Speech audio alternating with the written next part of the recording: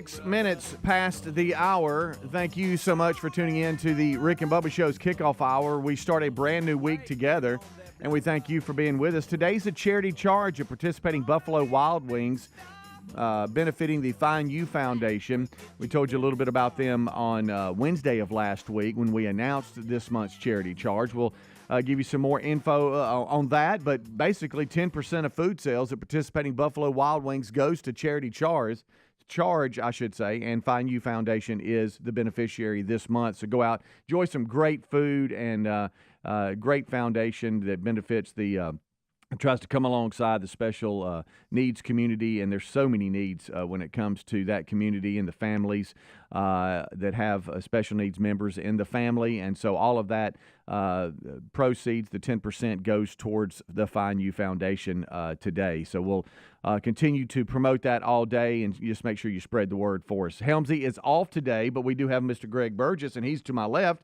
and he's sitting right there. What's up, my man? How are you? Morning. Morning. Good to go. You know, one thing that, and I'm knocking on my head right now. That's what I do instead of, because when I can't find wood, I'll just knock on my head. Because I don't want to jinx this or anything. But up to this point, and I'm just talking about the history of what's happening. This show, especially the two of us, we're not known for any back issues. Really, we've kind of escaped that. Up to this point, I'm just talking about what's happened. That's a fact. But today you came in, and you can tell when somebody is really struggling because the way they walk and and everything, like they can't catch the breath or whatever. What happened to you? I was running, and when I was done at the end of the last stretch, all of a sudden my back just started hurting, and now good night, trying to sleep. I don't know. I was stiff back. Is it in the middle or the sides? Like both. That? Oh. Right there, across there. Anyway, whatever. Did you know the minute you said you did it, the second you did? No, it just felt like, because sometimes when you, especially towards the end, I'll start feeling kind of tight there because I'm tired, right there in your back. Right. But it goes away. Yeah. But no, I'm struggling. You know when an old silverback stands straight up and walks? Yeah. That's what you look like when you were walking. Still hurting right now? Oh, yeah, it's going to hurt all day. I'll live with it. I ain't worried about it. I got some biofreeze in there. Nah, that stinks. Well, it does, but only for about maybe 20, 30 seconds, and it goes away. I ain't worried about it. Okay. He's going to walk like a silverback all day. Yeah, I'm going to be silverback. How about that? Helmsy off, I think, until Wednesday. I believe I have that right. And so we'll on the tennis tour. Yeah, and so we'll be minus Helms until then. Rick, Bubba, Adler all join us in about an hour from now. All right, so this past weekend there were some themes, and we'll update those. We had a lot going on with the staff, everybody out and about. I know you we talked about Baby Ellis, who's not a baby anymore. No, he had his first official big baseball game. And we got some work to do. But they don't care. That Taylor, your son, helps coach that team. Yeah. And we talked about the fact that just on accident, he went to swing not too long ago, and it hit his finger, and that hurts. Yeah, it hurts. Yeah, he's telling me about it. So now he was scared of the ball and said, "I'm not going to swing." Well, I know he wasn't going to bat it at one point, but he is batting, so that is good. Well, news. You have to bat in a game. Yeah, you have to do that. That's good news. Yeah, and then he said it made after overcoming that, he said that he didn't like the noise it made. Bat on the bat. That was just because he didn't want to bat. Right. But everything led up to Saturday's game. Oh, yeah. They had his uniform on, looking good, and he had fun. And we got a little work to do, but it's okay. I saw your sister's post of his support group, and there was a lot there. I mean, oh yeah. I mean, your sister, your daughter. What am I saying? Your sister. Yeah. Your daughter's post of everybody there. The family was there. It was funny. Yeah, it was. I laughed out loud. We had a ball because Pace, of course, him and Marion got in a big pile of wet sand. It was making sandcastle, but it was also, how wet sand does. Oh yeah. So that. Chandler was really excited about that, and so it's pretty fun. That's a playground right there. So oh yeah, well, everybody's looking at it. Yeah. Oh yeah, and it rained a lot the previous day. It did, but it was good. It was fun. We had a great time. Like I say, everybody was there, and we went to eat afterwards. And Ellis had his uniform on. He's fired up. That's all that matters. He ain't worried about it. I can promise you this. No. So did he but did it was he fun. did he did step in the He batter's did. box He because it got was a hit. time that he declared I'm not bad. Yeah, he did. Okay. He did. Now he didn't like it, but he did. But he's working on it. And so you're saying that you know Taylor and how and Mr. Patience, yeah. I say, look, he's just 5. He just turned 5 2 months ago. He's never played, but he got after it. He did good. He did fine. He threw one in from the outfield. Okay. You know, you just get it back in. Yeah, so just get it in. Yeah. So, he's doing good. Maybe they play tonight. I'm gonna go watch them again. Okay. Well, good. But he did a good job. You know, that's kind of close to me. Oh, where they're playing. Yeah. It's That's right kind of there close by the to high me. school. Yeah. I'll leave it at that. You might find somebody walking up. Oh boy. So there's so many things. JC, talking about big boy baseball, college baseball. They went down to Valdosta State. That's a haul. And I told him, and I had to use the line from Rick. He said, "I think this is where Satan vacations. It's so hot." Oh yeah. We're not talking about this. We're not talking about the city or the people. We're just talking about the heat. Temperature. Yes, and anybody that's been there knows it. Oh, it's a fact. I've been to a football game there one time, and I was miserable. Yeah, it was climbing into the 80s, which, come the end of the summer, that wouldn't be a problem. No, but the first time it gets really hot. Yeah. You're like, gosh almighty. Feel this heat.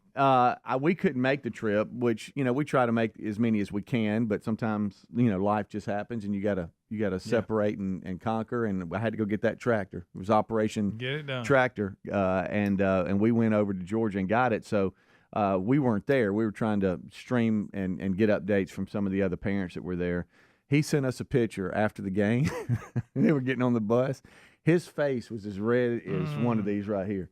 He was. You could tell he was so hot. It's hot. And so red. He said, "I got it." And I haven't told him. I said, "You think it's bad, but you just got to experience it." Yeah. And then when you'll know when you're there. And he said it was so very hot. Heat. But we did get the tractor. I want you to know we got it. Terry's dad's tractor. You got the old green tractor loaded? It's not where he lived, but it was a little piece of property that he purchased. And on that piece of property, he had a little old John Deere 1020 and the old classic John Deere. Oh, yeah. And some equipment that came with it, some attachments, bush hog and you got box blade and all this kind of stuff. Well, I had help. Because I surely wasn't the expert. The saying that I don't think we got the tools here to pull this off. It takes tools to pull something like that off. And a lot of moving parts. Yeah. Tommy, one of his sons, Will, Lenore, and David Moore, the 4 of us went over. And we ended up getting it back. But I think it could possibly have been the longest trip I've ever been on. No. And it wasn't. But you know what I mean. It turned in. Friday where we were, there was a system that came through that was coming west to east. And it had just gotten through the Birmingham metro, central Alabama area when we were leaving. So we were just chasing the weather and finally caught up with it. And it rained the entire way there. Pulling like a 26, 28-foot trailer. Just bouncing all over the place. And but we got there, and we were. Now you're a farmer. Yeah, we had a really good time. Tractor. We had a really good time. We knew that when we got there, battery was going to be dead as a wedge, and it didn't disappoint. It was. So we just, nothing. So then we go, well, let's just pull the truck that we used to pull it over. Let's just get it over here and see if we can jump it off. Well, wouldn't even do that. So then we tied it to the back of the truck and jump started. Pop the clutch and away we go. And it did start. You were so happy. And we were so very happy. But it was a long day, but we got back. Went over Friday, as I said, which was a good decision. That way Saturday we wake up, we're there, we get it loaded and get back. And we got back around dinner time Saturday night. That ain't bad. No. That's a success. Yeah, I think when you consider how far you had to go. Yeah. Rick and Bubba. When was the last time you checked your home's title? Is it still in your name? Fox News reported on a growing, devastating crime called house stealing. The titles to all our homes are easily found online. A criminal, a renter, or even a family member simply forges your signature on a home sale form and refiles as the new owner. Bam! Your home is not in your name. Has some criminal taken over your title? Find out with a free comprehensive scan of your home's title and 30 days of legendary home title lock protection when you go to HomeTitleLock.com and use the promo code code BUBBA. Winter weather has a way of making you crave comfort food, so HelloFresh is here to help you do the chili season right. Check out their largest menu yet that has something for everyone, including meals that are quicker than restaurant delivery and 25% cheaper than takeout. Join today and get free breakfast for the life with the code BUBBA at HelloFresh.com/BUBBA. That's one free breakfast item per box with active subscription with the code BUBBA at HelloFresh.com/BUBBA, or find a link at rickandbubba.com under the sponsors button. Something's up. You can't quite pinpoint it, but you can't deny it either. All you have to do is trust your gut. Now listen to it and prepare with My Patriot Supply at preparewithbubba.com. Since 2008, My Patriot Supply has helped millions of American families prepare for the uncertain future. Many of them choose 3-month emergency food kits sealed inside ultra-durable 4-layer packaging. These ready-hour meals last up to 25 years in storage. Stock up on all the food kits your family needs at preparewithbubba.com. Each kit, $200 off, and they'll ship fast and free. Find the link at rickandbubba.com. Resolving to eat healthier this year was easy. Actually doing it, not so easy. Well, Field of Greens is our healthy superfruit and vegetable habit in my house. Each superfruit and vegetable in Field of Greens was doctor selected for a specific health benefit. Some support your heart, lungs, and kidneys. Others support metabolism for healthy energy and weight loss. If you resolve to get healthier in 2024, it starts with Field of Greens. Get 15% off your first order with free rush shipping at fieldofgreens.com. Use the promo code BUBBA or go to rickandbubba.com. There's a popular saying out there, health is wealth. And folks, I couldn't agree more. If you're dealing with everyday aches and pains, I want to tell you about Relief Factor, a daily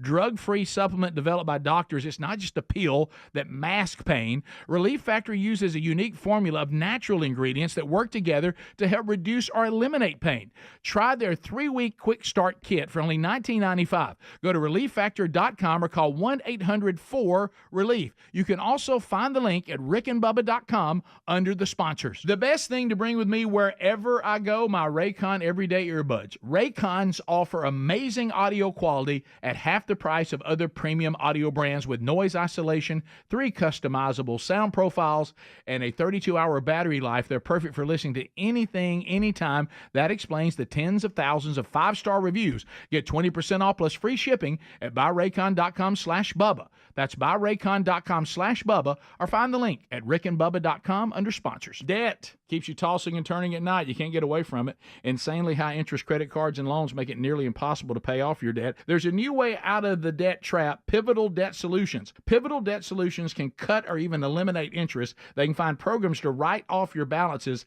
They find every solution possible to end your debt. Before you do anything, contact Pivotal Debt Solutions first. Talk to them for free. Find out how fast they can help you get out of debt. Just visit zapmydebt.com. That's zapmydebt.com. Resolving to eat healthier this year was easy. Actually doing it, not so easy. Well, Field of Greens is our healthy superfruit and vegetable habit in my house. Each superfruit and vegetable in Field of Greens was doctor selected for a specific health benefit. Some support your heart, lungs, and kidneys. Others support metabolism for healthy energy and weight loss. If you resolve to get healthier in 2024, it starts with Field of Greens. Get 15% off your first order with free rush shipping at fieldofgreens.com. Use the promo code BUBBA or go to rickandbubba.com. According to FBI crime data, most home break-ins happen in broad daylight. As the days get longer this spring, protect your home with Simply Safe at simplysafebubba.com. It's the award-winning home security we recommend. Simply Safe's advanced technology protects every room, window, and door of your home. Get 20% off now any new system with Fast Protect monitoring at simplysafebubba.com. That's simplysafebubba.com, or find a link at rickandbubba.com under the sponsors. There's no safe like Simply Safe. You know how you go into stores and the towels can feel super soft, but then when you get home, they don't dry you? Not my towels from MyPillow. They're really soft, but they really work too. What a concept. They're made with a special ring-spun cotton, making them softer and more absorbent than other towels that are out there. Get a 6-piece set for an introductory sale price of $29.98, and you get the designer premium line for just $20 more. Either way, you save 50% right now on all my towels. So head to mypillow.com/Bubba or find the link at rickandbubba.com.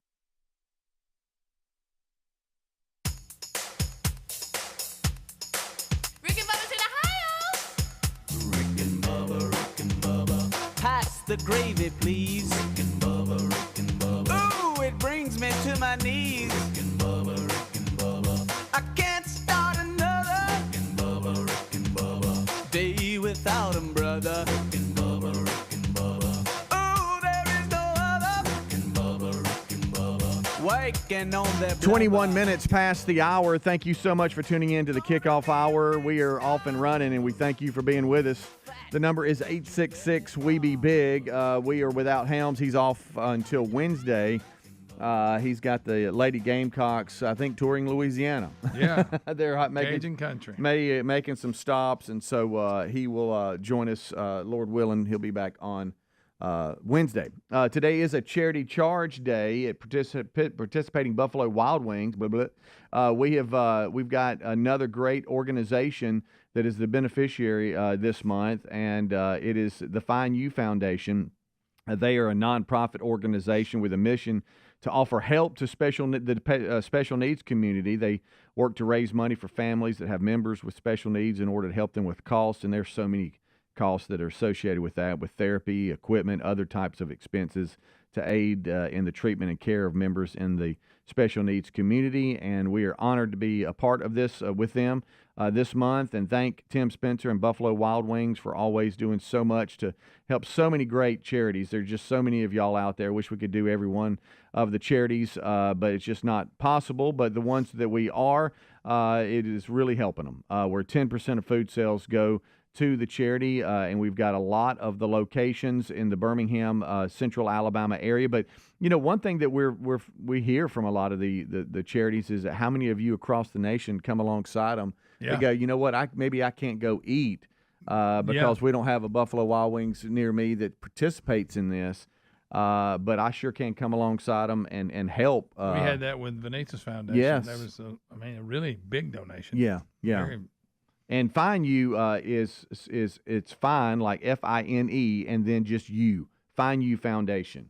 And it is Alabaster, that location, Birmingham on Highway 280, Gardendale, Alabama, Tuscaloosa, Alabama on McFarland, Hoover, Alabama, downtown Birmingham, right by Regents Field there on 4th Avenue South, Trussville, Pell City, then Oxford at exit 188, where you could go eat in front of Rick's Jersey. Sure. It's framed right there when you walk into the door. It's to the right. Chelsea, right over the hill from us, the mountain on Highway 280. And then the Buffalo Wild Wings goes, that's in Vestavia, right where the old studio used to be, right beside it. Matter of fact, we saw a lady fall in the parking lot right there. Well, and then there's one in Northport on McFarland Boulevard too. Do you feel bad? Do you ever feel bad about that? She was okay. I didn't want to embarrass her. Well, we didn't know she was okay till we checked on her. I could tell. You could tell? Well, she was trying to get up. Bless her heart. Well, She fell. I didn't want her to feel embarrassed. She fell on one of those little bumper. You caught her before she hit the ground. No, I was concerned. It was an elderly. It was one in parking. Look, when you get up in age, having aging parents, you know what falls are like. Sure. You don't want to fall. Falls are not good. Huh? And so She I was was just clearly going okay, I was but going over there to make sure, and you were like pulling at me like, no, let's just go. No, you're exaggerating just a little bit. Not much. Do you remember that pizza place too we had right there? Yeah, I remember it. I loved it. I guess we were the only ones What's it that called? loved it. Ironstone? What was it? Something like that. Yeah. Ironstone, or We would just go and get was it Mighty. Ironstone? I don't know. I just made Something that stone. up. It was excellent. Remember, I used to get the Mighty meat. I love the good Mighty little meat. crispy crust. So much meat.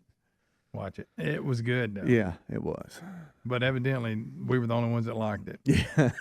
I think all the locations shut down. Yeah, I don't know. Something else was. It was really good. I felt like when we went in there, there was all kinds of folks in It there. seemed like it was fairly busy. Yeah, you got mad one time we couldn't sit at the table you wanted. Well, So I mean, have my own table, buddy. couple of things, and we won't spend a whole lot of time on them. I got to tell you, I was surprised when I saw that Justin Fields was going to the Pittsburgh Steelers. Former Chicago Bear starting quarterback is headed to Pittsburgh to be Russell Wilson's backup quarterback, and has even been told he will not immediately compete for the job, as he will ride the bench to begin the season. Wouldn't you think that Kenny Pickett's as good as Justin? Wasn't he? Right? Then he got traded to the Eagles, right? I think so. Actually, I was not ready for that one. The 2021 draft class, the quarterbacks have all been either cut or traded. Weird. That had a good many in it. Everybody was excited about, and it's just not panned out. Right. It really is weird. And then also, well, it's just like Mac Jones. I mean, he goes and backup job at Jaguars. Mm-hmm. Can remember. Yeah. And I mean, it's just But the Justin Fields stuff. We just signed, Russell Wilson. And now this, and we get rid of Pickett. I just don't get it. I don't get it. And then the other one is Aaron Donald, the defensive lineman for defensive tackle for the Rams, 8-time All-Pro, by the way. Yeah, he dominant. retires at just 32. That one surprised me too. He has been in the season for 10 years, but I saw where a lot of the offensive linemen were applauding I bet. this decision, going, "Thank you. We're so tired of trying to block you." He was a mess. But think about it. He's made his money. Yeah. I'm sure he's got injuries he's dealing with, like everybody that plays that long in the league. But he must be in pretty good health. Why? Yeah. I guess he's figuring what chance. I guess so. I've made money. So. I got a Super Bowl ring. Yeah. I mean. And March Madness is set. I know you and we don't follow it. Where's my bracket? We don't follow it the way a lot of you do. But March Madness is set. UConn, Purdue, Houston, and North Carolina headline the number 1 seeds for the NCAA tournament. As most, it says it's the most unpredictable postseason field of all time that was revealed yesterday, I know close to us, Auburn won the SEC basketball tournament, and I felt like just kind of not knowing a ton about it, but the way that they were put in the bracket with UConn, I felt like they should have probably been treated a little bit better than that. It's a number 4 seed after winning the SEC tournament. You feel like you might have a little bit better draw than that. I think the SEC and the Big 12, I think, led the way with the most in the tournament. But this is the only time of the season that you and I really care anything about it, and you couldn't care a whole lot less it's about just it. close. And now if Auburn's in it, or Alabama, I'll watch. Yeah, and those. they are both. Yes, and there's a lot. When I say watch, I'll keep up with it. Maybe. Yeah. Just see who won. Right. And Stanford's in there. Yes, they are. Yeah. You're right. It begins Tuesday. And lasts for nearly 3 weeks. It is March Madness. Yeah, everybody talk about the brackets. You remember, this is when a lot of dudes, they might have certain procedures done so they can lay around and recover. Yeah, watch, that's true. Well, look, it's all about timing. Some folks. If you're going to be down for the count, you might as well make it be at a good time of the year. Yeah, just lay back and enjoy some great basketball. Yeah. And this is where also it's hard to find everybody. I think is it all the CBS affiliates again?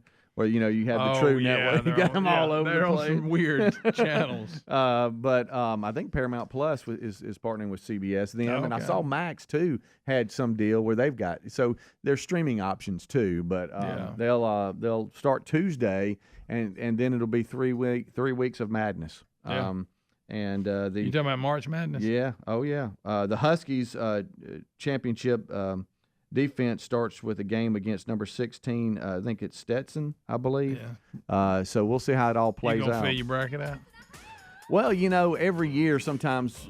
Now, some you fill out about 3 or 4 and claim it. Well, this is where J.C. Wilburn is mine so in the do group. More than one. Where he'll get in a couple of different things and have a couple of different brackets. And I've told him, buddy, you can't do that. That kind of defeats it. Yeah. If you want to do it just for fun, I guess. Right, but when you get in the game. Yeah. And, hey, UAB, congrats for winning your conference, too. Oh, awesome. They're in.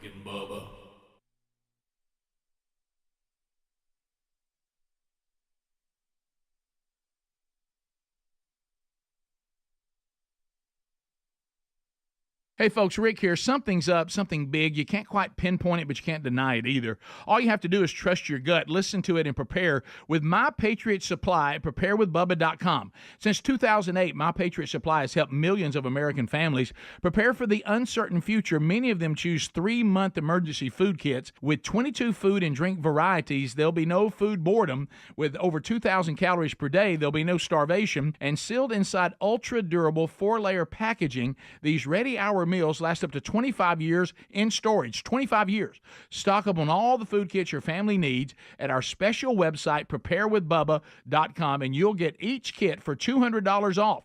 Protect yourself, protect your people. Get your kits at preparewithbubba.com. They'll ship fast and free. Go to preparewithbubba.com. Each kit is $200 off for you. You can also find that link by going to rickandbubba.com. Rickandbubba.com. Look under the sponsors button. You saw the Fox News story on house stealing, right? When's the last time you checked your home's title? Is it still in your name? Fox reported on a growing, devastating crime called house stealing. You better protect your home's title from scammers and identity thieves who could take over your home's title and wipe you out financially. The titles to all of our homes are easily found online. A criminal or a renter, even a family member, simply forges your signature on a home sale form and refiles as the new owner. Bam, your home is not in your name. Don't think your homeowner's insurance or common identity theft programs protect you. You need Home Title Lock, and they're our choice. Home Title Lock is the premier detection technology that protects your home's title. The instant they detect activity or something suspicious, they mobilize to help shut it down. Has some criminal taken over your title? Find out for free with this offer. You'll get a free comprehensive scan of your home's title and 30 days of legendary Home Title Lock protection. Go to HomeTitleLock.com, use the promo code BUBBA, or visit rickandbubba.com. Resolving to eat healthier this year? That was easy. Actually doing it? Not so easy. That's where Field of Greens comes in. Better nutrition is a key to health and longevity, and a healthy diet could even help you avoid health risks that run in your family. Field of Greens is your healthy superfruit and vegetable habit. It's the only fruit and vegetable product that literally promises better health at your next checkup. Your doctor will notice your improved health or your money back. Do your vitamins or green drinks promise better health? No.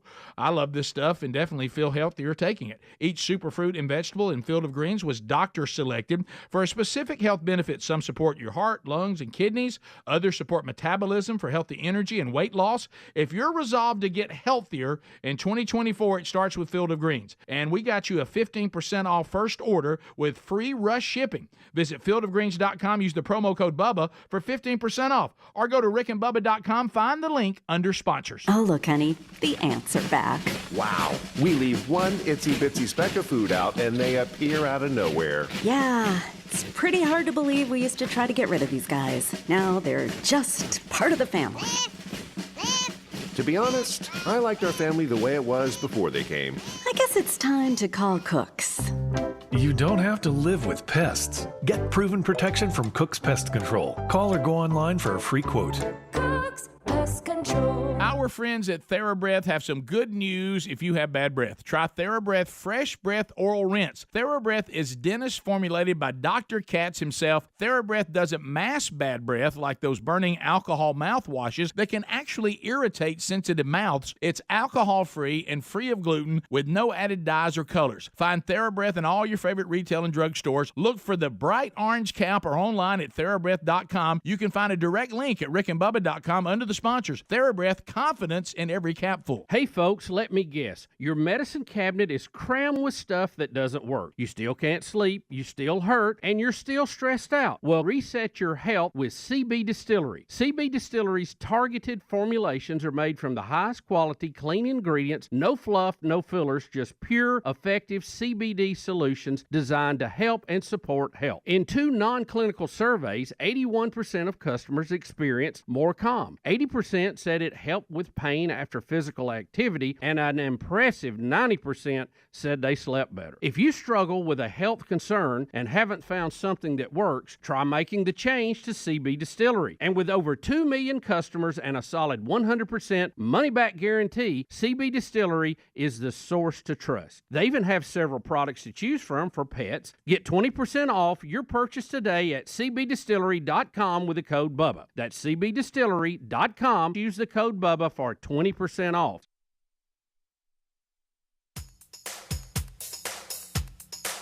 Rick and Bubba's in Ohio. Rick and Bubba, Rick and Bubba. Pass the gravy, please. Rick and Bubba, Rick and Bubba. Ooh, it brings All right, 25 minutes until top of the hour. We're coming off of a St. Patrick's Day weekend.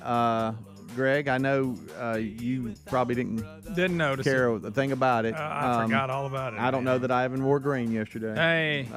Watch out. But I know there was a lot going on. Sadly, did I see there was some some kind of shooting down in Jacksonville Beach. I think that's everybody's down there cranking it up. Yeah, one dead, 2 injured after a gunman opened fire during a St. Patrick's Day celebration outside bars at Jacksonville Beach. Doesn't sound like much of a celebration. No, Somebody got shot. Panic That had kind of run it for everybody. beachgoers rushing out onto the sands in a bid to escape the mayhem, and police say the suspects who left, 1 dead and 2 injured, remain at large. This is when this story was published, which, let's see, what's today?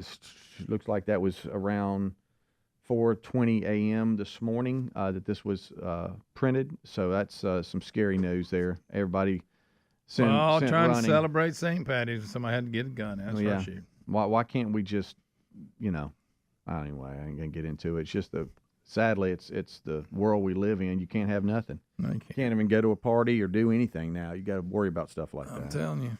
Have you seen some of the spring break footage? Hey, they're trying to crack down in a lot of places. The police, and they were showing like they had listed of like how much they were going to fine you for different things, and just trying to corral that mess. Yeah, and they say that sadly. Drugs are a big part of spring break, and there's a concern now that I guess one of the drugs that's hitting the market has fentanyl and all this, which is extremely scary, and some of the things that's happening down there is sad actually. And do you remember spring breaks? I know remember going, and but nothing like, I don't remember anything like this. No. No. Huge.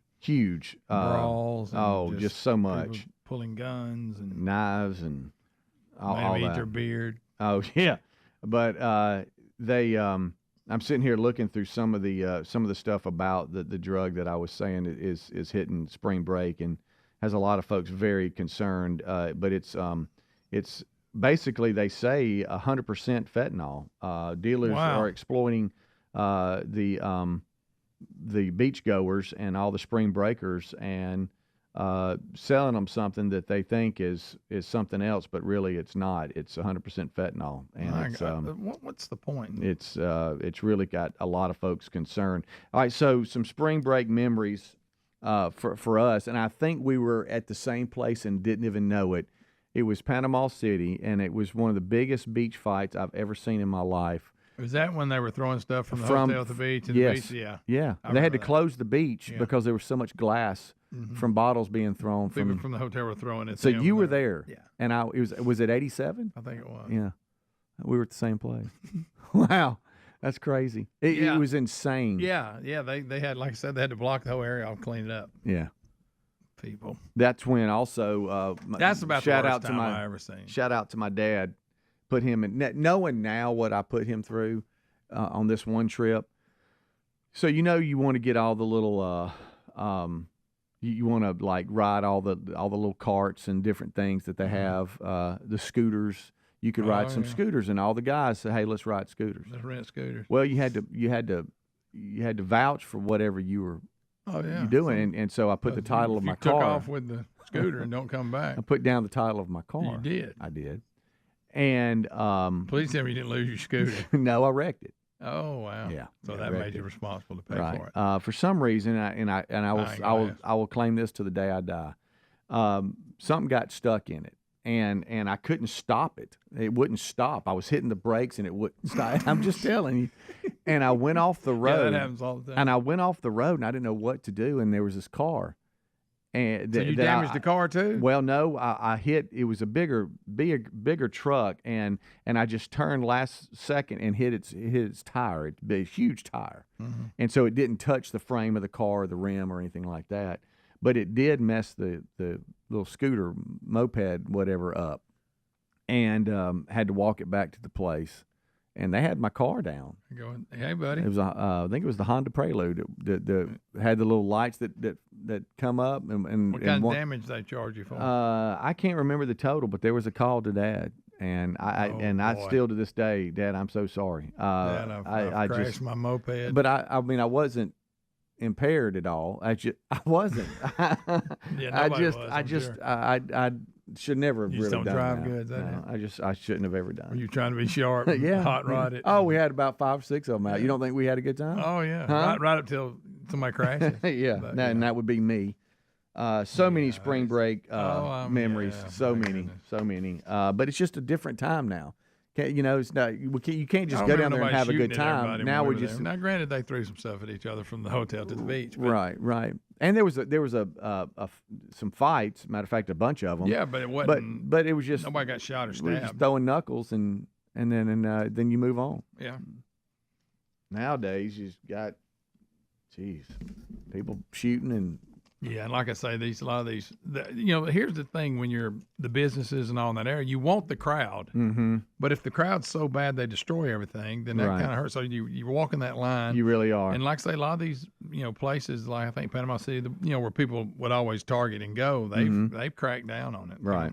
Like we ain't gonna put up with it. No. But so anyway, so those are some things that are going. But I've been seeing all the pictures and the videos from the spring breakers. But sadly, the St. Patrick's Day shooting at the Jacksonville beach, and then this story here about the fears of spring breakers purchasing the deadly party drugs, which could be 100% fentanyl. Dealers are just exploiting the peddling of this fentanyl and targeting youngsters on social media too. It's just they got them something, and you just got to be careful, man.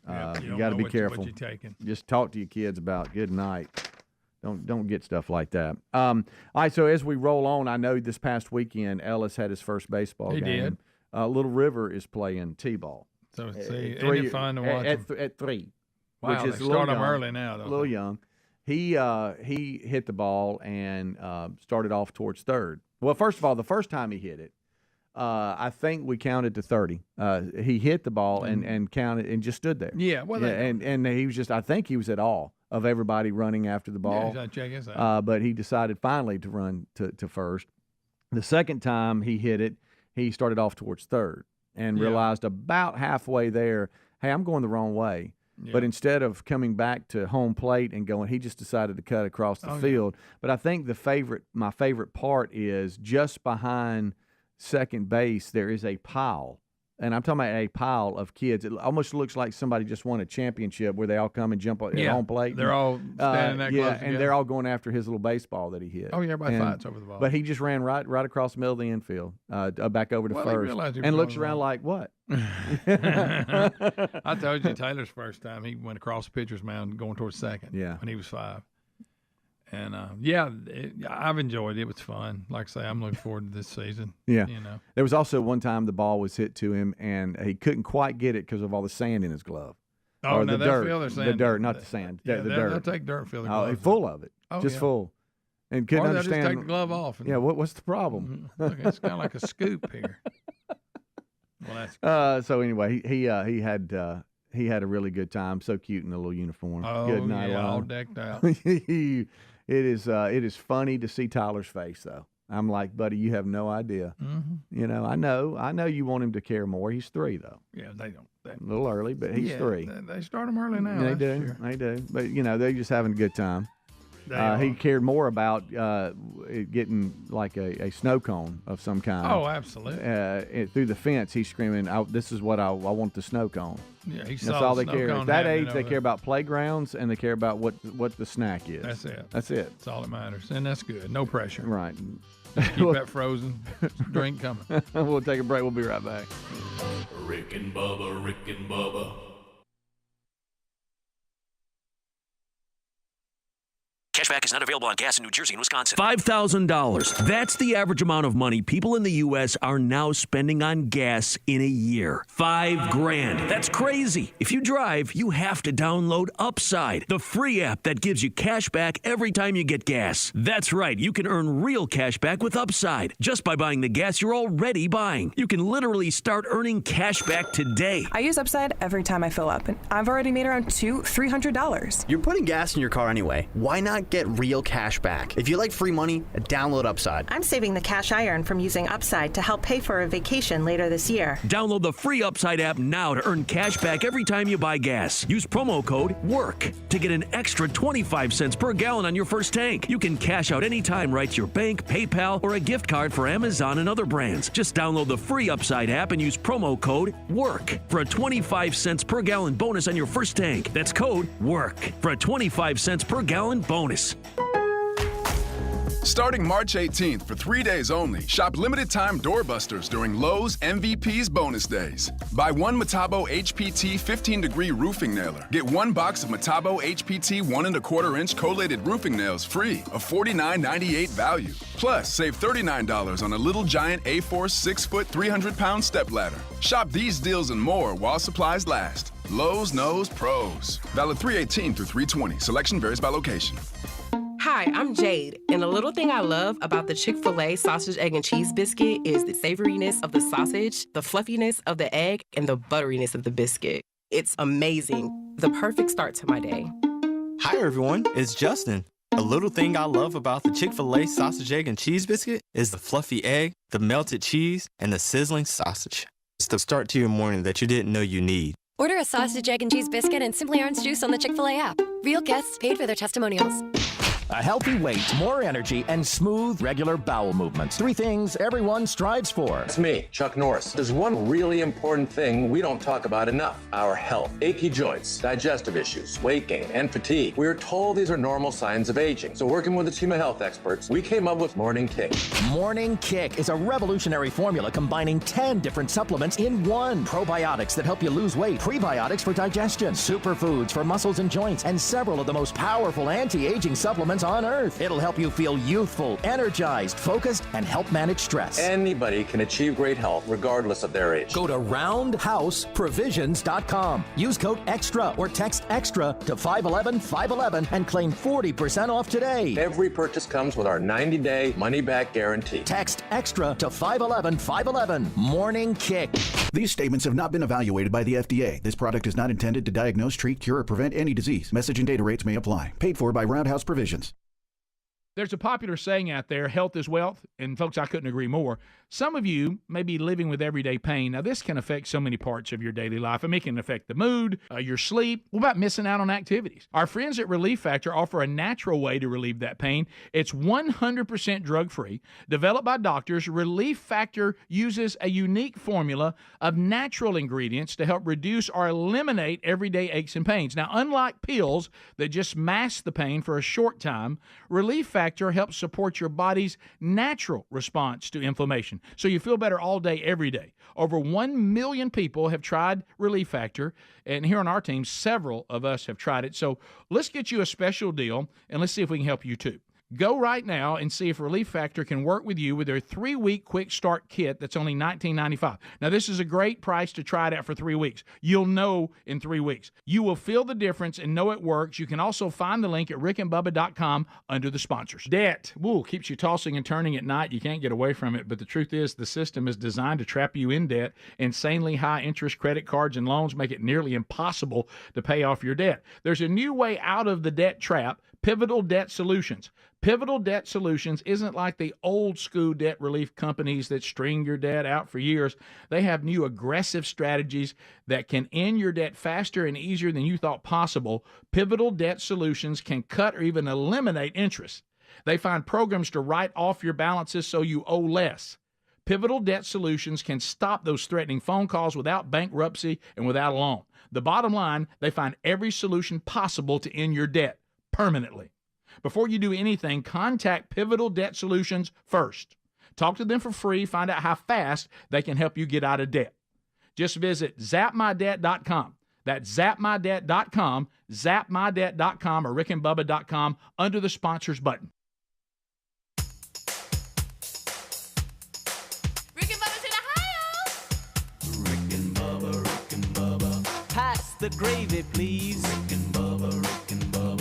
Ooh, it brings me to my knees. Thank you so much for hanging out with us. We just really, truly just shooting the bull, just hanging out, just going through stories and seeing how the weekends were and skimming the surface of some of the main topics that we'll be talking about today. This portion of the show, some of you might actually be listening to the show on your buyraycon.com/Bubba earbuds, and right now these earbuds are really, I guess maybe it's the turning of the weather is the reason why I'm getting more emails of people that are saying, hey, I got some, because the weather's turning a little bit warmer. I know for some of you it's going to be turning cold here for the next few days, but a lot of folks are out trying to do a little bit better, like you were yesterday, Greg, when you jacked your back up. Yeah, it worked out good. But people just moving around, and they're like, I love my Raycon Everyday Earbuds, and you can buy them today. Buyraycon.com/Bubba. They offer excellent audio quality at half the price of other premium audio brands. Their optimized gel tips are designed to fit comfortably in your ears and actually stay there. Whether you're working out at the gym, you're working. A lot of landscape guys and ladies are shooting us an email saying, I got mine in and listening to y'all now. Have 8 hours of playtime and 32-hour battery life. Check them out now at buyraycon.com/Bubba. They have right now 20% off at buyraycon.com/Bubba with free shipping. So take advantage of that. That's buyraycon.com, then /Bubba, or you can find a link at rickandbubba.com under the sponsors. I had mine on yesterday. You did? I did. Is it when you went, Yeah. Right then. So I'm going back. So you're walking in and it starts hurting, or you had to stop running. Yeah. Well, Did you have to stop? Finished. I was at the end anyway. Yeah, that's what I was wondering. I was like, oh, old back's kind of hurting a little bit. I don't know. It got worse. What do you think it is? Didn't sleep very good. You didn't stretch, did you, buddy? You started running, didn't you? No. I don't know. I'll be all right. Greg's lower back is bothering it. him, so he looks like a silverback gorilla walking to the other side of the room. Well, you know that my back hurts walk? Yeah, like it. You can't hide it. You kind of got your arms out like that. You cannot hide it. All right, so Rick, Bubba, Adler all join us right after top of the hour. Helmsy off, I believe, to midweek, and then he, Lord willing, will be back with us. We have hit a number of different stories around the old crazy world here. St. Patrick's Day was this past weekend. We talked a little bit about that. March Madness, the field has been set. And I saw this here, and I was just going to get your idea. Sloppy Joes, where are you? Sloppy Joes. Sloppy Joes. They're not my favorite, but I'll eat them. Are you an open face if you have one, or you? I usually just like a barbecue. Okay, all right. Well, it's National Sloppy Joe Day. Yeah, I'll say this: I don't give the Sloppy Joe enough. Do you mix it with the manwich meats, or what do you put in it? No, barbecue sauce. Yeah, a little bit of that. Yeah. I don't hate the Sloppy Joe. I like it better. I toast the bun. We got to have a toasted bun. We talked about that. Slightly burnt. I'm kind of disappointed. I hadn't had one in a while. Yeah. Well, that's what jumped out at me when I saw that. When I hear Sloppy Joes, what's my deal against Sloppy Joe? I think happy thoughts. When I think there's nothing negative about them. A little messy, but I mean, it is. You got to get in there and just understand it's going to be messy. Good and hot. Oh, very hot. So hot. On toasted bun. Yeah. Yes. Okay. I want a Sloppy Joe. There it is. I'd like to have one. Well, I thought you might. That's why I brought it up. National Sloppy Joe Day. Well, good deal. Did you be honest? I want you to be honest about something when it comes to St. Patrick's Day. Yesterday, did one time you ever even think about it being St. Patrick's Day? I had no idea. Yeah. I completely forgot. We had talked about it. Yeah. Well, I knew that it was St. Patrick's Day weekend, but, we've talked about how we're just like, whatever. Just yesterday, when it landed on yesterday, not one time did I think about it. I forgot totally about it until I started doing show prep. And I'm not saying, it's because of this or that. I don't think I've ever been to a St. Patrick's Day celebration anything in my whole life. I don't think so. The parades we used to have here were the biggest thing I've ever been. Just the But the fun let's go have a big St. Patty's Day blowout. Right. I don't think I've ever Nothing been like that? No. So there. All right. Well, so it's National Sloppy Joe Day. I thought about you when I saw this because I knew you. I like good old Sloppy Joe every now and then. They ain't never hurt nobody. No. All right. So when we went on the trip to go over to get the tractor, we stopped. You talking about since you're a farmer now? Yeah, Farmer Joe. You gonna do a little bush hogging? And we were on the way back, and we were so hungry. 4 guys and Will's truck, and it was sure enough a good truck too. You got to have that to pull the load we had. You better have a good We one. had a load. You got a long way to go. Short time to get there. Eastbound, watch old bandit run. And I had something I haven't had in a long time, and that's a good old Whopper from Burger King. Oh, yeah. I have not had a Whopper. Well, I haven't either because they shut my Burger King down Did where I they? live. Yeah. That and Wendy's. Well, we it was one of those combo places I love a good where when Whopper. you pull up, it's the gas station's on one side and then your restaurant's on the other, or your fast food place. So we stopped and there was nothing else at the exit. I'll go double. Really? Oh, yeah. Now see, I just went Whopper. I wasn't going to go too crazy. That Whopper did not stand a chance. Good. You were hungry. Well, I was so hungry. I was so hungry. We all were. But where we stopped, that was the only option, and we needed to get going because it had already been an extremely long trip, and we were so tired. And we were finally made it back to 85 east of Auburn, and we were coming in from I think when you think of Georgia. All right, now it was beautiful. You know how I love barns, the beautiful farmland. Like a good barn. But between Macon and Atlanta, about halfway, almost in the center of the state, there's no easy way to get there, and we learned that. Yeah. You had to go through like Columbus, then Macon, and go up. But then on the way back, we were further west, so it shot us straight through rural Georgia and to get to 85, and then you jump on 85 and take it to Montgomery, and then from Montgomery you go up. Yeah. And it took so long, so many bumpy roads and so many up and down and hills and all. So we finally get to where we were about to join 85, and we were so hungry. We were like, let's just get Burger King. And I told the guys, I can't remember the last time I had Burger King. It's a good burger. Not that I'm scared of Burger King. It just doesn't present itself a lot. Well, I used to go until they took mine away from me. And it was, I think it was Tommy Lenore that kind of got me out of my stare, because you know how I am when I'm trying to order something. And I was looking, I was like, I wonder what I'm going to get. And he said, you wonder what you're going to get? And I said, yeah. He goes, you're at Burger King. Get a Whopper. Sure. And he kind of snapped me out of it a little bit. I'm like, what am I trying to do? Nuggets? What are you going to do? Right, yeah. I'm like, what am I going to do? Get there. Cheese fries? They do have a pretty good chicken sandwich, you know? Yeah, but not it. Yeah, they do. Yeah, they do. Actually is a good one. See? No, and that's what I was looking at. But then he said, no, get a Whopper. And I did. And I was even texting with Terry about it. I'm like, help me remember the last time we had Burger King. Sure, I can. It's been that long. Now I want that instead of sloppy Joe.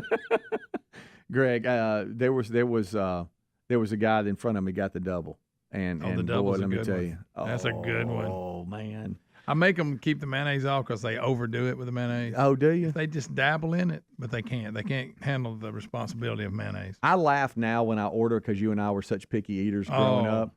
Would you ever have ordered a Burger King and no special? Just give me everything. No, never. Not when I was. A and kid. now I just ordered a Whopper. I didn't care what was on it. And do you remember they were one of the first ones that come out with Have It Your Way? Yeah. Because most people, I remember the McDonald's. It was if you ordered something special like no onions, you had to wait. Right. Because they were pre-making them and stacking them in there. And Burger King was, hey, we make it your way. And then everybody started doing it. Yeah.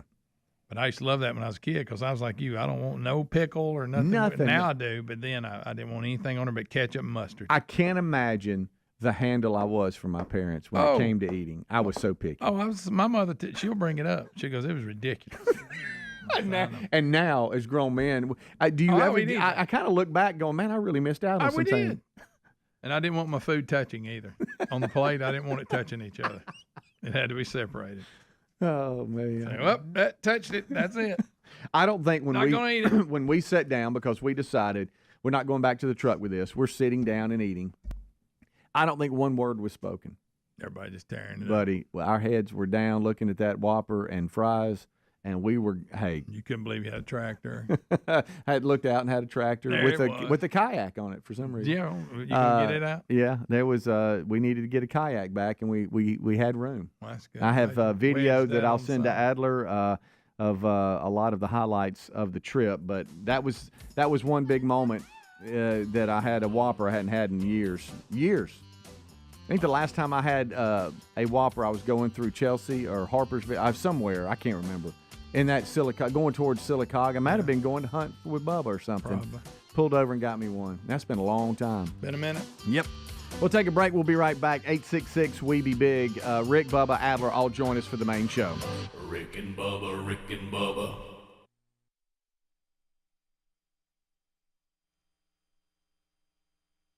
Bless you.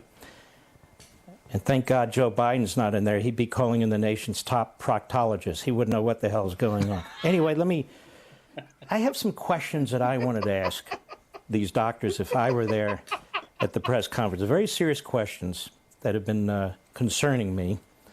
This mitigation issue, as an example, they tell you to hunker down. I want to know, how long are we supposed to hunker down till? Every single human being doesn't get the virus or can't get the virus? Because this is a very important question. And what happens after we're done hunkering down? Doesn't that mean millions of people never had the virus because they successfully hunkered down? Doesn't that mean millions of people will be highly susceptible to getting it again or getting it a first time? They're not developing an immunity. In fact, tens of millions of Americans, as a result of this mitigation that Dr. Fauci and Dr. Birx are focused on, will not have developed any immunity to this. Isn't this why, Dr. Fauci, if I'm asking him questions, you keep saying this will be seasonal? Don't you really mean mitigation today eliminates the herd immunity necessary for this society to kill the virus broadly, once and for all? Isn't this why you say in the future, don't shake hands? Aren't you really saying in the future, don't touch surfaces, doorknobs, tabletops, because you know that shaking hands is fine if both people have had the virus. But if somebody hasn't and somebody does, then that virus will be obviously traveling along. And so that applies to any surface then. So it's an acknowledgement when I listen carefully to what Fauci and Birx say, that even this period of time, what they're suggesting is not going to address this virus for the full period. Your mitigation strategy accounts for none of this. Why are you unwilling to acknowledge that there are businesses today, I've asked both these doctors, that can mitigate and remain open and encourage governors and mayors to allow them to do so? You never even address this issue. Why aren't you issuing guidelines to states and localities to help them do that? There's thousands of small businesses, medium-sized businesses, large businesses who can chew gum and walk at the same time, who can mitigate and remain open. They're there now. We see them. What happens, I would ask the doctors, to societies when there's 10, 20, 25% unemployment, hundreds of thousands of businesses closures, home foreclosures, bankruptcies? What happens to the healthcare system then? We're going through this now. What happens to the quality of medical care? Death rates, etc. Obviously, they skyrocket. Are you tracking the number of people who might have lived but for the directive against so-called elective surgery? Individuals with heart disease, cancer, diabetes, etc. What are the number of suicides so far, February and March, that have occurred? We have no idea. How many people who had the coronavirus are living today because they used hydroxychloroquine? Are they tracking that? They've been very, very ambiguous about this. I think it's a perfectly good question. I would ask Dr. Birx, you're the top modeler there. Have you been using the same model from the start? You've said in the course of 20 days that 1.5 to 2.1 million people could have died without mitigation. A week ago, you said 100,000 to 240,000. Now around 60,000. There's something terribly wrong with the model, not just the data. And you say this is due to mitigation. That's one of the reasons it's come down significantly. Maybe so. But 3 weeks ago, there was a brilliant Stanford professor, an expert by every definition, who wrote a public piece that the data you're using is faulty. It's not accurate. And his conclusion 3 weeks ago is that the death rates that you're talking about were wildly off. So why is he right and why were you wrong? Another professor from Yale, again, another top expert and known as such, said 3 weeks ago that what you should be focusing on is the vulnerable populations in the vulnerable communities rather than the entire nation, which has enormous societal, cultural, and economic impact, which we're now seeing take place. Why were you right and why was he wrong? Some governors have attempted to do exactly that and to fairly good outcomes. The governor of Florida, the governor of Texas, the governor of Georgia have all been working kind of on that model and have nothing like what's going on in New York and some of these other areas, Louisiana. And I want to talk about the economy quickly. Real quick, Mark. To be clear, President Trump hasn't shut a single business. The governors do. So I want to ask the Maduro Republicans and Democrats in Congress, massive deficit spending. Can you name one country, just one, today or in the past, that has grown and created jobs through massive deficit spending inflation? I can name 20 that haven't. Cut it out. Get the people back to work. Open up these states. These businesses can walk and chew gum at the same time. That's it. There it is. Well, and those are the questions. And those are the questions that have to be asked. I mean, I kept thinking in my head, grocery stores sure have been able to function with just some level-headed common sense. Those people are working; their jobs are fine. And I'm kind of like Levin. I think there are a lot of businesses that could use common sense and should have never been shut down. Yeah, I don't think the doctors are up to no good. I think they're dealing with something that all of us are dealing with, and I've mentioned this several times.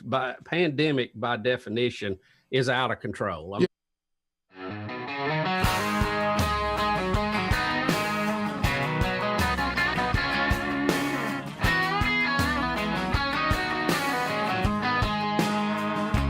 That's right, baby. Let's go. 6 minutes past the hour. Rick and Bubba's show. We start this baby with the national anthem.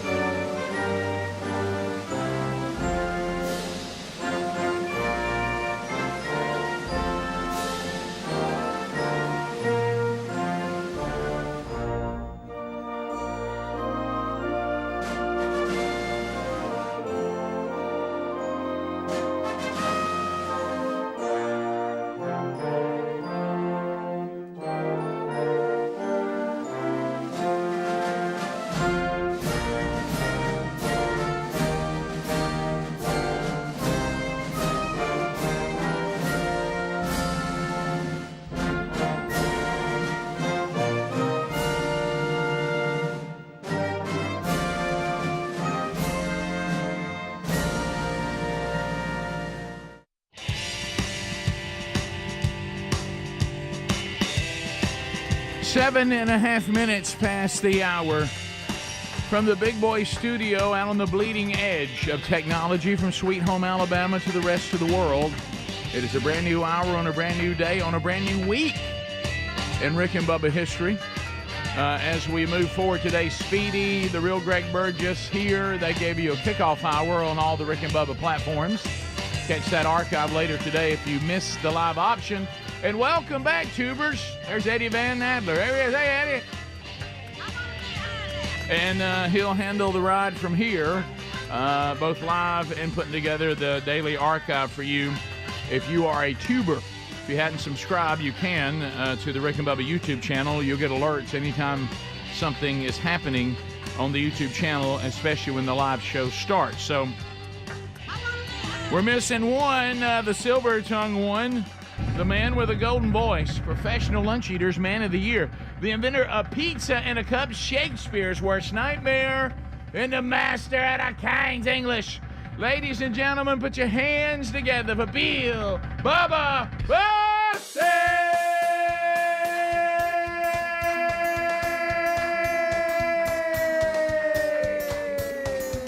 Howdy, Bubba. How about it, Rick Burgess? Friends, neighbors, associates everywhere, welcome back to a new week with your two buddies on the radio, Rick and Bubba. Let's go!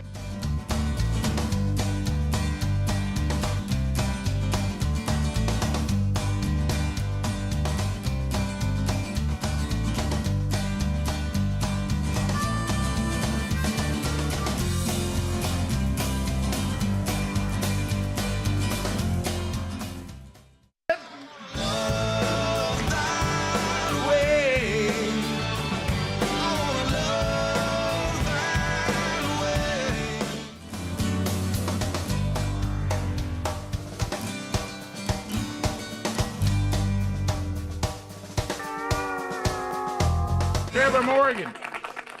Love that way. Trapper. Bubba, welcome back. Hope you had a good weekend. Oh, fella. man, we've had a busy weekend. Oh, active, active, but getting close, making steps. My back's sore from lifting so much. You and Greg, both of y'all come in with a little back trouble today. I'm a little gimp. Greg's a little gimp today. I laid the floor a little bit. It was sore. Buddy. Need that ice pack. So we come in limping on a Monday. Let me tell you where we are. A new Rick and Bubba University, the podcast, now available for your consumption. A lot of you already have over the weekend when it came out, episode 4 of the ongoing series, Letters from the Audience. And we got some great letters, had some great conversation. If you still haven't gotten it, it is available. Today's also a Rick and Bubba Buffalo Wild Wings charity charge today. So if you are looking to participate in the latest, you can do that today. You can hit all those Alabama participating Buffalo Wild Wings locations. Alabaster, Birmingham, Gardendale, Tuscaloosa, Hoover, downtown Birmingham, Trussville, Pell City, Oxford, Chelsea, Buffalo Wild Wings Goes, in Vestavia, and Northport. All those participating today, 10% of all the food sales today go to the Find You Foundation. So there you go. And some of you were already searching for that foundation. Speedy, I sent you an email on that. People were trying to figure out how you spell that. It's FINEU. Yep. Find You Foundation. So anyway, and they help with all the therapy and expenses involving special needs for family members with special needs. And it is a daunting task to provide everything that is needed, and it costs a lot of money, and they try to help folks with that. So there you go. And then we got stories from the weekend that we'll hit on today, and this will be this is the last week that we'll be on the air before spring break. Now I know spring breaks now because I've experienced it. I actually was, Greg, thinking about your family when we were visiting with Mom yesterday, and I didn't even realize this. You know, there was a day when they were pretty uniform. But she was telling me that in your family, that Chandler, your daughter, and her husband, Riley, they teach at 2 different schools, and they don't even have spring break on the same week. No, they're back. One's got this week, one's got next week. Now imagine that. Trying to go on vacation, you can't get on the same week. Makes it a little you tough, would think doesn't they it? would, you know. And then, But I'll tell you, if you've ever been to one of the places that people want to go, like the beach, yeah, sure, where they go from nothing to 600 people trying to get in and then back to nothing again, it's probably better overall, but it's difficult when you have folks in different school systems. Well, like you said. you remember when I had kids, some were in high school, some were in college, you couldn't make that work. Yep. Matter of fact, we went to a couple shower over the weekend for an upcoming wedding, and the college kids that were there, they had already done spring break like 2 weeks ago, and I'm like, what? Was it cold? And they were like, yeah, it was. They were saying, they said, yeah, some of us went to the lake and we froze. Yeah. And I the later, usually if you're going to get around water, the later the better, or go further south. Right. And so anyway, but for us, this year, our spring vacation for Bubba and me is next week. So we'll knock out, Lord willing, 5 great shows this week. And then next week, you'll enjoy as we celebrate. Better plan on 4, Rick. Yeah. They're going to go great. Oh, did I say great? Yeah. 3 shows that will be great. Yeah. One that will be awful, and the other you'll be like, not bad. So that'll be going this week. So you'll hear some of as you celebrate the 30th anniversary and the final year of the show. You'll really enjoy those best ofs next week, so be sure and let the guys know some things y'all like to hear, and they'll pick favorites too. March Madness, looks like we got updates on that. Everybody's conference tournament's over, right? Yeah. The field has been announced, and we have a lot of schools participating this year. Yep. In the listing area. Yep. If you're a casual basketball fan, this is the time of year you look forward to, because these are lose and go home games, and everybody's giving it their all. And no matter how your season went, the teams that are hot now, feel like they can move on. So it's a fun time of year in college basketball. Yeah, it is. A lot of bracket talk. You're going to hear the word bracket. If you had a nickel for every time you hear the word bracket, you could probably fill your gas tank up. Get ready for a bracket racket. Because it's going to be talked about, everywhere. Yep. So we got that. So we'll come back 15 minutes past I'll tell you something funny that happened involving spam. Okay. Yeah, it was very interesting. And I need to ask y'all another question today, too. And we got some updates from the weekend, stories that happened while we're away. Like I say, Bubba's back is sore, so he was getting after it. Much to do when the Rick and Bubba show continues right after this. Rick and Bubba, Rick and Bubba. That's right. Something nobody saw coming. You can't be prepared for it. And I think they're doing the best they can. But I think as we go on, those are fair questions. And you made a great point, Rick. The grocery stores seem to have mastered this. Yep. We don't hear them as death traps. People are not dropping like flies that work there. Right. Amazon, the shipping places, Walmart, the restaurants who are doing curb service we're not seeing mass infections or sickness there. Yeah. So they are people who are working through this. Yeah, if we were supposed, the grocery store is the prime example. Yeah, and on that example, if this was the way it was portrayed, you got to shut everything down, everybody get away from each other, go away, different, do all this, then we should not be able. A grocery store shouldn't be able to function. There ought to be employees in the hospital and at home sick everywhere, and they're not. And all they're doing is just using common sense. They're adjusting to what they're doing, but we shouldn't be able to have a grocery store if it's as bad as it's being portrayed. You shouldn't be able to have people in their work. The grocery store is the focus because you got people coming in. Yeah. Now I've seen they're doing some really clever things. They're making one-way aisles. I don't know if you've seen this. I did, and they put up people are not crossing, and they're just going, like a maze through there. They've done a plexi screen. They have you coming in and out one entrance. They have a person that wipes off the buggies and the baskets. Yeah, you know what? That all needs to be done, and apparently it's effective.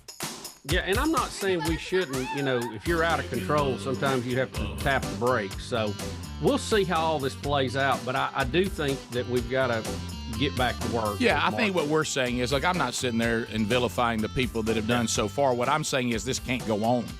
And I think we all agree with this. This can't go on. It can't. We'll be back. More of the Rick and Bubba show coming up right after this. Rick and Bubba, Rick and Bubba. 6 minutes past the hour.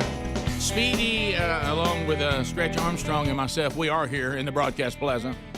Everybody else on location at various points in their homes throughout our home state, Sweet Home, Alabama. But all of us say to you, happy Good Friday and excited about Easter weekend.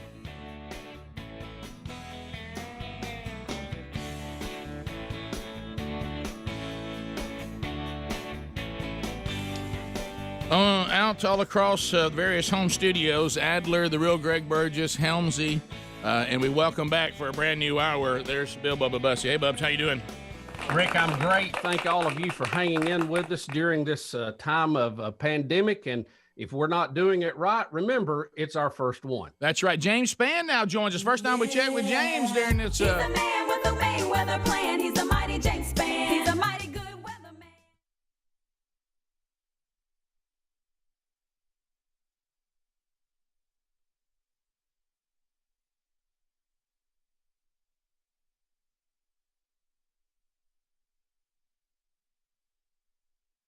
Her face is glowing, Adler. Everybody sing it, boys. You're having my baby.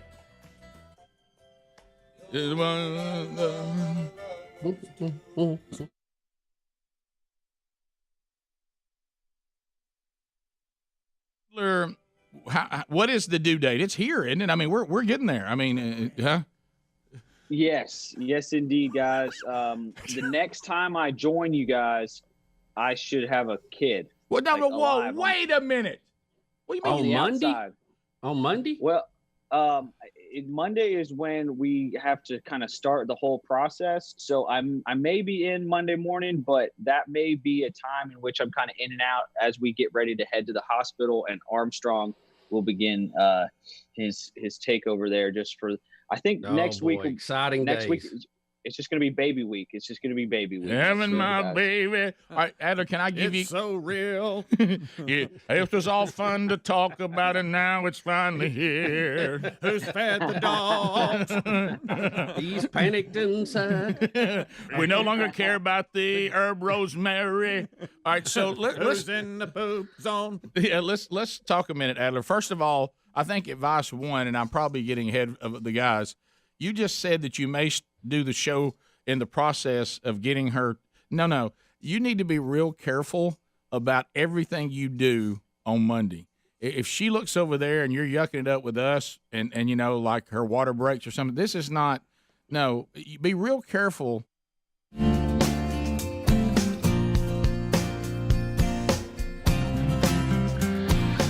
20 minutes past the hour, the Rick and Bubba Show, 866-WE-BE-BIG is our number.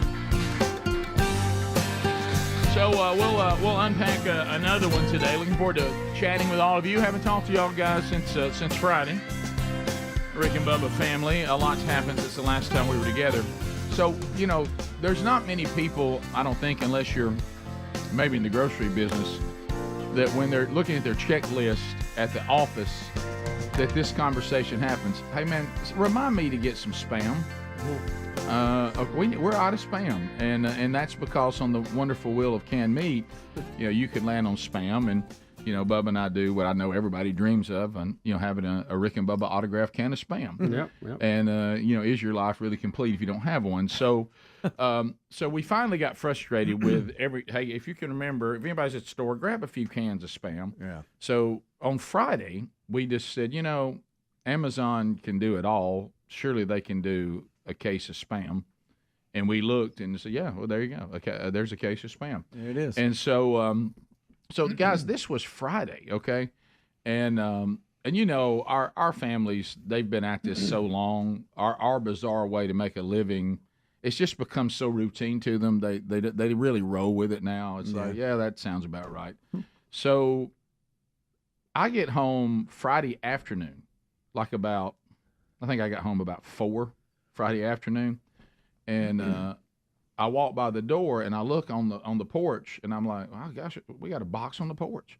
And Sherry's like, what is it? I said, I really don't know. I said, I don't know what I've ordered. And so I pick it up and I said, wow, heavy. And and I brought it in, and to see her face when I opened it up, she goes, it's Spam. And I said, right. Wait a minute, I just ordered it on the show this morning. Boy, how is it already here? Wow. Like that. And she goes, what are you talking about? You ordered Spam? Y'all had it for Quick supper? delivery for a processed meat that will last 20 years. Can y'all believe I got it the same afternoon? That is insane. And she goes, do I even want to know why you're ordering Spam? And I said, well, you know, we needed it at work. She goes, y'all eat Spam? I said, no, we give Spam away. We autograph. Yeah, we autograph Spam. She goes, oh, well, that makes perfect sense. Yeah, right. I get it now. She goes, and I said, you know, it's the wheel of canned meat now. She goes, canned meat? I said, baby, you're behind. The wheel's moved to canned meat now. Yeah, thanks for listening. And I said, and of course, we all know, I mean, everybody's favorite canned meat is Spam. Spam. So I said, so we keep running out of it. So we got tired of it and just said, let's get a case. Case of Spam. And look, and then she just goes, okay. I said, so I'll put that over in the things I need to take to work Monday. Put that in the truck. Look, picture it sitting over there where I have all my stuff that's going to work on Monday. And there's a big old case of Spam sitting over there. You know, on top of it, you got my notebook. Yeah. So many different things. My Spam. I had to order therapy. I can't find it anywhere. Well, so ordered that too. So, okay. so that came in. You can thank you for that. You talk about it so much. Yeah, but anyway, but Bubba, explain to me how that system works, that they can get a case of Spam to me on the same day. Rick, I have no idea. From Amazon. I have no idea. I mean, because I've never had anything else come on the same day. Y'all, you ever had another product to come on the same day? You've never ordered Spam. I got an idea, and it might be wrong. Probably is. Mm-hmm. But, you know, the city of Birmingham Metro, it has a huge Amazon distribution factory. Yeah, that was controversial, whatever. wasn't it? Yeah, I think so. I mean, it's ginormous. So a lot of times when I'm ordering things, I notice if I'm here, it's a much quicker delivery, like they have them there. And it's just a quicker delivery versus if I'm ordering something for like my parents or whatever, it might be a day or two more. Do you think what they did? That's just me guessing. I was have going no to say idea. there's a guy that knew where Rick lived, and he was driving around with it in his truck. Figured eventually he'll that need might this. be it. That might. And I know it ain't going to go bad. Right. True. Well, you didn't have to worry about that. Yeah, I'm probably wrong. But yeah, what? No, you're probably right. Well, that's what I thought of. I think it's all about would you think they look and say, "Well, I'll tell you what, we got a bunch of spam right over here in Bessemer." Yeah, sure. Right. I mean, has the guy gone out? No, we got delivery going out with all that spam on there. Take that over to Burge. And also, I don't know about y'all, and we've all discussed it. Does everybody in here?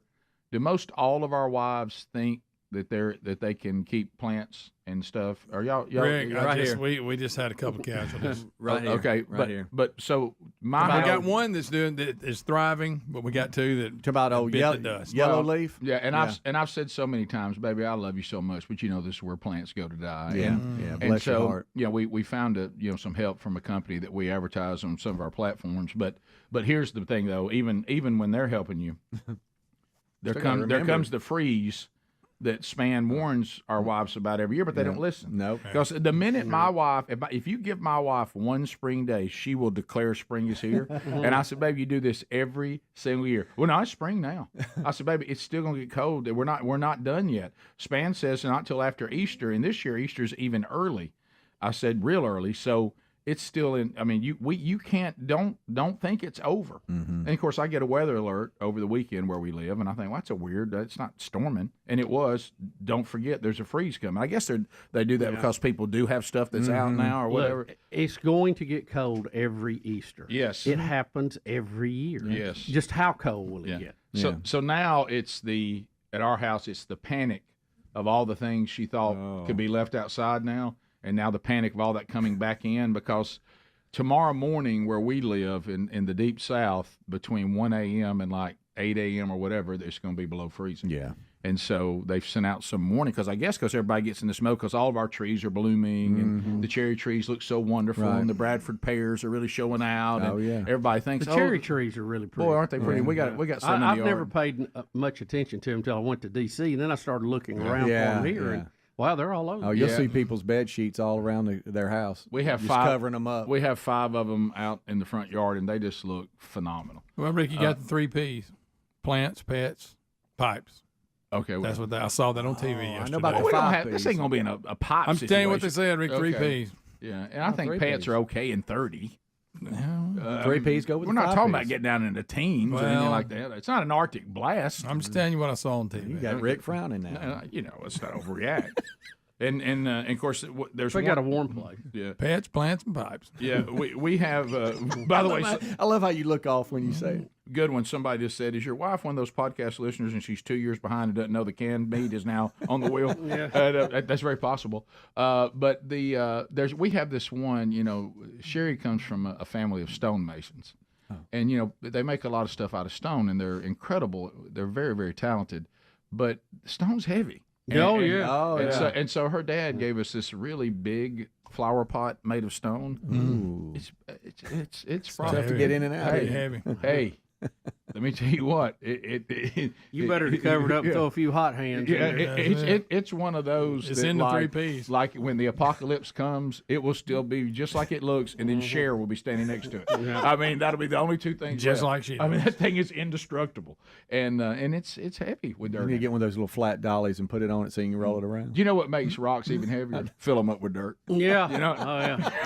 Hey, now they're real heavy. My dirt's heavy. Yeah. I tried to hide the freeze from a stupid alert app. Because freeze warning. Because I always think, they'll make it. Yeah, they probably. Yeah. Right. So anyway, where we live, we're getting a weather alert that there's one freeze, I guess, because we have been duped into thinking it's spring because it's so springy out there. Yeah. Rick, I gave, speaking of hot, I gave JC a heads up on what you talked about with Valdosta State. Oh, my gosh. Hey, and we didn't get to make the trip, but he sent us a picture of him on the bus. His face was as red as that right there. Yeah. Look. And I said, hey, you got it now? He goes, I got it. If you want to prepare for a hot summer, just go to Valdosta, Georgia. Yeah. Because they'll have it. They got their own heat. No, your line was that's where Satan goes to vacation. Yeah, when it's so hot. When Satan's like, you know what, I'm kind of done with hell. I need to find somewhere to do a 3-day weekend. I think I'll go to Valdosta. Great people, but really hot. So hot. Especially in the fall. I think it's close enough. I mean, it's far enough south. You get a lot of heat. Yeah. And it's close enough to the water. You get a lot of humidity coming off of it. But it's not, it just seems to linger there. It gets hotter before anywhere else gets hot. Yes. Yeah, it was in the 80s. Yeah. We'll be back. Bottom of the hour, 866 We Be Big is our number. Maybe that needs to be a spring break location. You know what? That's true. Well, that is their spring break right now. It's so hot. We'll be right back. Rick and Bubba, Rick and Bubba. About everything you do from this as soon as we're done today till the baby is here, be extremely careful. Okay. So if she comes up to me and she's like, babe, we got to go. And I'm like, me. that would be bad then. Exactly. And Adler, I'll tell you this. I know she's a very sweet young lady, but she's going to be mean to you at some point over the next few days. And she might squeeze your hand to the point you think you're losing a finger. Yep. Okay. Guys, it is going to be so crazy. So the hospital is going to be pretty much on lockdown. Mm-hmm. That means I'm the only one allowed in. Like no parents, no grandparents, no family allowed in the hospital at all. And in fact, once we get into our room, I'm not even allowed to leave the room, like go to the cafeteria or the vending machines or anything like that. It's me. I'm pretty much like, I'm it, guys. I am the, what's it called when you have the woman come over to your house and help you have a baby or midwifery. You're the midwifery. You're the midwife. I'm the midwife. I am the midwife here, guys. I'm a midwife. All right. Well, So from the back Adler, with that hair, you look like one. Yeah. Yeah. Let me ask you. Thank you. You're the ugliest midwife I've ever seen. So you could just tell everybody you had to be Jesus back on Sunday, and it was you hadn't had time to cut it yet. So let me ask you this: Are you going to be there with her at her head, or are you going to be down on the business end? How are you going in on this? You know, I've been talking to the guys a What little an bit awkward about this. question. Well, I want to know how Adler's approaching this. I will be, and I've told Aaron this before, I will be where I'm needed. So if I'm needed, if I'm needed up north, I'll head to the north wall. And if I'm headed south, I'll head to the nether regions, whatever. Now, have you wherever I need. Did you just call it the nether region? Did y'all do the classes where you see the videos and all of this of babies coming into the world? We actually haven't, guys. We had a baby care class that we went to at the hospital. It kind of as this whole coronavirus thing was kicking up. In fact, she's the nurse that was doing this class for like 30 people in the room. She only spent maybe 1 minute on the whole coronavirus thing. She was like, you know what? If this coronavirus thing ends up making it to America, if you get it, the mom can actually pass the antibodies through the breast milk. Wow. There's no need to give us the physical. We're not playing charades. We can actually hear you. This is good. We're having to be honest here. This is good information. Yeah. Nice. Well, there's no need. But I will say this: if you're planning on going south, you need to desensitize yourself. That's how I got through it. When you go to these training classes, they show you a lot of videos, and you get the shock gets wore off. You know what I mean? So you can be there and do whatever you need to do appropriately. Yeah. And in fact, I've got a lot of pressure on me because I need to kind of document this whole thing because nobody can actually be there. So are you going to be videoing? Oh, I'll have my camera. I'll probably strap a GoPro to my head just in case as a backup. Oh, that's good. He has to. Nobody can be there. I want to see a video of you video. Adler, I think you've touched on something, and Bubba's trying to let you know, and so are the other guys. All of my children were C-sections, so my experience was different. But they're trying to warn you the fact that you haven't seen that yet, and this is going to be like the very first time. We're concerned there's going to be a shock factor there that you haven't desensitized because you're all how sweet and wonderful. Remember what Bubba said something very profound many, many, many years ago, and it's still ringing throughout time. Birth is a wonderful miracle, and it is just the most wonderful miracle. But sometimes miracles can still be gross. Yeah. And you need to be aware of that. You go field dress a deer in preparation. Yeah, well, that's a good point, Speedy. Yeah. I think it's too late for that now. I don't think anything gets you ready for this. You need to really go. Look, I'm worried about you if you haven't been desensitized. We used to have that Discovery Health channel on on our cable system, and it went away. But Mm-hmm. you could see babies being born, knees being replaced. I mean, and it really helped to desensitize you to a lot of that. Adler, you know it. You know Elvis was never the same. Yeah. Well, thanks for bringing that up, Rick. Thank you. Right. How about that? Erin is not at this point. She's not going C-section route. She is going normal, au natural, I guess you'd say. And so, whoa, she's very nervous. Lot of push. Whoa. She's very nervous. So y'all be praying about that. Now, when you say natural, That's what important, do you mean? You don't what mean do you mean? No medication. You just mean from below. You don't mean she's not going to have any She's not medication. going without.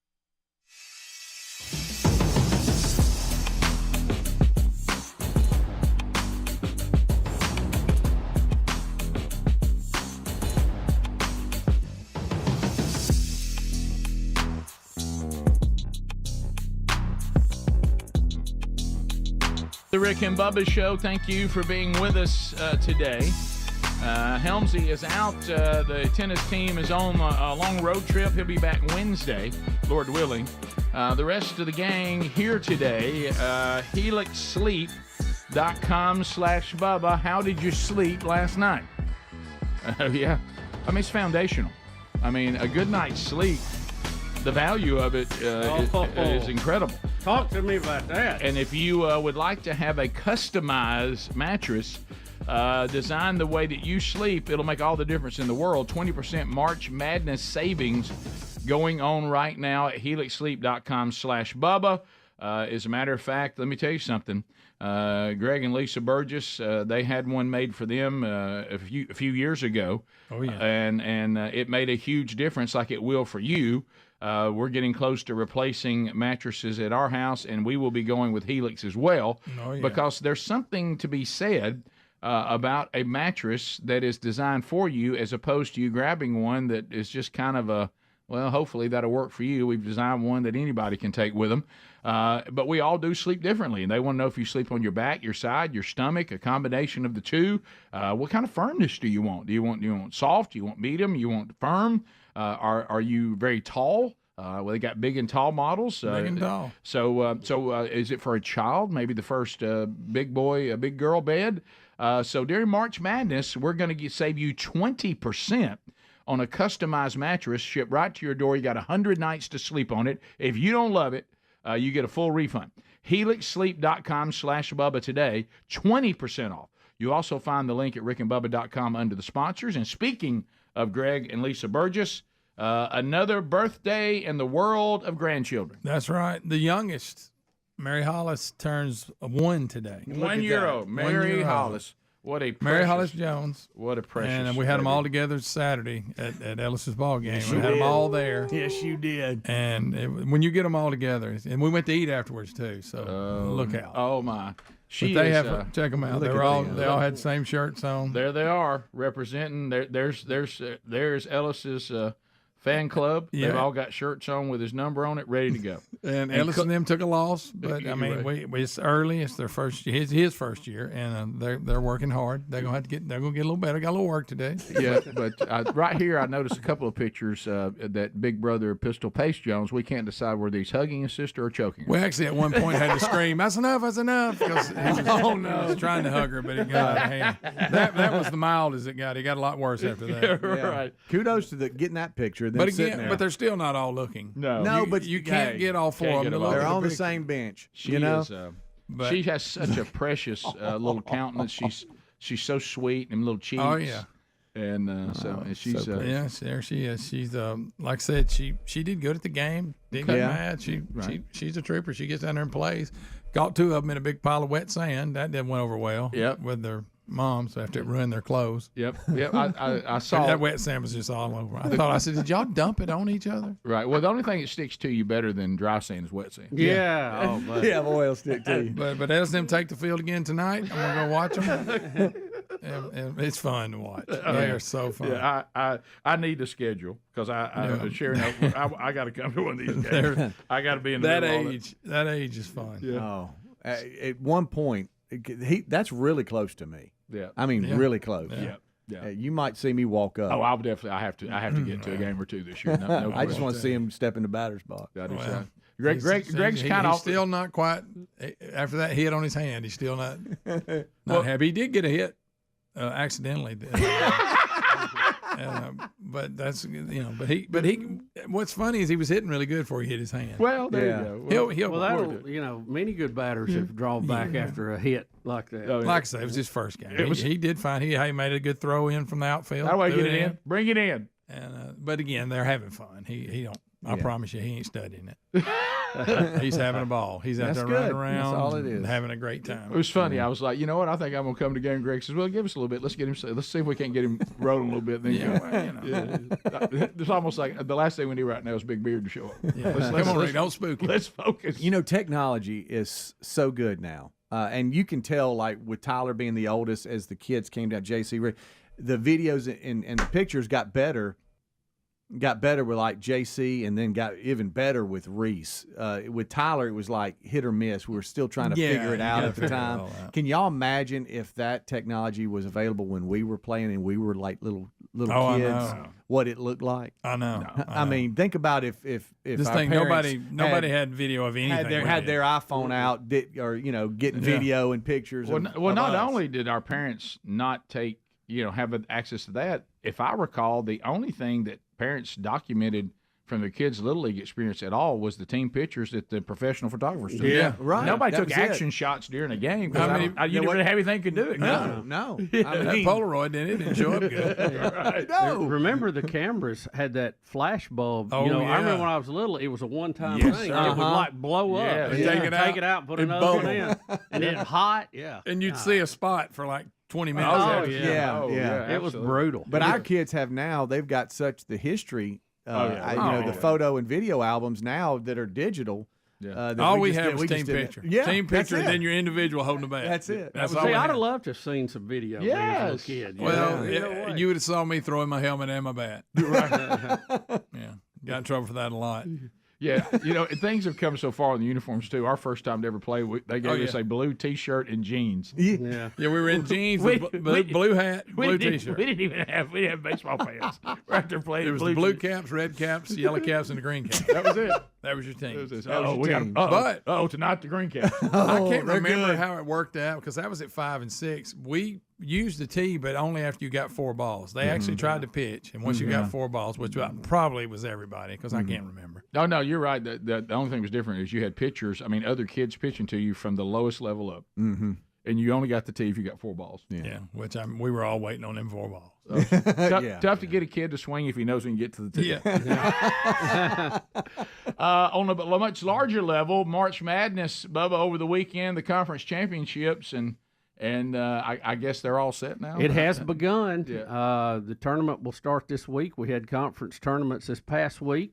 The SEC is tied for the conference with the most teams going to March Madness with 8. Wow. Congratulations to Tennessee, Kentucky, Alabama, Auburn, South Carolina, Florida, Mississippi State, and Texas A&M are all going dancing.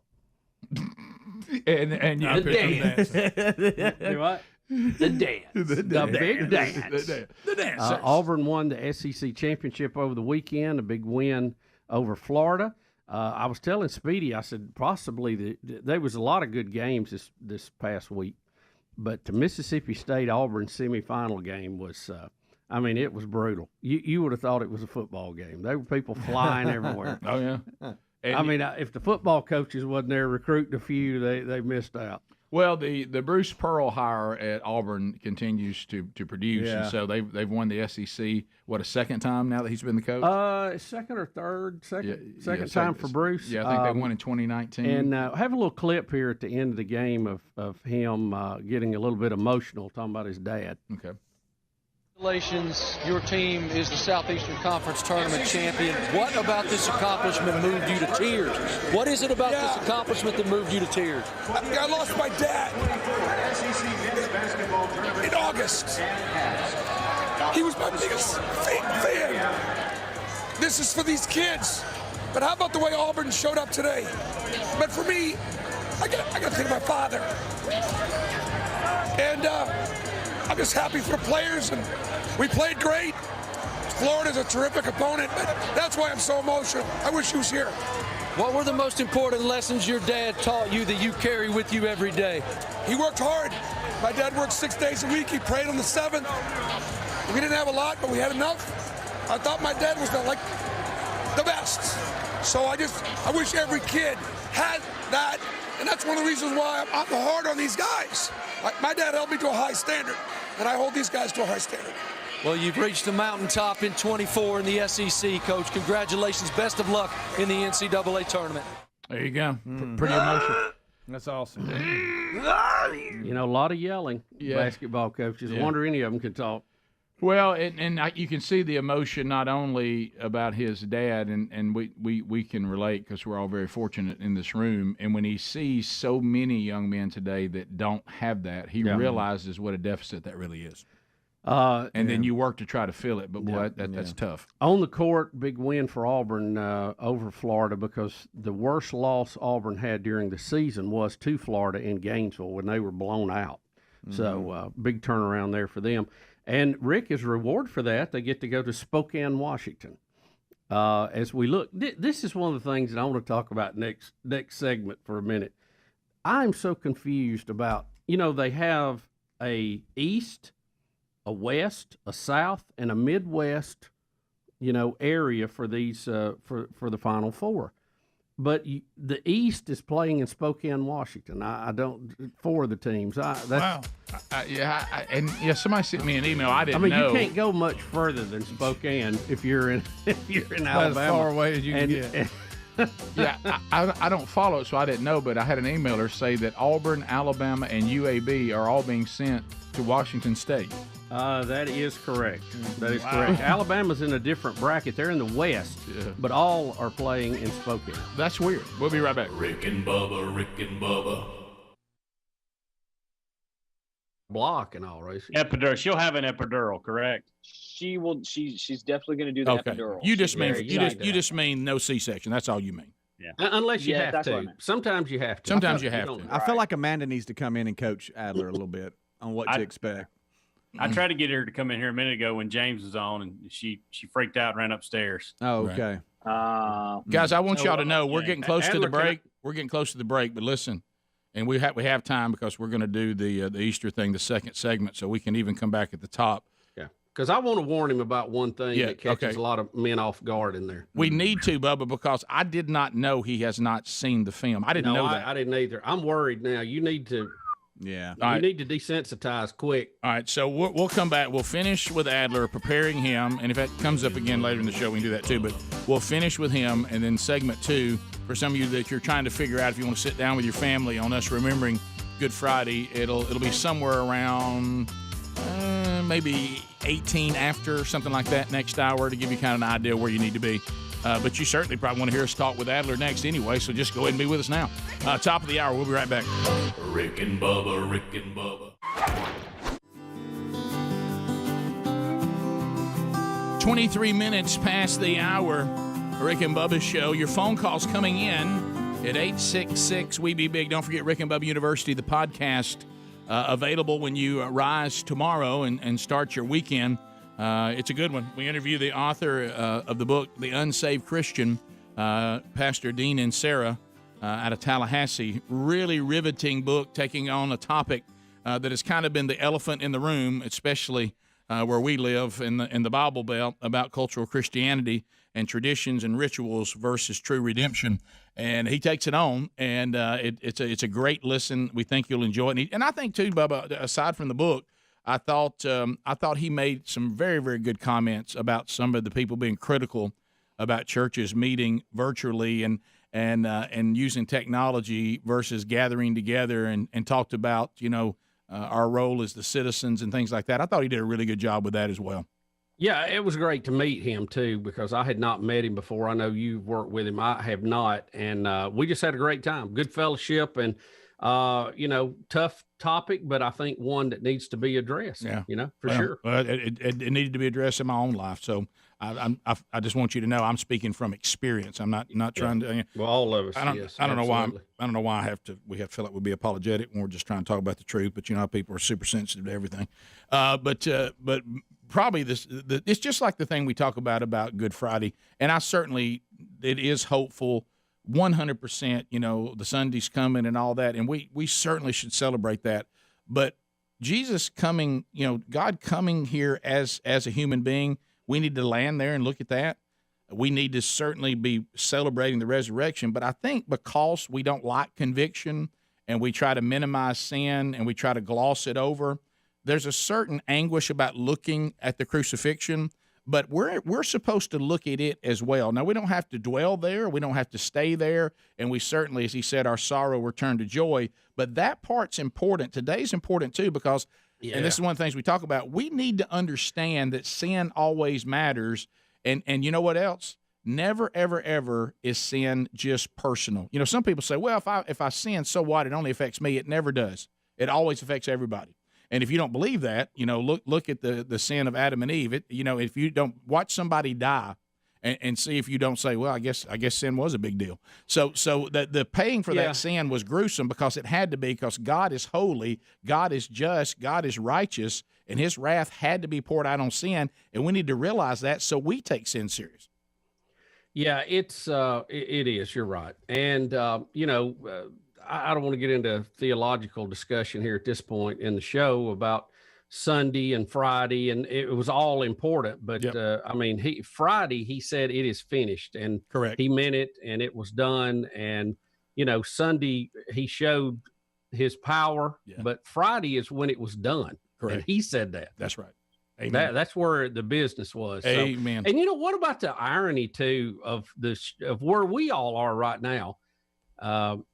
Jesus was there because of the Passover, which was when Moses delivered the Israelites out of Egypt, and it all happened, with the final plague, which was death to the firstborn or the oldest in the family, and they had to put the blood of the lamb on the door frame so that the angel of death would pass over. Yep. Thus the name Passover, and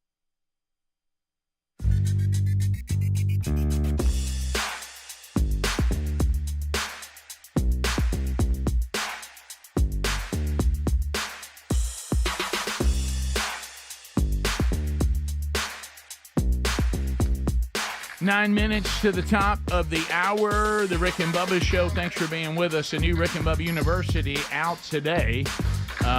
Letters from the Audience, episode 4. So pick that up wherever you get podcasts if you haven't checked it out from the weekend yet. All right, so Bubba, March Madness, trying to figure out. March Madness. When you look at March Madness, my first thought is this, are they trying to find a way not to sell tickets? I mean, to me, if you were looking to sell tickets, you'd group the teams together around their fan bases, and well, you have regions, Rick, right. East, West, South, and Midwest, and you think that would be. Now, this is nothing new. They've I got you. Yeah, it's just the ongoing. But it's even more so now than normal. Right. It seems like. Also, UAB from right here in town has made the big dance. They won their conference championship, and Sanford here in town. So we have several teams from the state here playing, and Auburn and UAB, if they win their first round games, will end up playing each other in Spokane, Washington. Now, see, that's odd. That's strange to me. Now, see, you have that a little closer to home. You have them hanging off the rafters. I don't know that everybody can go to Spokane in the middle of the week. Yeah, I don't understand the logic of ticket sales here. It seems like if I had, Sanford, UAB, Alabama, and Auburn all in March Madness, which I do, why wouldn't I put them somewhere where these fan bases would buy a lot of tickets? Well, and two, you think about the travel situation and right. how they see these, who knows? Yeah. But you had Auburn winning the SEC tournament, so they get to go the furthest to Spokane. You have other teams like Mississippi State that'll be playing in Charlotte. Alabama got sent west, way west too. But a lot of the other teams are going to be, Tennessee is in Charlotte.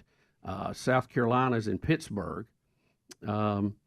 So it's almost like if you're a conference champion, you get sent further away if you just finish mid conference. It seems a little bit. It doesn't make any sense. And then you were telling me when Texas A&M comes to Memphis. So. Yeah. when you were telling me that even though they named them certain regions, did you tell me that the games in Brooklyn are considered the South? Well, I gave you some of the East games that are going to be in Brooklyn and Spokane, Washington. Right. So in the South region, you have games in Indianapolis, Pittsburgh, Brooklyn, New York, and Memphis. All right, the only thing that's in the South is Memphis. All the other places are not in the South. What does that even mean? It's crazy stuff. But there'll be a lot of good basketball on TV. That's the good part. And you can catch some, usually there's crazy things happen, a lot of upsets, buzzer beaters. These games go right down to the wire, down to one shot. It's always real exciting. Yeah, it starts Tuesday. Yep. So there you go. So March Madness is set, and all the bracket racket, y'all have at it. And you know what's kind of odd about this too? The national championship will be on April the 8th, which is the day of the big eclipse too. Okay. So we'll have an eclipse and a basketball championship on the same day. What a day! What a day! What folks. a day! What a day! What an absolute day! Yep. Mm-hmm. The did y'all on the show we've talked about this a lot, and I think this is one of the few things that we all completely are the same on. Everybody here hates to be pinched, right? Oh, everybody, yeah. the entire staff. I'm against that. So against that. Remember, Speedy was a kind of a serial pincher at one time.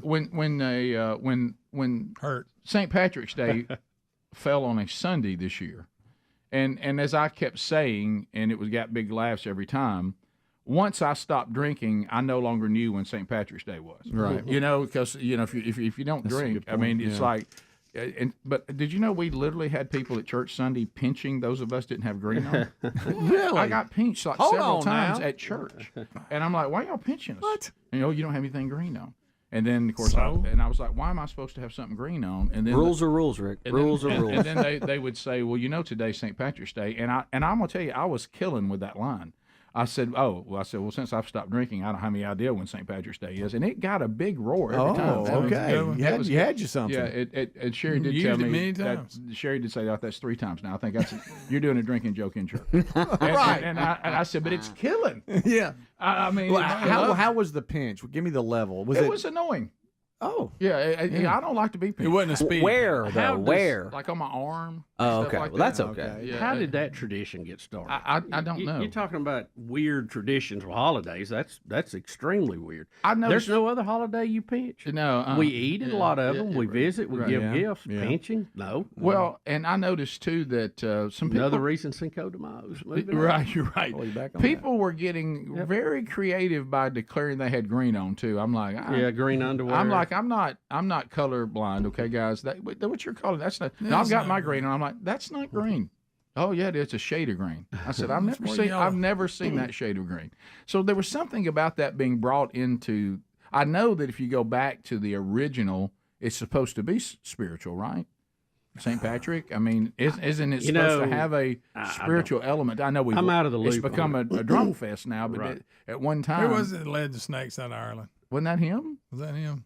Bubba should be the biggest fan on the planet. Yeah. Was that who it was, or was that? I don't remember. St. Patrick's Day began in 1631 as a feast to honor St. Patrick.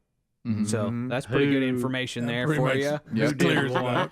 Had What that did he one. do? I'd kind of worked my way through that one. I had that one. But was he the one that led the snakes out? Legend by legend. I forget who did the snakes.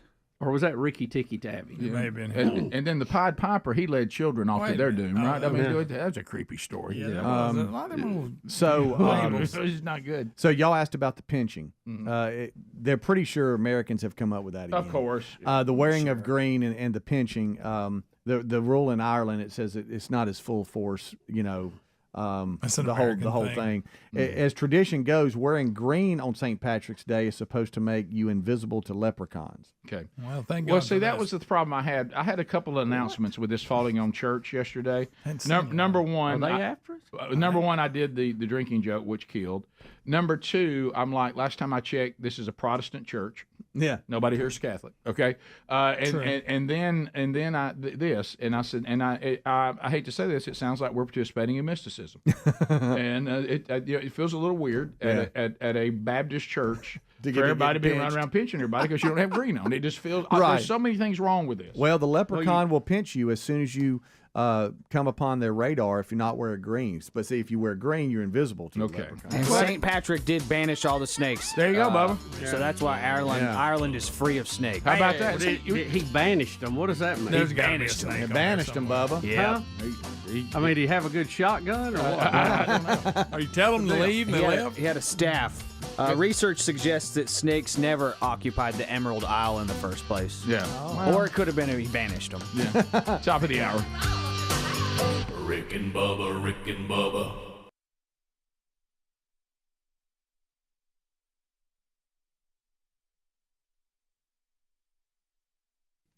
All right, here's good news if you're a Blaze TV Plus subscriber. Keeps you tossing and turning.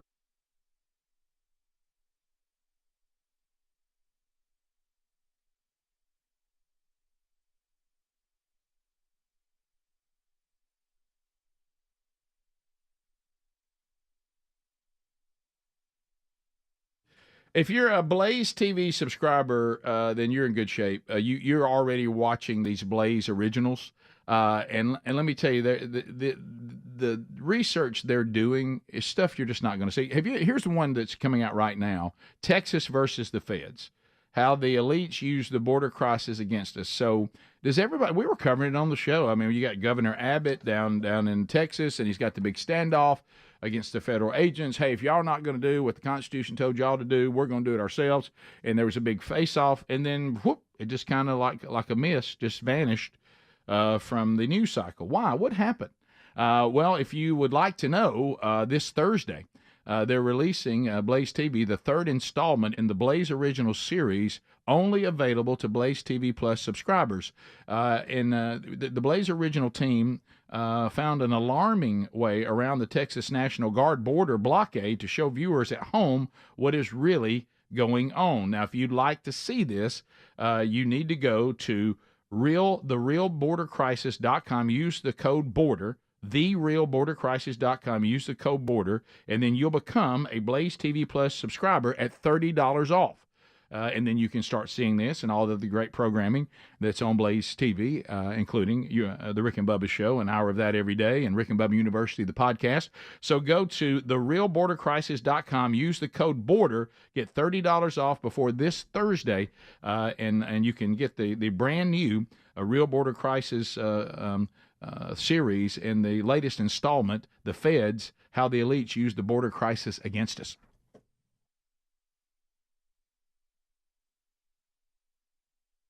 We understand that now to be symbolic for Jesus and his blood, which he is the Lamb of God that will pass over death for us spiritually.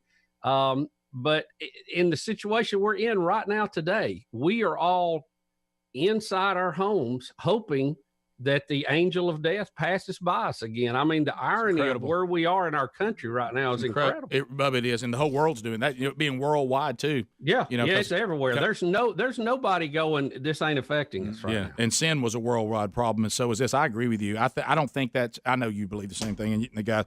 This is not. There's a lot being taught here, and God is sovereign over all of this, and we need to learn everything He's teaching. You were talking about how the Passover tied into the cross, the final lamb, which is what we believe. The first time it was ever shown to me when Sherry and I were in Israel, I saw hyssop for the first time. Right. And see, I'd never seen it, so I didn't. When they say that they lifted up the sponge to Jesus with a hyssop branch, for him to wet his palate to say it is finished, to your point, right. Which is the reason why. So he'd been denying himself that. We even had that when we did this. He would not take anything to comfort him.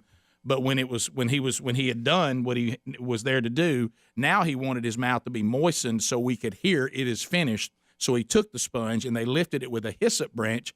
Well, a hyssop branch is like a bush. It is not the tool you would choose to get something up to someone who's hanging above you. You would want to use like a cane pole or something. Right. But when you go to the Passover, the blood they put on their doorposts, they painted the blood with a hyssop branch. So they used the hyssop branch to give Jesus the moisture, the ultimate lamb. Here comes the hyssop again, so much being taught by God, saying, I am fulfilling this. It's a hyssop branch for the final lamb to say it is finished. The first time that was pointed out to me, I thought, wow, I'd never noticed that before. And we've known those tie-ins for 2,000 years, sure. and we've studied them. But think about where we are today. God is in total control. Yep. He could have had this come in the middle of summer or in November. Yep. But it's right here. The peak of this is hitting right at Easter. I just don't think it's a coincidence. And we don't need to miss it. Don't miss that. This is one of those great moments where God is gracious and loving. He's given us our best shot. You'll have to crawl across a lot of stuff to throw yourself into hell. He's trying.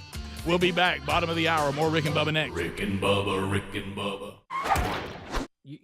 Rick, of course, the death and the destruction around us with all that's going on now is bad. But I'll be honest with you, I'm thankful for the time that we've got to spend together this week with our family. It's been very nice. It is. And, I started thinking about this, and I know it's mainly going to affect the Bible Belt. And, of course, I kept thinking about our interview on Rick and Bubba University. When you hear Span talking about that we might even have tough weather come through, now I don't know what time of day it'll be.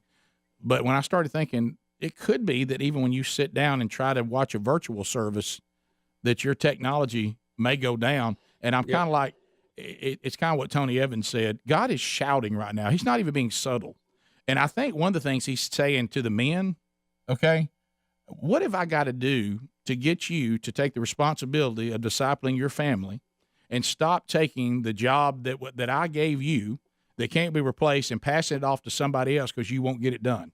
And I'm going to do whatever I have to do to put you into to positions where you will finally do it.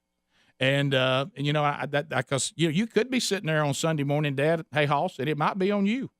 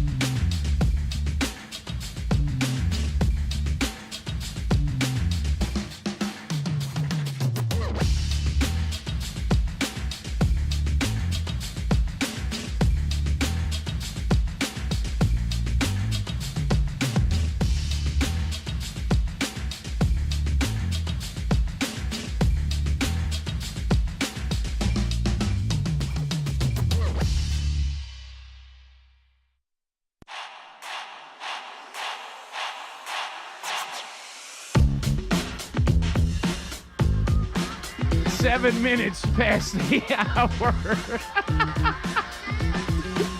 From the Big Boy Studio, let's get out here on the bleeding edge of technology from Sweet Home, Alabama, to the rest of the world.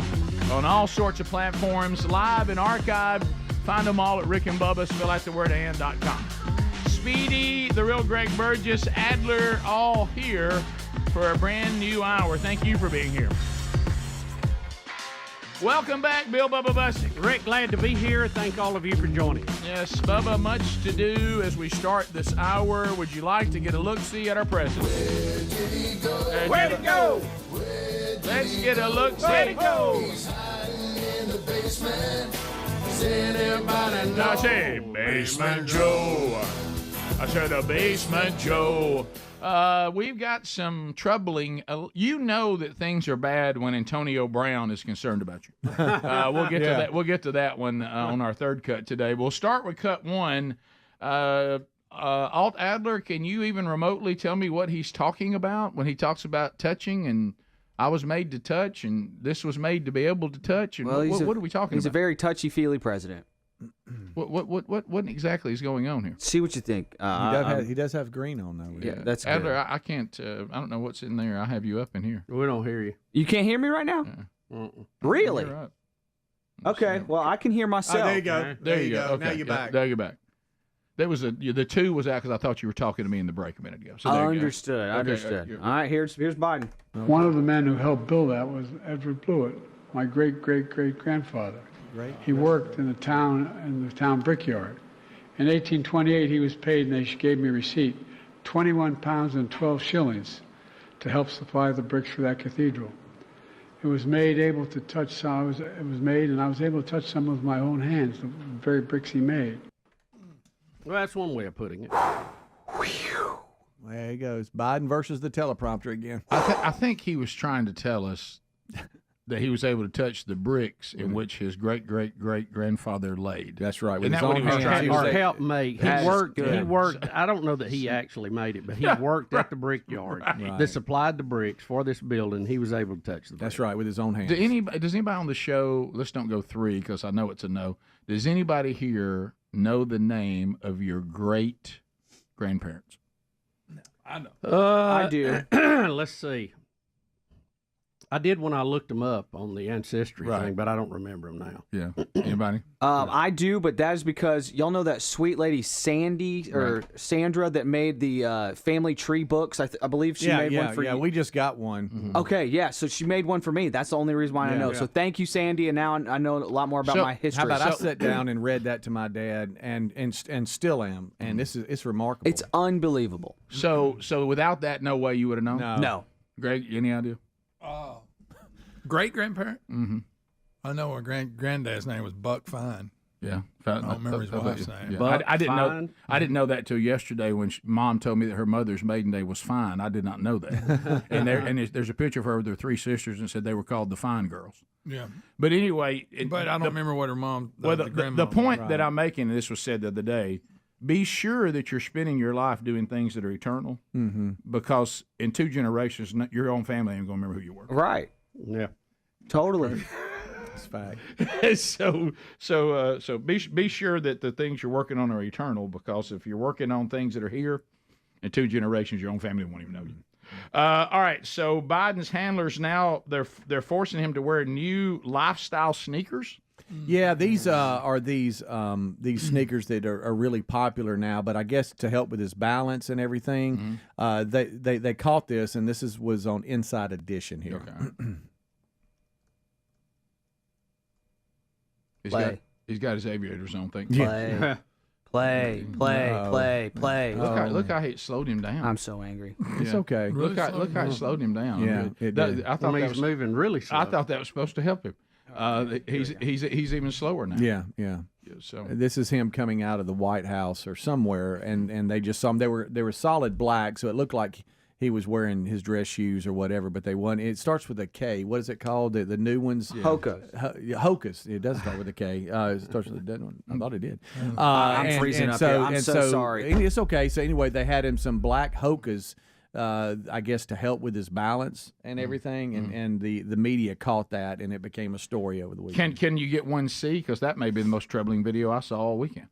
This one, the one that Antonio Brown's playing. All right, let's see. Oh yeah, I got to restart. I'm so sorry. That's okay. It's freezing. Well, anytime Antonio Brown's even saying, "Hey, you need to help the man out," yeah, Antonio Brown, he didn't use those is words. Saying somebody needs to check. I'll give his words. Okay. Check this cracker for CTE. Yes, check this cracker for CTE from Antonio Brown. There you go. Because he's having to be led inside. Y'all, did you see him versus the umbrella? Look right here. Watch right here, Bubba. Look. Oh my.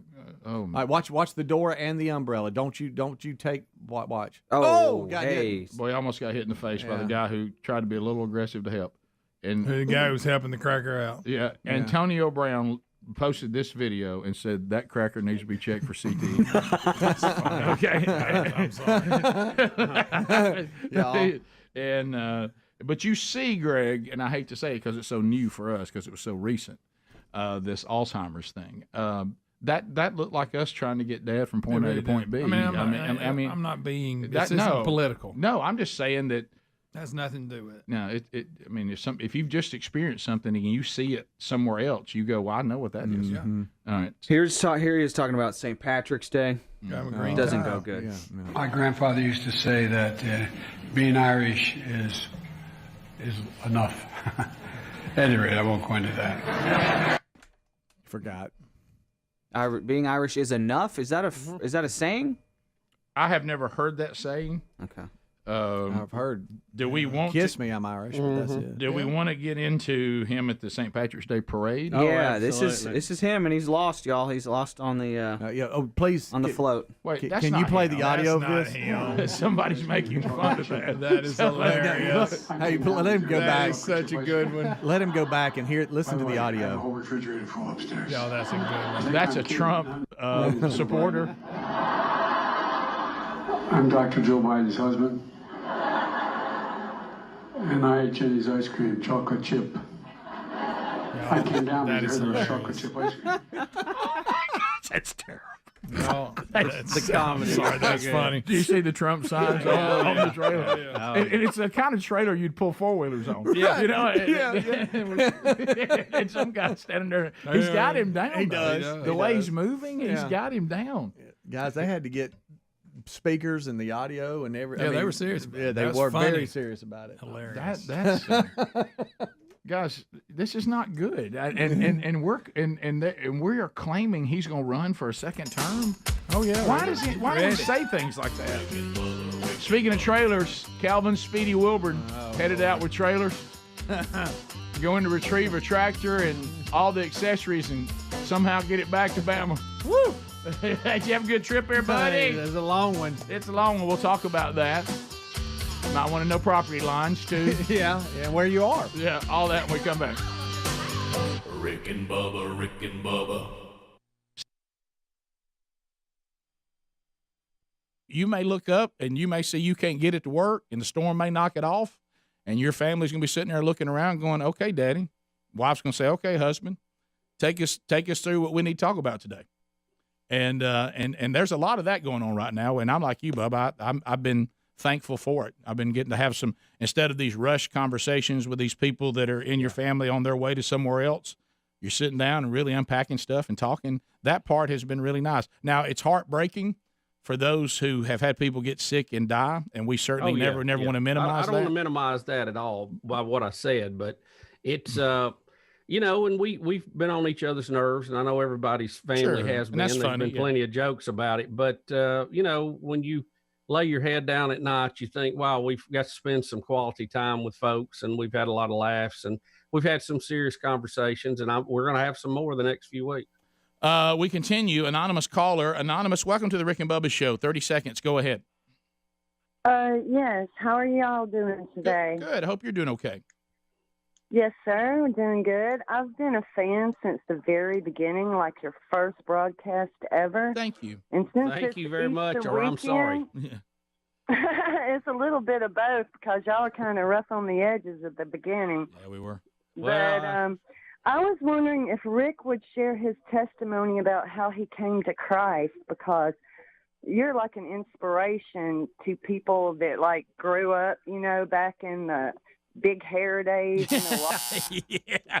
You know, I would, we've done that a number of times, and I certainly would be happy to do it again. We're up against a break right now, but it was, if you'll go, I mean, gosh, guys, y'all can probably, there's a number of times. One time, you know, we've talked about it, I think even on one of the Rick and Bubba University podcast. I talk about it a little bit this coming Sunday, not great detail, but in a nutshell, I was like a lot of people. You know, I spent my young part of my life believing in Jesus, believing the concepts and the historical facts about Jesus. I even believed what happened today happened and all of this, but I really had a faith that was very similar to what James says or what the demons believe. They get everything right about Jesus. And we know that we see in Acts 19, we see some guys that are using the name of Jesus to try to cast out demons, and they can't, even though they're using the word Jesus, and the demons say, Jesus we know, and Paul we recognize, but who are you? And, you know, my life kind of went off course, and I lived 13 years of deliberate perpetual sin, still claiming I was a Christian, of course, the entire time. And I was encountered with what we'll talk about this weekend with a pastor who called me out and said what I think we need to understand. Jesus is really too powerful to have truly come into your life and transform you if you truly, I'm not talking about stumbles, I'm not talking about making mistakes, I certainly still do that. But what I was talking about is deliberate perpetual sin. Now, the more I've studied Scripture, I've realized that it is impossible to be in perpetual, deliberate, daily sin, not stumbles, not mistakes, under zero conviction, and still be redeemed by Jesus, because, frankly, Jesus is too powerful for that. You know, and the Bible says that. You can read that, you know, in several places in the Bible. If you just wanted to look at 1 John chapter 2 and 3, John is telling the church there's perpetual open sin here, and anyone who says they know him and claims that that God's seed abides now in you and lives in this deliberate, perpetual sin, those are actually children of the devil. And it was those kinds of things that as I looked at my life when I was 31 years old, and I was like, okay, it's impossible for me to have lived the way I've lived for the last 13 years from the time I was 19 to now and truly be under the authority of Christ and truly have in my spirit that transformation that the Holy Spirit is supposed to bring.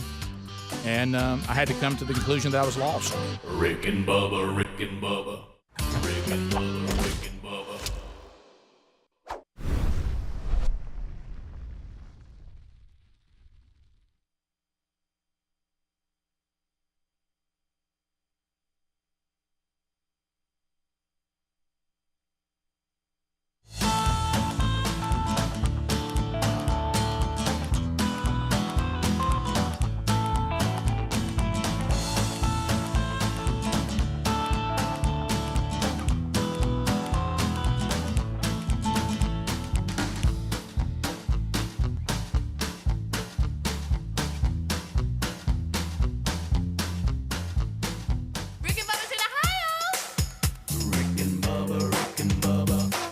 The gravy, please. Rick and Bubba, Rick and Bubba. Ooh, it brings me to 20 minutes now past the hour of the Rick and Bubba Show.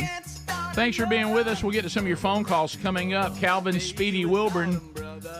We always, on Fridays, we'll look around at each other and say, all right, what's it looking like this weekend? Active?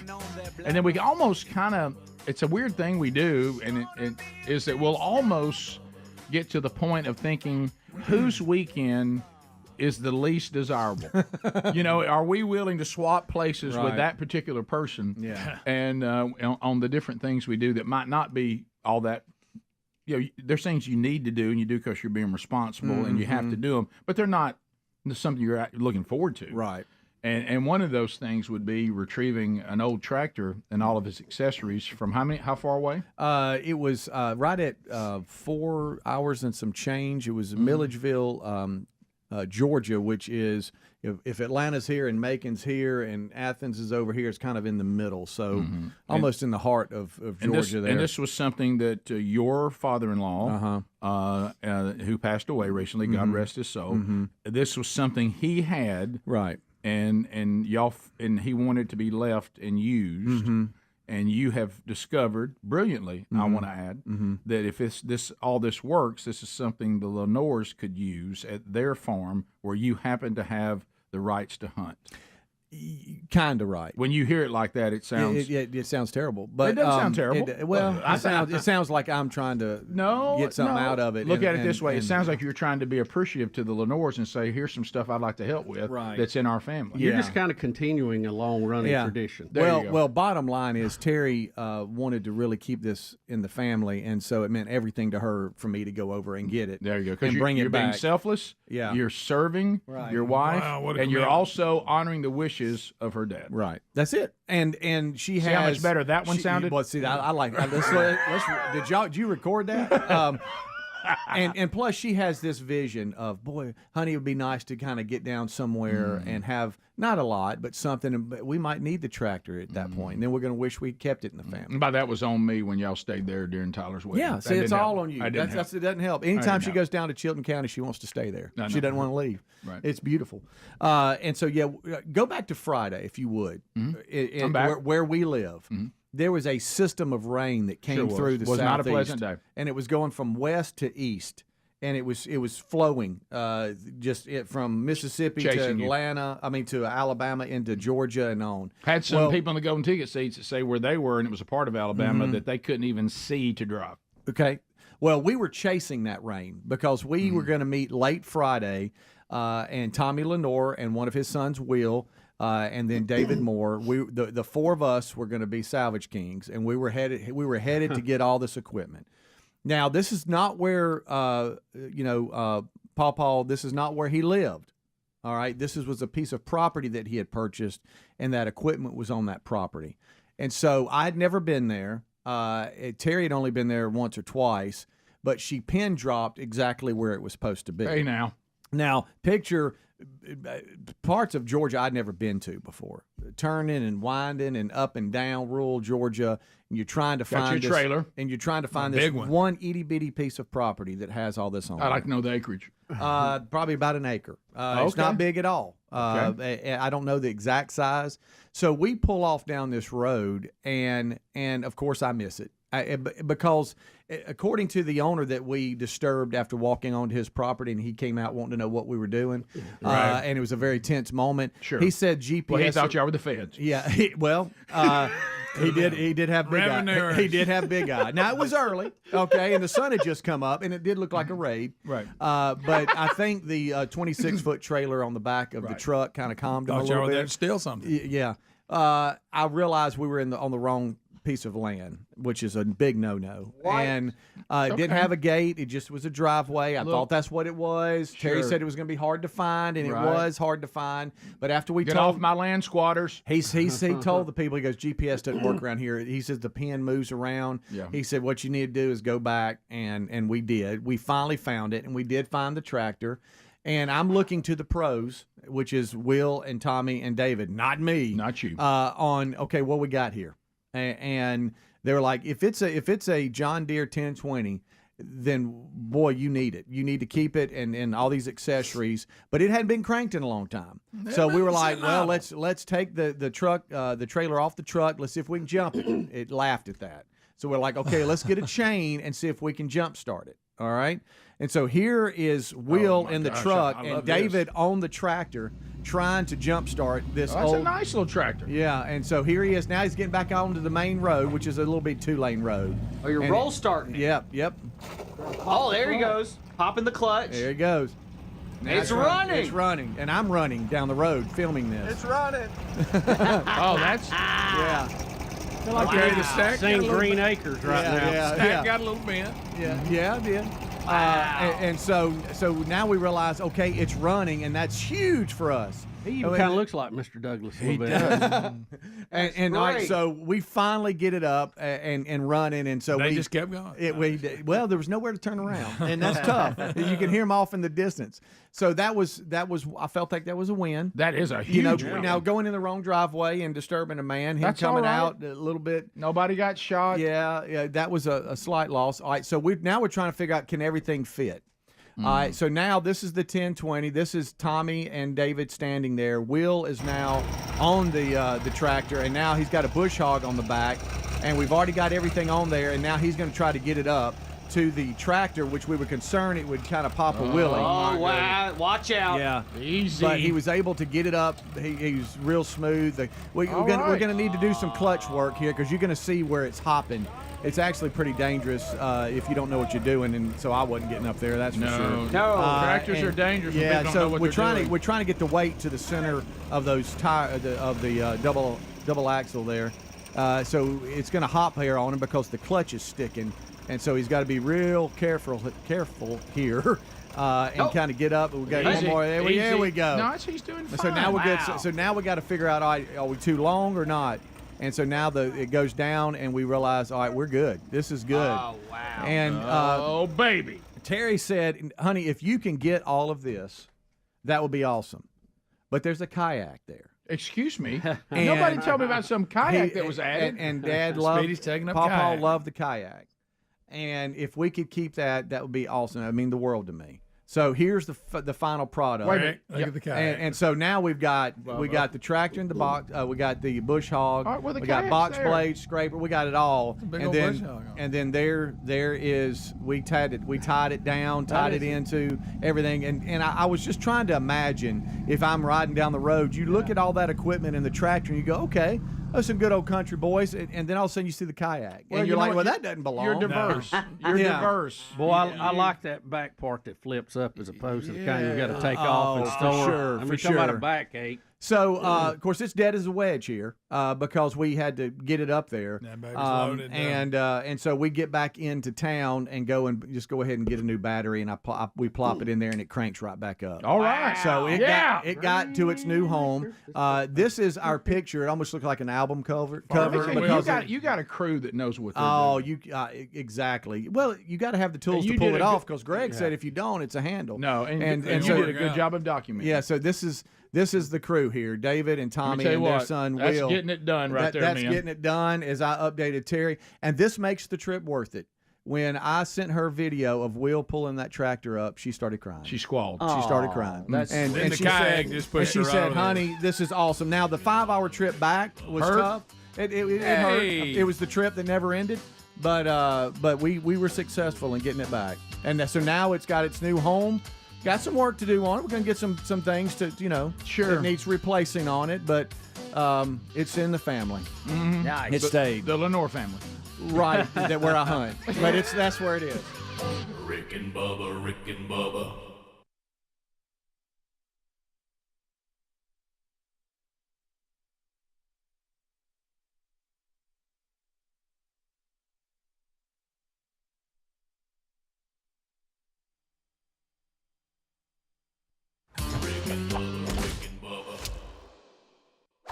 Shakespeare's worst nightmare and the master of the King's English.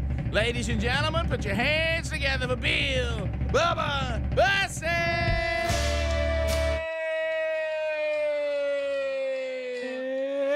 Bubba, I hope you're okay. How are you today, buddy?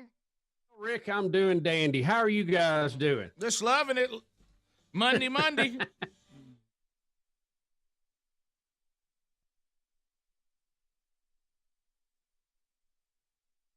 We got a lot to cover over the weekend. A lot that went on. It has that familiar look that I know it's and I know it's one of those things we banged our head against the wall. You wanna say it could be tied to storms. The only problem with that, when everybody got here, it was working fine. So I don't think the storms impacted it. It could be an old monster that has haunted us on and off for years, and I'll leave it at that. And I think you know what that may be. Well, that's been taken care of. It's on autopilot. It can't be that. Well, Bubba. They usually don't cut service off at 5 o'clock in the morning.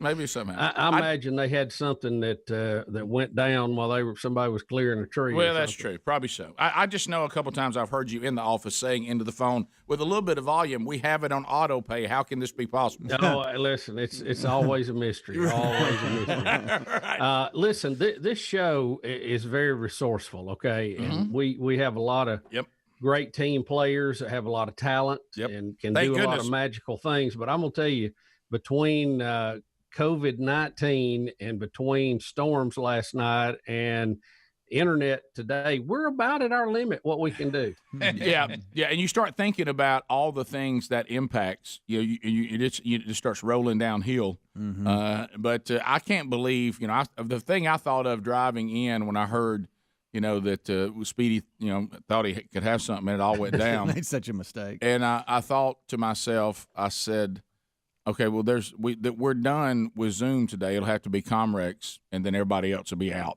And you guys have found a way to do the Zoom. So back to Bubba's point, we got some talented people that are very resourceful. Adler and Stretch are basically running things in reverse, which is not supposed to happen. But long story short, they figured out a way to do it. Comrex is ready to go. I just tested it again a minute ago. It's fine if we have to have that as a backup. But doing it this way, I am able to bring Greg in also. So, and I think Helms is headed over there. He's going to break quarantine to see what he can do. I just saw him with a 95 mask on. He just peeked through a window. Yeah, he's in the tech room. And here's what's so weird, Bubba. This it's almost like someone was listening and said, "And we'll cut it now." Yeah. Because in pre-show, the Good Time Gang was just kind of going over the weekend. Hey, how'd it go? Stories, blah, blah, blah. And Greg, and you can jump in, I was even running the checklist. I said, Greg, all right, here's the deal. Post-storm, I have checked Wide Orbit. That's the system that runs the commercials. I've checked the commercials. I've called, TOC. The tones are working. I was running the checklist, and I said, can you think of anything else that I haven't checked. No, man, I think we're good. So you did think we could have something. And then the internet went. And we were already like zooming, meeting was going, everything was firing off. I mean, who's zooming who? We were convinced we could have something. We were, you know what we did? We went, whew, man. Bubba, Normally survived. You walk in after one of these, and normally everything is haywire. I mean, you got a radio station coming through the speaker, you got lights off on the board, and then you go around. We had none of that. Well, I mean, what added to the weirdness, you're right, is in our business we talk about this. First of all, there's just Monday in general. Just Monday. You don't have to have any storms. No. Monday is just, I don't know what's Rick, up. It is amazing. Yeah. This goes back to my early days in college radio. When you walk in on Monday, nothing works. Nothing. It's just something about it. We've talked about weekend gremlins. I mean, we're using our own studio now. There's nobody else in there, and it still happens. I know. So you got the weekend gremlins. Then we had storms with gremlins. So you think, well, there's no way anything works. Right. And then it gets started, and you think, hey, everything's working. And then for just a moment, y'all let it creep in that you thought we could have something, and that's what happened. And then I wouldn't even get started, and Speedy's already covered it. Bub, I don't even think you know this yet because I'm not sure what time you started monitoring. To add to the weirdness, you get here, and there's no parking spots where we're at the broadcast plaza. None. And no parking spot? All right, 35 minutes past the hour, Rick and Bubba show. Thank you for being with us today. Speaking of being prepared, I mean, you saw Speedy. I mean, he's got that tractor and all the accessories and headed back to the land. But, you know, if you want to be prepared, the 5 Ps, prior planning prevents poor performance. My Patriot Supply is standing by and ready to help.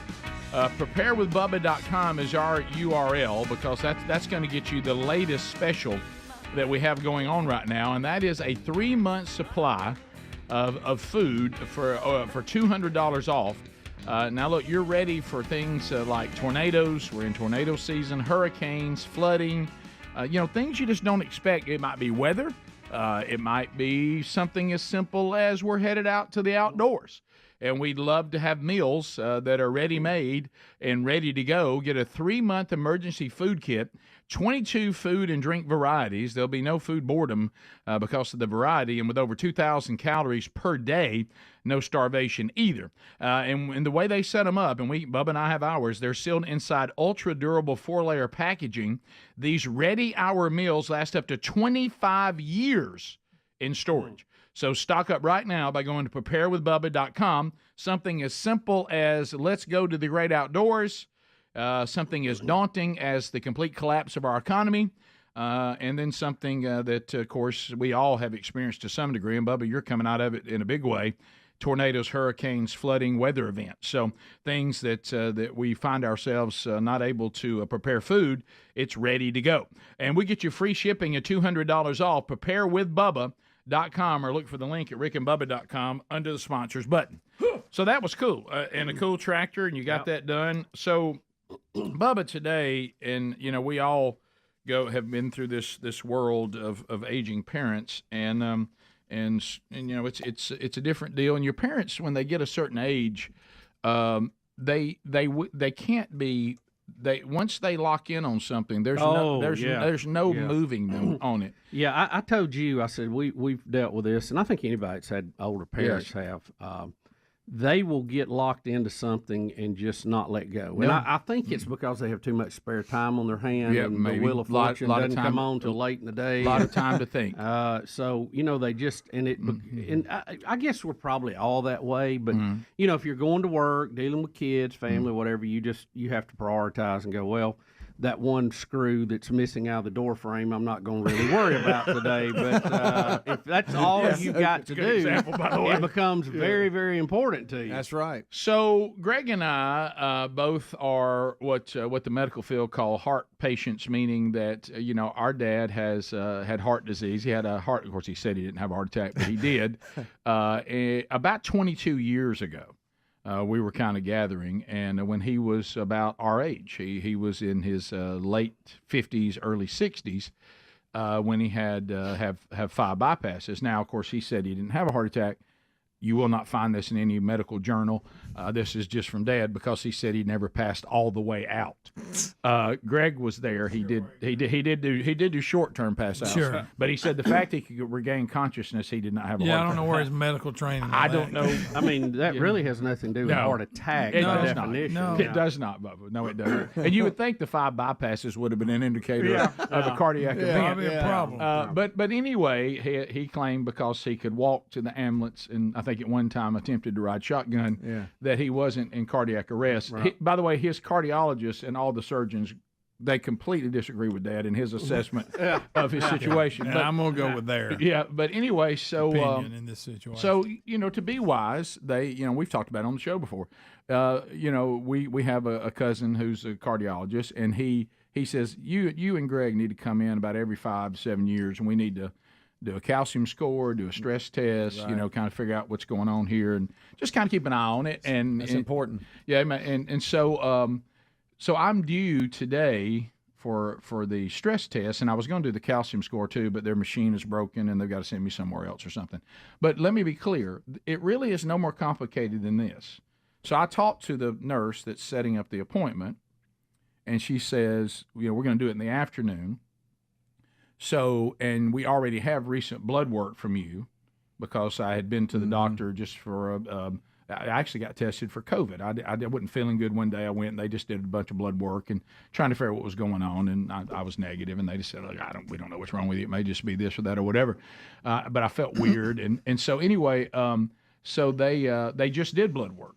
So they said we have that. So all we're going to do today is we bring your meds with you, just for us to kind of assess those. I know that. And then you meet with the cardiologist, and we want to do a stress test. Okay. All right. So go to Mom. Yeah, having the stress test Monday. Are you? So what are you going to do about the show? Well, I'm just going to do the show. I'm not doing it till the afternoon. Huh? No, they don't do stress tests in the afternoon. Yeah, they do, Mom. No, you need to check on that. You're not doing a stress test. Yeah, I am. They told me to bring, workout clothes and all that. Yeah. No, they don't do them in the afternoon. Mom, I think they do. So are you going to be fasting and not drinking caffeine? No, ma'am. You're not doing a stress test. Well, they're not doing blood work, Mom. There's no blood work. And by the time the show's over and by the time I get to 1:45, any coffee I drink. Yeah, it'll be 4 hours. Yeah, and so I've met that criteria. Right. You need to call that office because they're not doing She got to go with me about this. They're not doing a stress test. I said, yes, they are. No, not if it's in the afternoon and they don't have you fasting. I had to fast, no caffeine. And I said, did they do blood work, Mom? Yes. And did they do yours early in the morning? They did. I said, that's probably why, Mom.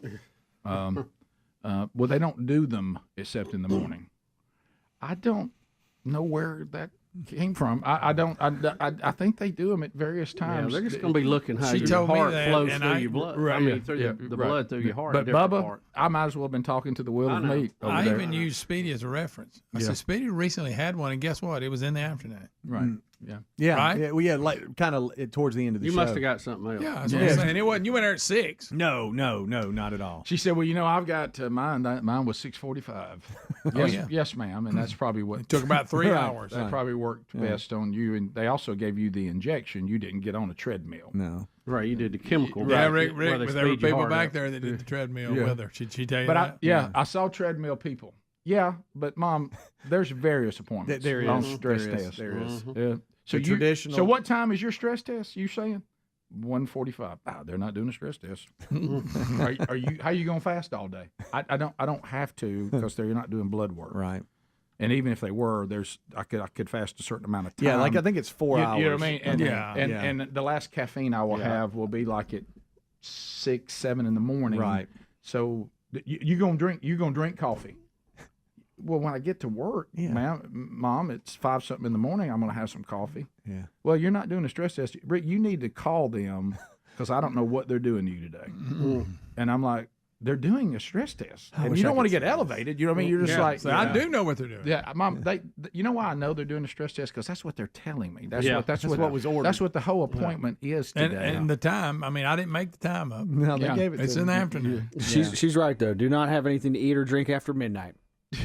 I'm reading it. I'm reading it. I'm reading it. Don't do this. Right here, I can see it. Don't do this. Do not do this, because that's all she's going to need. Because I even asked, I said, do I need, and they said, no, not if you come at 1:45. When's the last time you're going to eat? And I said, well, it'll be, show. And she goes, yeah, we eat breakfast so early that, I rely on that with a lot of blood tests. Right.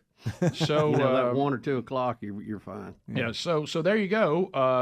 Apparently I am not having a stress test today. Nope, but you are. But even though I am. Not in the afternoon, Rick. They don't do them in the afternoon, Rick. Mom, I think they do. They do. Rick, they're really big on getting you to the 80 to 90%. And look, one of these days, you guys will upgrade to the heart cath. And then you'll really have Actually, a good this time.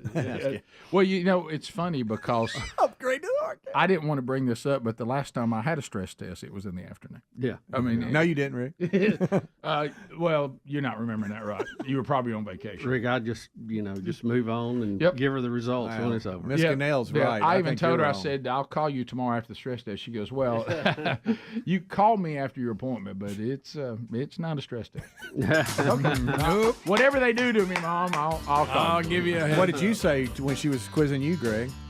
I told her that I thought he could get a stress test in the afternoon. I really did. I don't think it's exclusive to the time. I just don't. Phone calls coming up next. 866-WE-BE-BIG. All 10 lines are available. What's on your mind, America? We'll find out next. Rick and Bubba, Rick and Bubba.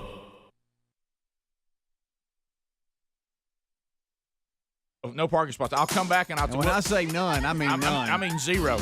And so I'll come back but that's we already all feel like we're in the apocalypse. Yeah. So we don't need stuff like this. No. Stuff like this just adds to the sheer weirdness right of our whole society right now.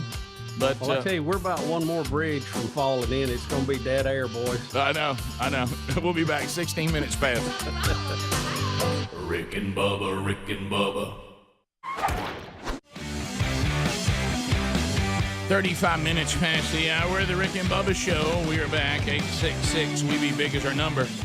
Certainly hoping and praying that by Father's Day weekend, we will be able to kind of get back to some sort of normalcy with our lives. Gridiron Men's Conference is still a go at this time. And if you want to go ahead and get your tickets, maybe you're just coming off Easter this past weekend and you're like, man, I'm looking forward to, the Gridiron Men's Conference. It's going to be at Probst Arena Friday and Saturday night right there at the Von Braun Center, Huntsville, Alabama. First time it's ever been in Huntsville. And I'm honored to be back in the lineup this year. It'll be June 19th and 20th. I'll be joining David Jeremiah. Larry the Cable Guy will be giving his testimony. Steve Farrar will be speaking. Josh Rivas will be there. Charles Billingsley, I want the guys to know, I interacted with Charles Billingsley over the weekend via text. Charles has got COVID-19, and his new album just dropped. It's available on Apple, and I said to him, since his new album just dropped, and let's face it, we all kind of want to talk to somebody that's had COVID-19. We're working to maybe interview him this week. He said if he feels like it, we'd love to have him. and he can tell us. Of course, it varies wildly. I mean, I've talked to people who've had it that it said it barely impacted my life at all, and then Charles, who thankfully didn't have to go to ICU or anything, but he just said it was a very hard flu to push through. And then, of course, you have the worst end of the spectrum, people whose lives are being taken or they have to go into ICU. But anyway, so it varies wildly all over the road. But Charles Billingsley will be leading worship at the Gridiron Men's Conference, as is the norm. All that information can be found at gridironmen.com, or go to rickandbubba.com, where you'll find it right there under the sponsors button. And I sure am hoping that we'll be able to do that event and get together. All right, so we're working up here on the technical stuff, and it looks like there's a lot of T1 talk and moving triple option to T1 and all this and that, and it looks like as far as now, Speedy is still not back, but as far as my phone and my computer, I'm back. So I don't know if we're moving our way there, but there's no doubt that the stuff tied to Spectrum is all down. We're just routing around to different things we have and moving Wi-Fi over to some of the T1 stuff and all that. So, that and your parking lot being full. Yep. I mean, it's just strange. Strange days indeed. Strange days indeed. And Adler's going to be a dad today. I mean, strange. This is like a circus out here. It's a lot going on. I'm honestly surprised a tree didn't fall on my house last night. I'm like surprised. Yeah, I inched out today because you never know what's going on where we are, and it was nothing like what South Mississippi and West Monroe had to deal with, and some of the other places. For me, where I live, it never. I know y'all said it changed a little bit. It really never did for us. It was pretty much the same all day long, and that was there were straight line winds, and every now and then you'd hear a rumble, and every now and then you'd see lightning, and then it would pour like a cow on a flat rock. And it just did that all day. I mean, it never seemed to get worse or even let off. It just did that for hours on end. And but we never had anything severe or anything. I think we got a severe thunderstorm warning in our whole county one time or something. But nothing that I can see. Now I'll go home today. Now the yard may have a tree down in the backyard. Or something. I couldn't. Nothing fell when there was still light to see it. See, we didn't have as much rain, I don't think, as you guys had. It was overcast, but it really didn't rain that much yesterday. May have last night. It was howling, though, the wind last night. I mean, the weather radio was going off quicker than I could, put the button to cut it off. And, it's at some point you just zoned out and tried to get a little sleep. So if I nod off today, you'll know what happened. Well, I did the stuff I always do. But we made it. And I shouldn't have done it. I text Span and I said, so should I be listening for a siren? And I just enjoy doing that kind of stuff. Well, he probably had all he could take. Oh, my goodness. Yeah.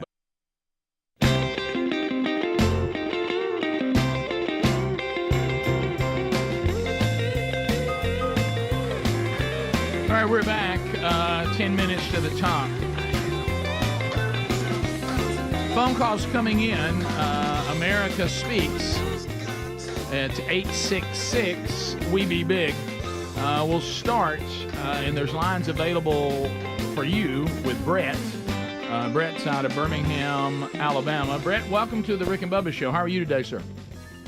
Man, I'm doing really good. So I'm actually Dustin Connell's camera guy, and we got it done yesterday. Yes, congratulations. $300,000 on Lay Lake. Yes, congratulations. It's wild having a home event, boys, because we were had confetti last night holding up $300,000 checks, and now I'm changing diapers and taking babies to daycare. It's wild. I mean, 24 hours makes a big difference, doesn't it? Well, look, we got to ask you, does the cameraman get a cut of that? How does that work? Yeah.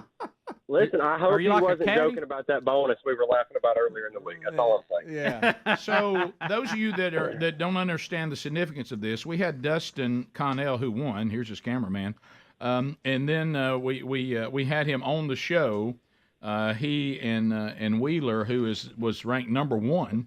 And of course, he finished fifth, by the way. Did he? Okay. Yeah. And so they were both in the top 10. But Dustin Connell won the whole thing. Wow. $300,000. He is the first two-time Red Crest champion. How about that? So he won that, and he'll be on the show Wednesday, right? Yes, he will. I believe so. Yep. So that's and thanks great. for all your help for the first interview, bud. I appreciate it. And, hey, man, congratulations. I appreciate y'all getting him in. It was a good time. Yeah. Thank you, Brett. Congratulations to Awesome. Team Connell. There we go. Yeah. Not trying to brag, but thought maybe we brought him a little luck. It just happened. It's just what happened. Not trying to bring any attention to ourselves. That's just what happened.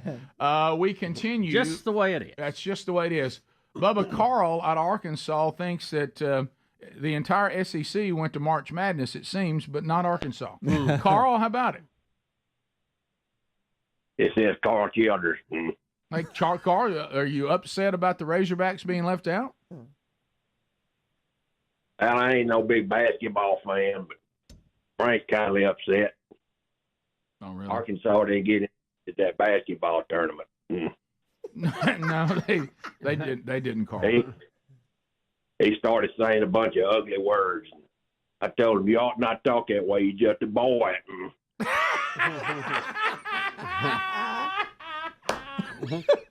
Well, I'm sorry he was upset. He must be a big Stove fan. up this morning. I'm kind of stove up this morning. I've been helping Frank tote a bunch of sack full of wash. Oh, have you? Okay. Okay. Sack full of wash. Yes, sir. Well, Carl. By the way, Frank got that internet. He got a computer and got that internet. Showed me all the website, and I saw the picture of that Adler feller. Oh, did you? No. Okay. Wow. Yeah. He's a little bitty fella. He ain't no bigger than a squirrel. Thank you. Thank you so much. Thank you, Carl. Well, he's right there. Yeah, great to hear from you, Carl. Always a pleasure, buddy. I'm sorry Arkansas got left out. Sounds like Frank's upset about it. The Hogs. Let's go to Chris in Anniston. Chris, welcome to Rick and Bubba. Go ahead. Good morning, Biggins. Hey, Chris. Hey, just want to let you know, Rick, I work for a cardiology practice in Anniston, Alabama. I'm a nurse practitioner for big practice here. But we do stress tests in the afternoon. No, you don't. Sorry. Yes, sir, we do. We do. The only time we tell you not to have anything to eat or drink is if you're doing the chemical stress test, like Lexiscan, where we, you don't get on the treadmill. So yep, you can have food, and we do them all day, every day in the afternoon. And I imagine if you're getting on the treadmill, you want somebody to kind of have an average day, don't you? Yeah. Yes, sir. And plus, if I'm going to get on and do what's ahead of me, I probably need the fuel for it.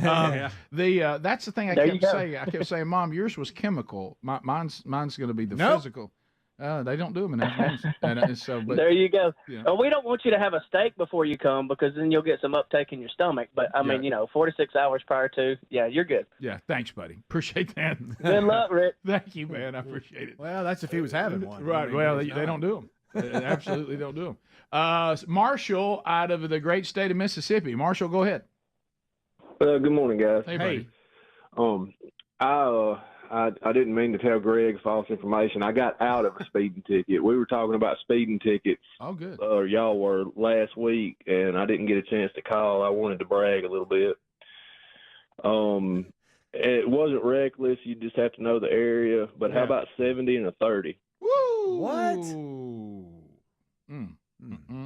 Yeah. And you got out of that. And, well, I just so happened he walked up with his hand on his hip. Oh, really? When I pulled over, and he eased around, and I said, "What's up, Brett?" Come find out it was a guy that I go to school or went to school with. That's big. We stood there on the side of the road talking for a little while. He said, "What do you got to say for yourself?" I said, "Sheer stupidity." That helped. And what is a good line? Because apparently I'm not using the right one now. Well, you got to know him, I guess. Hey, own it. Just own it. Yes, sir. I know exactly. I was running 72 miles an hour. I know exactly how. Just own it. And he said, I got a CDL, of course. So he saw the CDL, and he said, "Listen, hang on a minute." And he come back. He went to his car. He come back. He said, "Look, please don't do this again."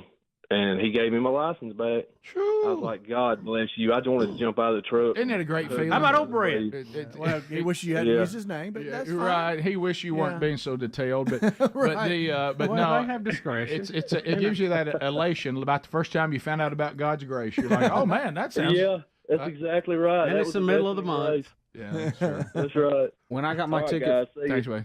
When I got my ticket for rolling that stop sign with a crying baby in the car, I thought I was so out of it because Ezra kept crying as the cop walked up, and I owned it. He goes, "You know why I pulled you over?" I go, Yeah, I do.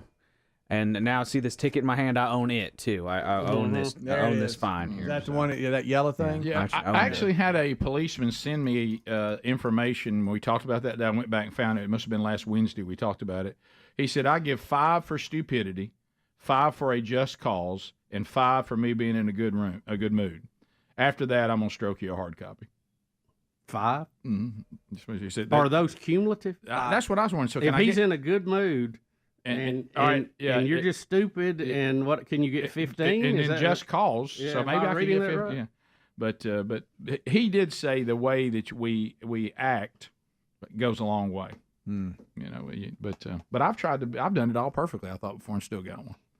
But how about this? I could just not speed. There's an option. Yeah. We continue. Let's go to Let's go to Abby. Apparently, saying you don't know how fast you were going is not the right answer. No, I've done that one too. I've done that one too. Right. Well, I wasn't staring at the speedometer. Yeah. Well, I told you that time I did get out of one when the guy looked at the lift kit tires and he said, you need to get that, what's it called, calibrated again. What you're seeing and what I'm seeing are two different things. And I said, yeah, probably so. That's a good point, sir. You know what? Didn't think of that. Wish I had. Wow. So if I go do that, can I get it? Yeah. Abby, welcome. Gadsden, Z93. I've noticed the older that I've gotten, the less batting my eyelashes works with a cop. Yeah, I tried it too because nowadays you don't know. Well, that's true. Last time I got pulled over, the cop, I turned around, he looked 17. I thought, well, this isn't going to work out. But I wanted to tell y'all thank you so much. Y'all been such a big part of my life, and I know people are bombarding y'all all the time with questions like what's going to happen. And I think it's just because the audience has connected in such a way to y'all. And it's just kind of like a little bit nervous, like when and why am I not going to get the Rick and Bubba show anymore? So I kind of wanted to give you a little perspective on that. Also, I just want to thank y'all, and I just love you. And I wanted to get one phone call in before y'all ended it up. Well, thank you. Well, Abby. that was a good one to get in. That is. Yeah. No, you're right. I'm glad people care. Yeah. My goodness, I tell you what would be terrible if everybody was going, well, y'all about 2 years long on this. We all been done before y'all are done. I'm glad everybody cares. If y'all didn't care, then we haven't done a very good job. So thank you for that. Top of the hour. If you're leaving us, have a big day. If you got more Rick and Bubba, Lord willing, we'll hit a top of the hour break, and then we'll be right back. Rick and Bubba, Rick and Bubba.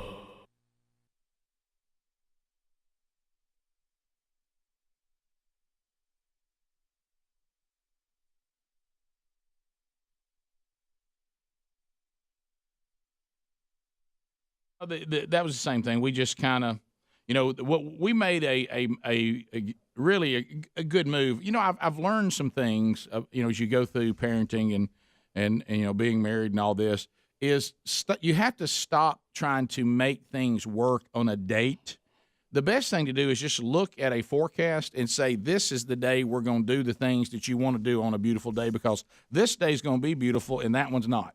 So I'm sorry, one's called Easter and one's not, but so what we did is we did the major part of the pandemic Easter, as far as spending time together. Now, we got together on Sunday as well and tried to have a little meal and watch church online and did the Burgess family Zoom with everybody. But we went to the farm and stayed all day Saturday. Saturday where we live was just, it was nice.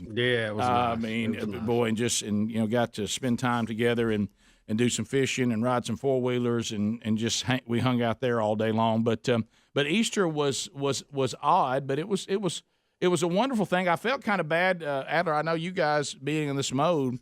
The church that I attend, Shades Mountain Baptist Church in Birmingham, Alabama. So the Adlers, as you know, Chris Adler, Eddie Van Adler's dad, is the worship pastor there. And so what they did, I thought was kind of cool for our church, is instead of it being, streamed or recorded in the worship center, they all did their parts from their homes. But since everybody else was in a home, but of course now real high quality stuff. I'm talking the mix and everything was amazing. So when it came to the Adlers, I felt kind of bad. There were Adler's brothers and mom and dad, and they're all just singing incredibly. His brothers are talented, his parents are talented, the whole family's talented, and so you had them, and then of course. His other brother, the only one that was missing was the older brother. Is he considered non-musical? I meant to ask you this, Chris. That was everybody that actually is still because my brother Jake lives on the same property as my parents. And then my youngest brother, Brady, he still lives at home. So I think that was a selection of brothers based on who's just still around and safe. Yeah, well, Jake's wife was there, and of course she can sing too, which is incredible. But is Luke? Is he of all you? He considers. Is he musical at all? He is. Luke and I both took piano lessons growing up, and Luke and I both played guitar and drums a ton. For a really long time, Luke was my whole life. My older brother Luke was better than me at drums, and then my freshman year of college, I got a storage unit. in Auburn and put a drum kit in that storage unit. And I ruined my hearing that year, but I got better at drums than my brother, so it was worth it. Right, yeah. So, Adler, you went to the storage building and used it like a garage? That's great. I did. For about 6 months, I got away with it. And so then, you went in there and you just shut the door and play. And then when you leave. Greg, didn't we do that? Maybe I was only in that band. I was in a band that practiced at a storage unit. I remember that was a different band you were in, but I remember coming to watch y'all in the storage unit practice. Yes, it was odd. It's loud. It's real loud. It is real loud. It's real loud. But you're in a tin building. That's why. But anyway, watching, and our pastor, Danny Wood, he did the message like sitting in his living room. And the announcements would be like some guy standing, one of the staff members in their front or backyard. That's funny. It was funny. And it was really well done. They shot it all. The mix is what I was shocked at because I was prepared. Yeah. Of course, the Adlers, they're gonna have a good mix. Oh, of course. You know what I mean? They're going. Yeah. But it was beautiful, and we loved it. I know all you guys had online services too, and then we had lunch. I asked Sherry. I said, "How did?" Because we ended up getting a honey baked ham. With the they make you stand on X's and they bring it out to the curb and all this kind of stuff. But anyway, I asked. I said, is this some kind of Gentile thing? The ham on Easter, is this our way of saying we are the wild branch grafted in and we're clinging and we're embracing it? We're gonna have ham on Resurrection Sunday. I mean, is that part of our wild branch grafted in? Who threw ham on Easter? I don't know. We had it though. But boy, we hit it hard. Yeah.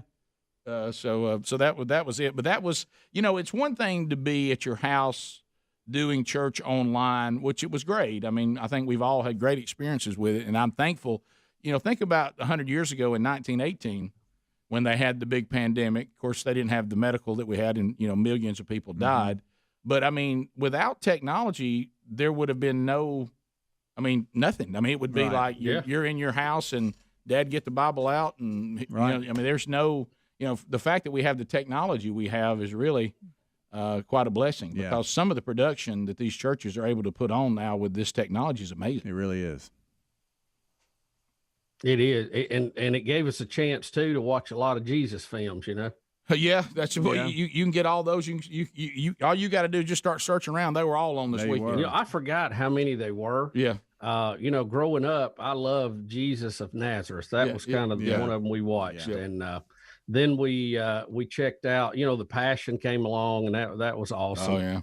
And then we were watching The Chosen, which is a whole kind of a different take on it, but I like what they're doing. I love it. Yeah, it's good. It shows the human side much more, but stays scriptural. Yeah. It doesn't get away from that. Yeah. Right. And then we went back and caught up a couple of ones that.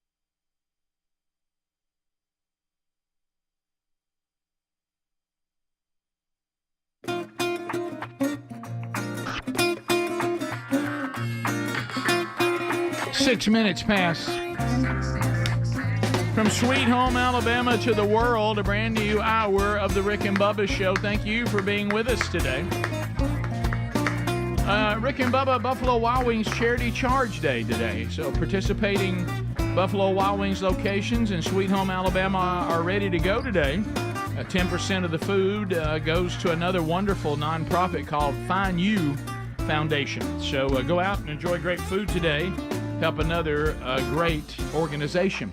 And another Rick and Bubba University, the podcast, episode 4 of the ongoing series, Letters from the Audience. If you haven't caught it over the weekend yet, go grab that wherever you get podcasts. Bubba, we will start this hour talking about, of course, Trump. Trumpy. Big weekend for Trump. Oh, Trumpness. So the left... They are terrified, and they're trying everything they can do to stop Trump. And one of the things which they successfully did on January the 6th is to present Donald Trump as dangerous. A threat to democracy. He is dangerous.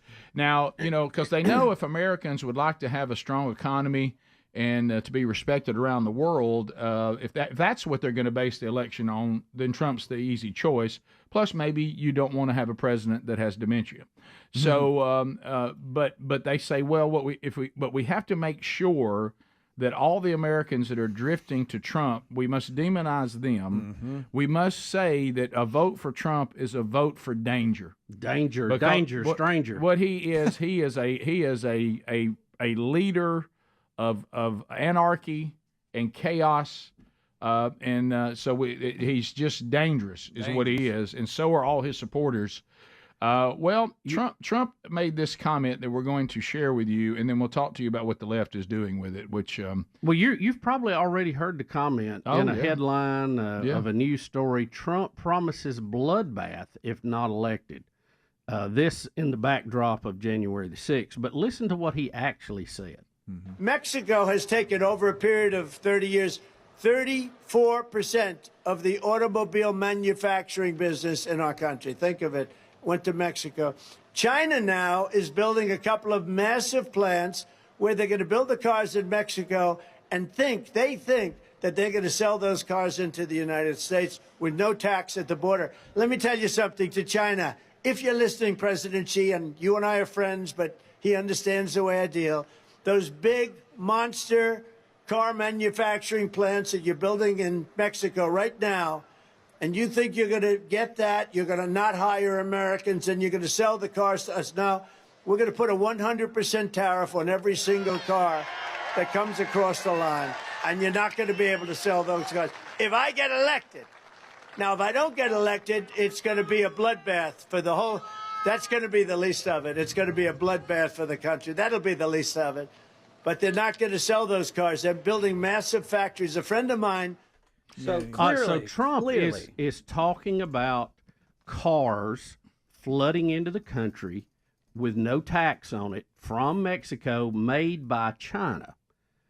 And if he does not get elected and does not put a tariff on it, it's going to be a bloodbath for the auto industry. Yes. Clearly what he's referring to. And then he said not just there, but economically and so many other places too. Yes. He's saying the way that the left is doing business is going to be a disaster.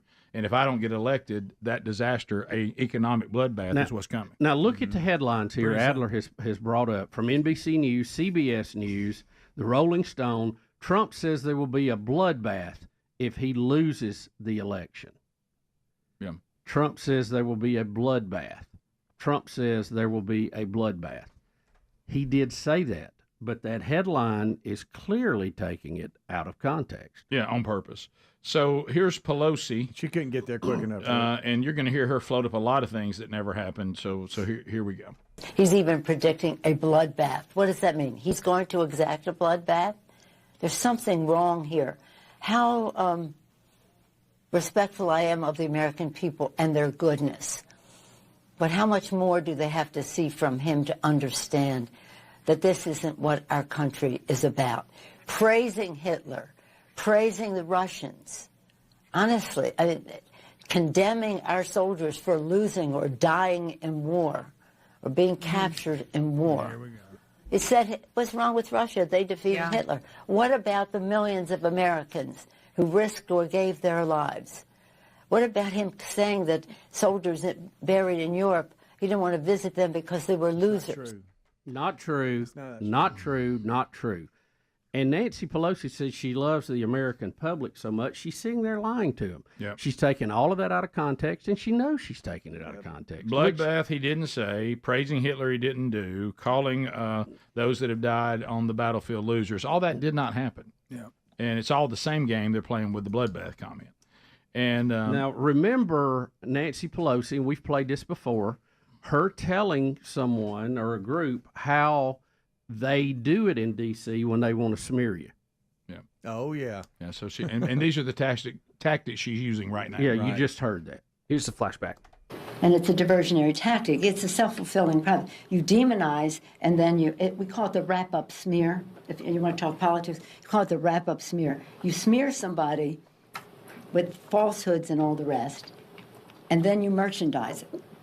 And then you write it, and they'll say, see, it's reported in the press that this, and this, So they have that validation that the press reported the smear, and then it's called the wrap-up smear. Now I'm going to merchandise the press's report on the smear that we made. And it's a tactic.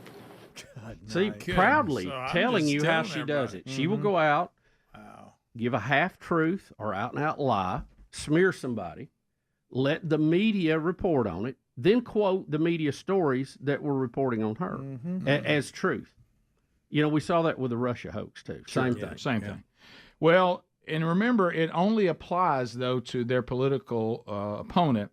When they call for violence and you attempt to point to that, then, of course, you're doing exactly what they did. Right. So here they are, you know, who are concerned. And what does she do? She loves American people? Yes. Yeah, and she's disdemonized Trump, what they always do, that he calls for violence. Now let's hear them calling for violence.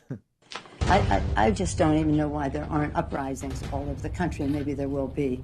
People need to start taking to the streets. This is a dictator. You know, there needs to be unrest in the streets for as long as there is unrest in our lives. Enemies of the state. Show me where it says that protests are supposed to be polite and peaceful. Do something about your dad's immigration practices, you feckless. Low, we kick. How do you resist the temptation to run up and wring her neck? Biggest terror threat in this country is white men, most of them radicalized right up to the right. I thought he should have punched him in the face. I said, even if you lost, he insulted your wife. Yes. He came down the escalator and called Mexicans rapists and murderers. He said, well, what do you think I should have done? I said, I think you should have punched him in the face and then gotten out of the race. You would have been a hero. I'd like to punch him in the face. It goes on and on. On and on and on. But there's Biden Violence. talking about taking behind the barn. And Yeah, and then Take a poke at you. I told you behind the barn. I said, why you got hairy legs? Johnny Depp, when was the last time an actor assassinated a president? I mean, it goes and goes and goes. And then you had the See, they Madonna are dude. directly No, what was her name? calling for violence. Called for violence in the streets and everywhere they go. Oh, they'll let 'em- Maxine? Yeah, Maxine Waters. Maxine Waters. Don't let them eat. Don't let them do. Right. So, And then they are directly calling for violence. And then, like, referring to Trump's bloodbath. Yep. He was talking about a market situation. He was talking about economically. And I mean, that's plain as day. You hear the clips. You heard him. You heard them, what they're saying. Yeah. It's all a scam. Yep. So I can't believe people buy into that crap. well, and I don't know.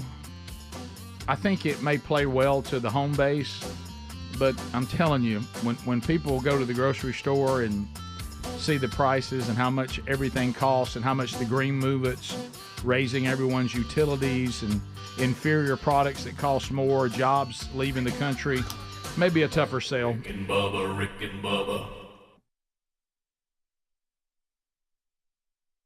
Been out that I'd never even seen before.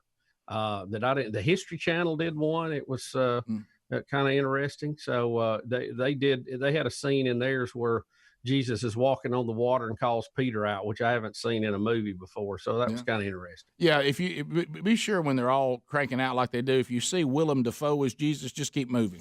Yeah. Okay. Yeah, I know. I got you. I got that one. I got that. Want to pass on. Yeah. All right, we come back. I will tell you this: the attempt at the Burgess family Zoom. Oh yeah. Yesterday, it was so funny. There were moments when we were just laughing so hard to try to watch everybody get on that technology and everybody say hello for Easter. And Rick, remind me to tell you about Betty's comedy bit. Okay. Oh, wow. Yeah, I think I heard you talking to Greg about that. Rick and Bubba, Rick and Bubba.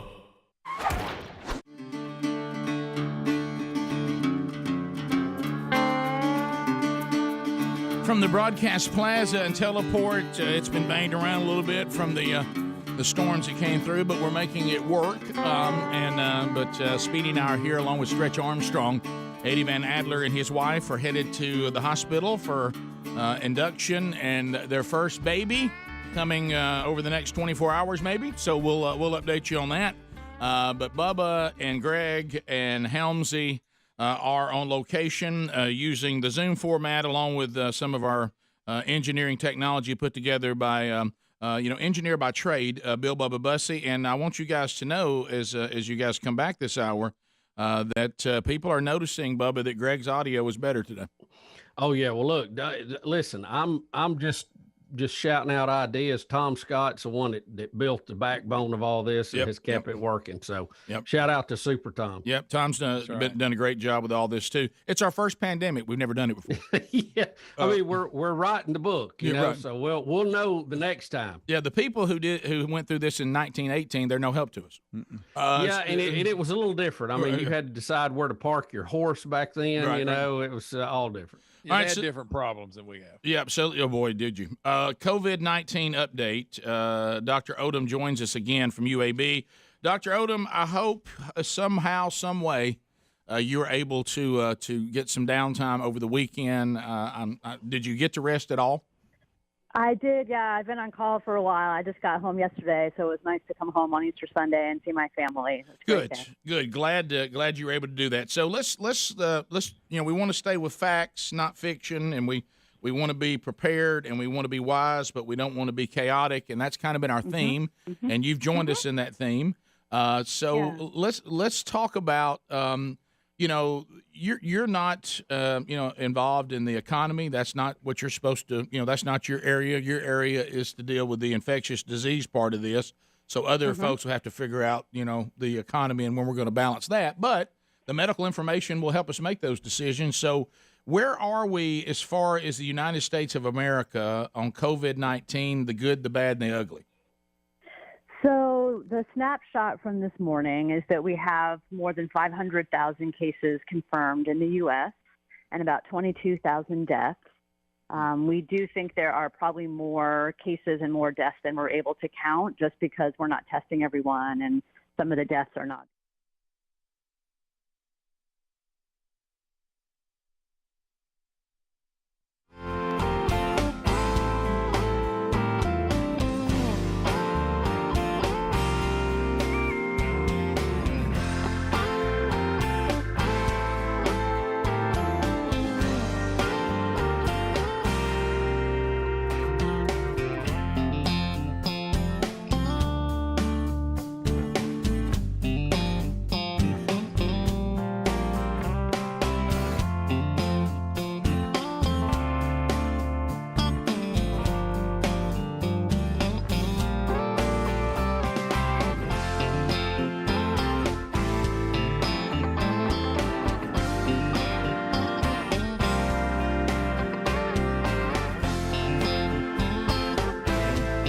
To Dr. Odom, why are these viruses always negative? They're always terrible. I know. Why does it never work like a superhero movie where we get something and suddenly, hey, this virus gives me this superpower or solves this health problem, not causes one? Yeah, why can't it just seems like we ought to be able to train these things to do something positive. Like, hey, man, I caught the virus that cleaned out my arteries. Isn't that cool? Right.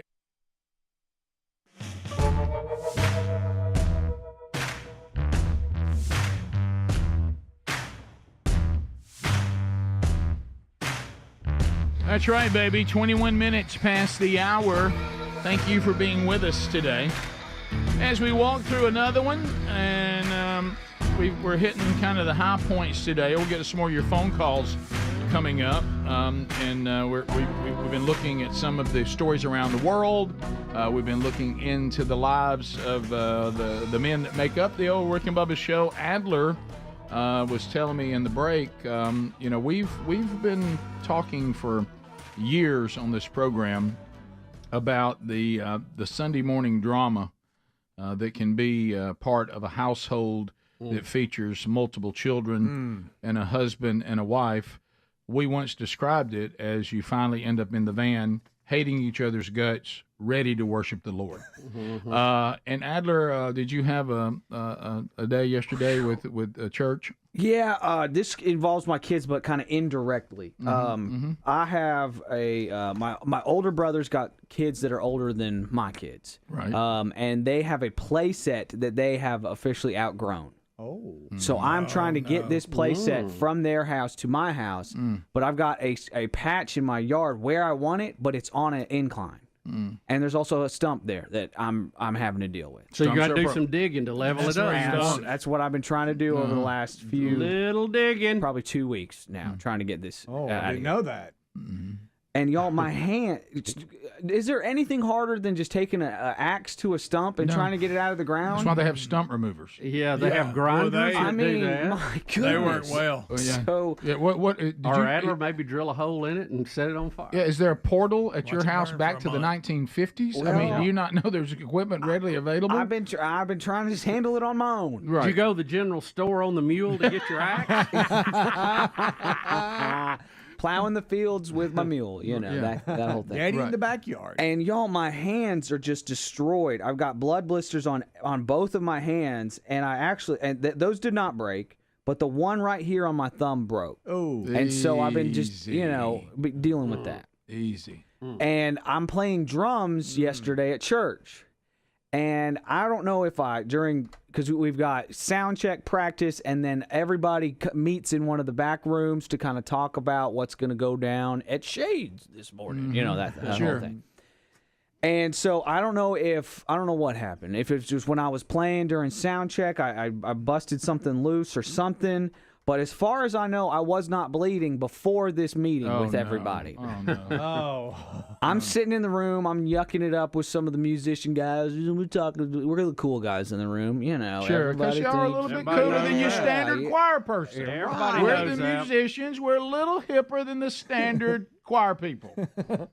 But then the pastor comes in because everybody's meeting. We got the sound guys, we got choir people, we've got band. It's just everybody that's involved with the thing.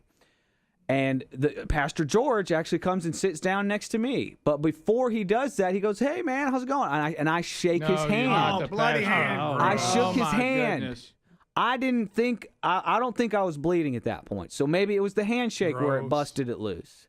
We talk about the flow of the service, and then we all close our eyes to pray. But as I look down to pray, to close my eyes, I see a drop of blood running down my thumb. So you're bleeding now. And you're I'm just shaking drummer. the pastor's hand. Right. And I'm sitting there during the prayer just like, what am I going to do? I got to tell him. He's about to go shake who knows how many people's hands. Right. Is it on his nice clothes?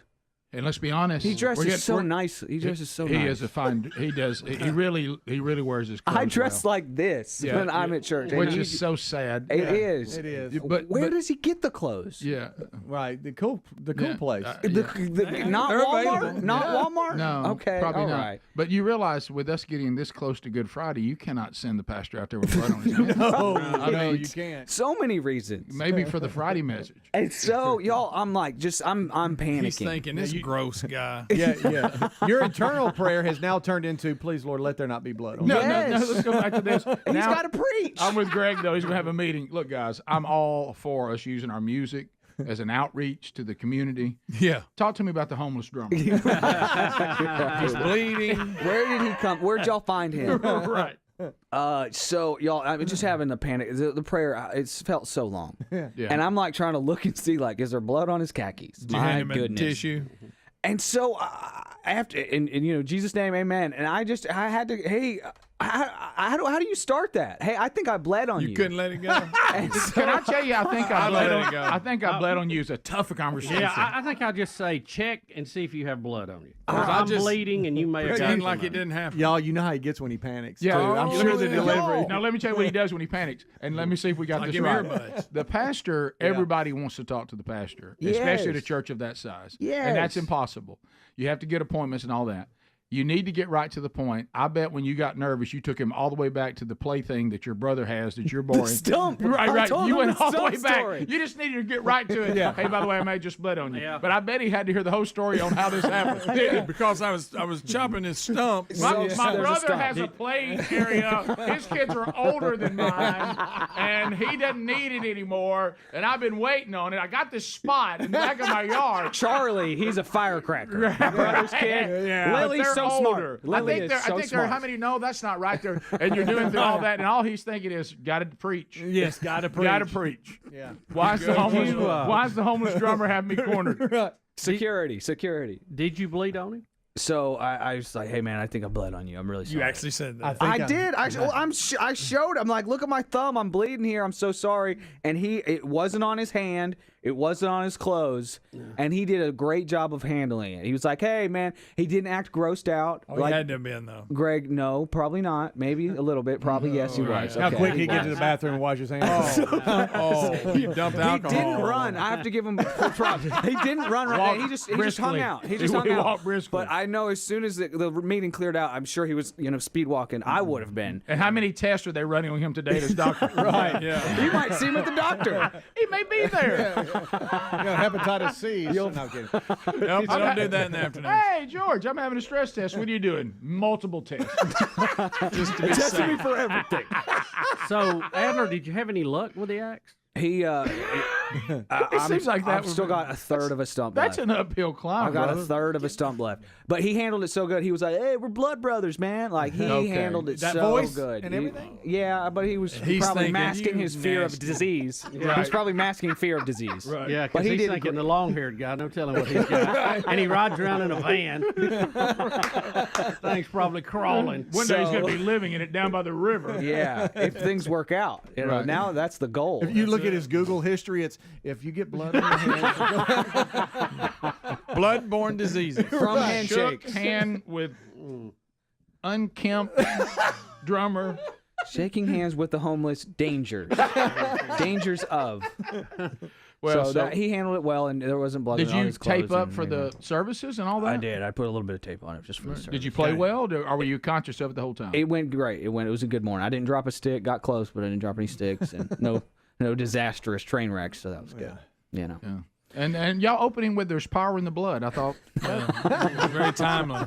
Yeah, it's Easter. You Hey, know? Adler, who is that drummer that I know I've sent you a couple of reels, that guy that just plays like just off the chain, just 3 times as fast as everybody else?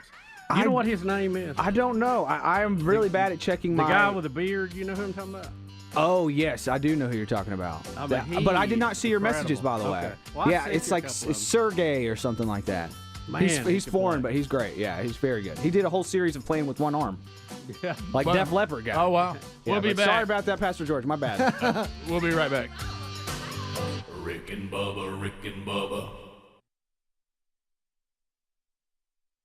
Exactly. We You never know, have I that. I caught the virus that's regenerating cartilage in my knee. Yeah. You know, I mean, why is it always negative? Because, I mean, don't these things realize if they kill the host, they go in the ground too? Yeah, you hey, know, there's right. Yeah. Hey, you won't believe what happened. What virus you get? The one that flattens my stomach. You won't believe it. yeah. Hey, I call it washboard 20. Yeah. I Look got at one. this. Hey, check this out. You know? Yeah. I got one. My hair just grows uncontrollably. You wouldn't believe how thick it gets. Yeah. Y'all not gonna believe the virus my wife got. Well, the one where she makes up her mind. Oh. Yeah. Well, I mean, where's Well, Rick? we ain't touching that one, Rick. That's Rick at No, rickandbubba.com. if we want to go for something, let's go for it. Yeah. Speedy had one off air I can't mention. Yeah, well, we all thought about that one. But That's Ogandry Wow, what a 2020. Sick again. People lining up expose me to it. Come on, breathe on me. Greg, Greg, the doctor walks in. Greg's he's got the manila folder. Okay, I got to tell you something. Look at that. I got good news and I got bad news. All right. Bad news is you're gonna be really sick, but when this thing clears, Yeah. all right. So,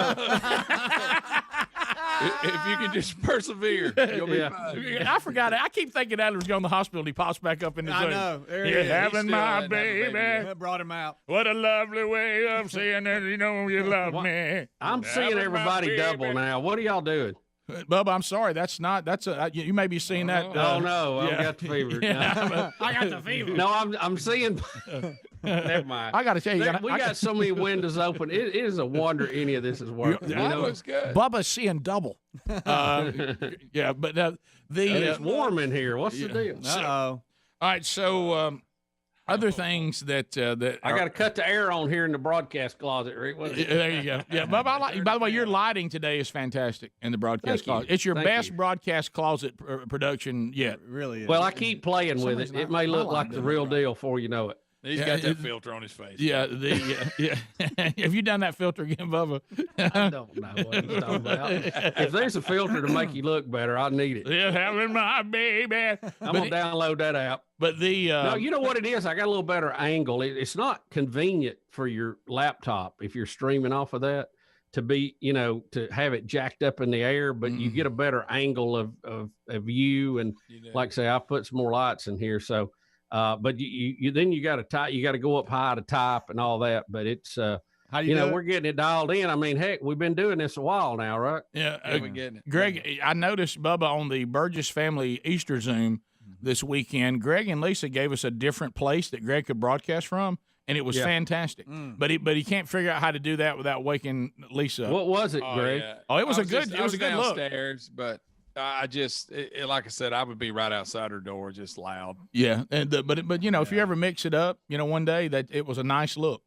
So it was good. It was very pleasant.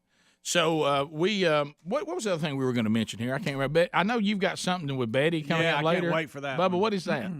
Well, I would like to tell you more about it, but I really can't because I don't understand it. Betty told me she'd been working on a comedy bit to help us out here a little bit. Okay. And okay. I said, well, what is it, honey? Do you want to tell me a little bit about it before you start? And she got her piece of paper out and she starts trying to, it's something about isolation, but I can't, she gets to laughing so hard. She gets to crying. And I don't know that that's not funnier than the bit that she's trying to do. Right. Yeah. But I can't ever understand what she's talking about because she just gets to laughing and crying and stomping and, you can't even tell what she's talking about. Well, the email, we need to know that. The email, you need to try to, are we going to try that today again? Or well, it'll be after, the dog gets her up. The one of the things over the weekend too, my emails of the weekend featured two things. First of all, the whole wide world's making spiral dogs. The whole world did it. Yeah, and I'm thinking to myself, how did I not monetize that? You know, really I mean, I was like, how in the world people are on fire for a spiral dog, Bubba, and I can't find out any way in the world for Rick and Bubba Incorporated to profit from that. But they probably were around before us, though, wasn't it? Well, I don't know. I'm just talking about the way that when we did the video at home and everything, it just launched a whole movement. But anyway, so it changes the hot dog experience. You're against an automatic cutter, though, right? Now we like to come up with one of those, but you like to hand cut them. Yeah, maybe we come up with one that we approve. It gives you the perfect spiral that we approve.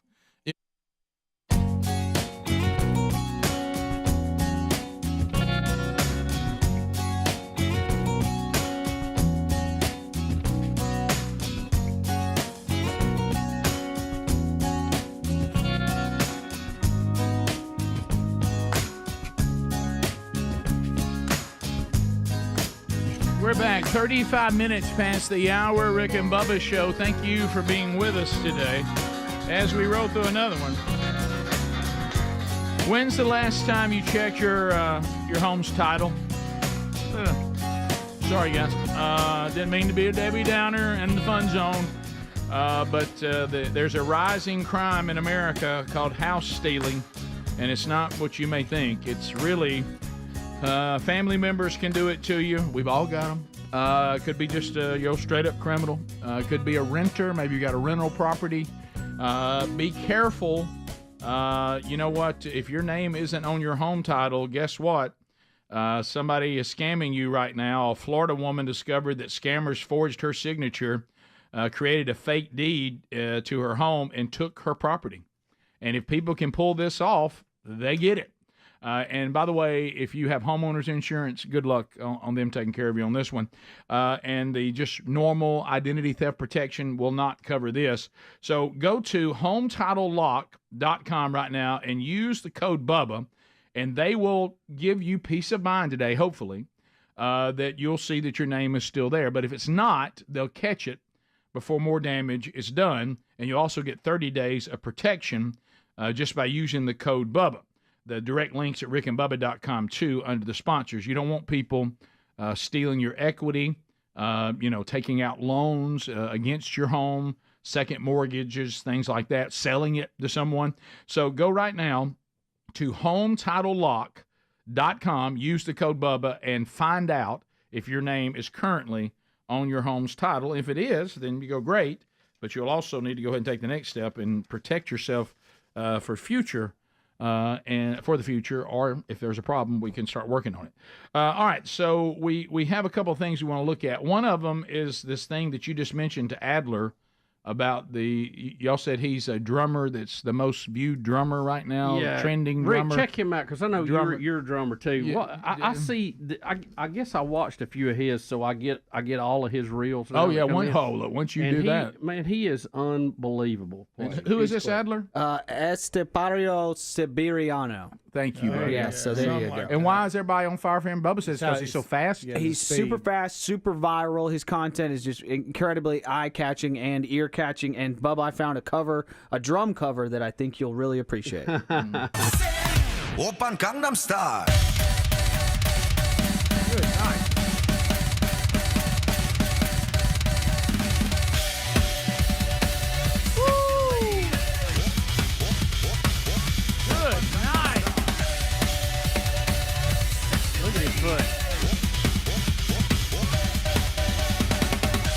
Wow! Wow! He's like a machine. He shoots some of them from the side, and you can see his footwork, and it is unbelievable. And he plays everything like I don't know what speed that is. What time is that, Adler? Is that like? I mean, he does it on everything. It's like "Take on Me." It'll be like "Take on me." Just like, wow. Well, the cool thing is too, and I know Adler, you are looking at that, Greg. You too. His smoothness. He's very smooth. Good night. And he sits there, and it's like it really is like a machine. You know, you see some people that they're doing stuff, but it looks like it's really hard work for them. Right. For him, he just looks like a fine old machine that's just. Rick, you ought to watch all of them. There's some that just mind blowing. That is incredible. And that brought up a clip we saw the other night. I know you've seen it before, but it was funny. I'd forgotten about it when Will Ferrell had a drum off with the Red Hot Chili Peppers. The guy who looks like Will Ferrell. And they're dressed they look like brothers. Yeah. And they're dueling, and at one point, Will Ferrell says, well, that's pretty good if you play for the lukewarm Chili Peppers. The fact they look alike is so strange. They look exactly alike. And they're dressed alike. Yeah, and they just went ahead and made it look even more. Yeah, and... Seem about right? He looks exactly. That is so strange how much they look like each other. That is so strange. A traditional drum off. Yeah, was a big discussion about that. Yeah. Was Ferrell even playing this, or was somebody playing it off camera? I think he mimes it. Unfortunately. Yeah.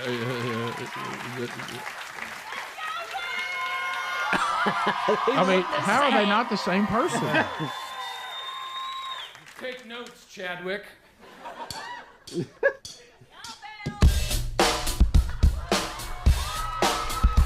Take notes, Chadwick. Something about Will Ferrell's look is just funny.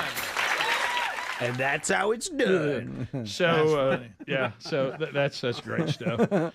Something else we need an update on, and it gets closer. This is Mike Tyson at 57. When do they fight? When is it? I think it's July. Anybody know? July. It should be in July. I'm gonna kill the April. Well, that's a long time to wait. Yeah. By the way, the latest tweet or something from, I'll have to edit it, of course, is Mike Tyson says, if you think I signed the contract for money, you're blanking stupid. I'm coming to retire him early so he can join his brother in the WWE. Listen, he ain't doing blank to me. You're going to see how old I am. Fight night. I'm taking this serious. This is serious to me. Again? This is serious to me. Watch me in the train right now. 57 years old, I killed Jake Paul.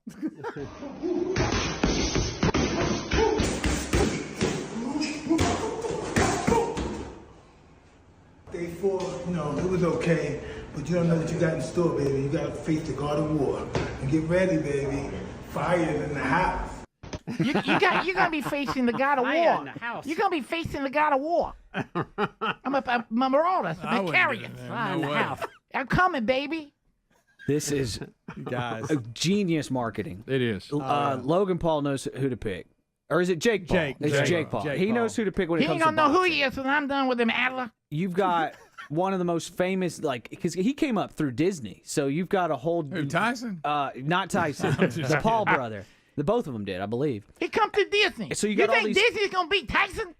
And then his YouTube Mouth. his YouTube show was one of the most popular in the history of the platform. So you got all these young fans, and then everybody that's older knows who Tyson is. So you've really got two generations that could potentially come together and make this the most watched fight in history. Yeah. Well, I'm going to watch it on Netflix. Yeah, I'll watch it. Yeah, it's been a long time since I said there's a heavyweight fight I've got to see, and you know the King of the Gypsies is pretty entertaining. Yes. But this is a whole nother hype. This I've may always- be invite friends over, I've order always- pizza. Yeah, well, I always wanted to ask these trainers. All right, he's got all these pads. He can still feel that. Yeah, he can feel my points. I mean, did you see his face once he he gets him here, hits him? Watch the trainer's face. You can feel points. And you like, man. You mean when he knocks him into the glass? Yeah. I'm coming for you, man. And you know It's too, a God of War. when they're It's what? doing It's a God of War. when they're doing that That's much good, at that speed, he's going to get hit accidentally. Of I course think. It happens. It definitely Right in the happens. points. I mean, I'd have a You'll be helmet my on, wouldn't trainer? y'all? With Yes. a face mask and everything else. Yes. Shin Like a guards. linebacker. Hey, look, Bubba, You if better put a helmet on, he might bite Snake boots. Bubba, if you think this is appointment television, you know tonight's Oprah special on Fat People. Oh, right. It's her weight loss special tonight. Here it is. you. What time is that tonight? I may catch that. On ABC. I may catch that for she pure gonna- entertainment. She's going to sit down with all the doctors, and we're going to talk shots and fad diets and everything under the sun. That'd be good. Oprah's going to get to the bottom of it because she knows what it's like to be shamed. Yep, I know. So that's, Poor Oprah. That's appointment TV tonight. Been a tough ride. Bless her heart. I hope she can find a viewer or two. What's it on? Who's carrying that? ABC. ABC. I think it's one. I know it's one of the original three. I think it's ABC. I think you're right. Yeah, I don't know what time or anything. An Oprah special: shame, blame, and the weight loss revolution. Today on blame. ABC. Okay, on ABC. There it is. But she had to get rid of Weight Watchers before she could do this. I guess so. Yeah, stepped off of Weight Watchers because they caught her taking shots. Yeah. But aren't they offering shots? No, I didn't know now? that. You brought that up. I didn't know. They, that. they, think they they are. are. They are. Yeah, I think you're right. I didn't even know that. I thought it was still the colors and meal plans and Deal a meal. Is Richard? Is his stuff still out there? The Deal a meal. wasn't that it? Deal a meal or something? It was Richard just calorie Simmons? count. I mean, is it still out there? I'm sure it is. Phone calls are next. We'll go phone trolling. We'll get a lot of you in. All I'd 10 like to lines. see those cards. Yeah, by the way. they're very colorful. We'll take your phone calls next. All 10 lines are available. More Rick and Bubba coming up right after this. Rick and Bubba, Rick and Bubba. So maybe that's one way to go. But anyway, it was great to see that, all kidding aside. Can I ask a question about that? Yeah. I know you cut the circles, thus the spiral dog, but have you ever tried just straight lines in it? Does that change it? People have done that before, and it doesn't give you the same even roast that you're looking for. So that you're looking for surface area with the spiral. all Oh the way yeah, through. man. Gosh, it's so Yeah, good. we got on. Betty was talking about that. She thought it had cheese in it, and I said, Betty, why did you think the spiral dog had cheese? Yeah, I don't know. Some people have tried. I've seen some cool stuff. The guy who worked Chilean was great. My charcoal guys, I knew they were going to come alive, and charcoal's best and all this. But even heat is it. So great emails, great pictures over the weekend, and then of course the other one was, handing out another profit star that the XFL has said they will not return. Guys, I'm going to say this. I'm going to say it loud and clear so I won't be held accountable. God does not want pro football in the spring. And I'm telling you, I don't know how much more clear he can be on this. I mean, this another spring football league. Now, the good news for the XFL Part 2, don't forget they've already failed once. Yeah. The XFL Part 2 is this time they can be that athlete that says, hey, man, if I hadn't messed my knee up, I'd have been All-American. They can do that thing where they say, well, they've got an out, Rick, because of the pandemic. They can say, hey, man, we would have made it if this pandemic hadn't come. Now, we all know that's not true. We all know that's not true. They were going to fail like once the USFL did not work, that was the end of it. Mm-hmm. I mean, that was the best shot, the best game plan, and it didn't work. Now, some people say Donald Trump messed that up. But anyway, because I was going to ask, now, how did that end? I know. Well, he wanted to go head-to-head in the fall. How about he won his court. He won the court case. He only got $1 out of it. Right. Yeah. But guys, stop with the attempts at professional football in the spring. Stop it. I mean, don't ever do this again. We've got other things that we need to be worrying about. We stop with this. Yeah, you're right. Look, don't fool with that. Go with something you know's a winner. Make masks, make gowns, right? Make ventilators, or do drive-through pickup for anything. Right. That's it. Yeah, that's your business model right now. Those are winners, baby. All right, your phone calls are next. Let's chat. All the lines are available. Stretch Armstrong will ease in there too. You can reach us at 866-WE-BE-BIG. Whatever you want to talk about, be our first phone troll of the day and of the week.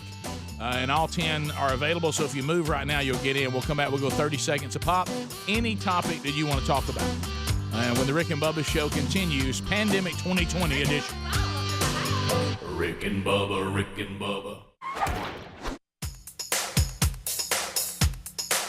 Rick and Bubba's in Ohio. Rick and Bubba, Rick and Bubba. Pass the gravy, please. Rick and Bubba, Rick and Bubba. Ooh, it brings me to my All right, we got 6 minutes past the hour from the broadcast plaza and teleport. A brand new hour of the Rick and Bubba show is here. Pandemic 2020.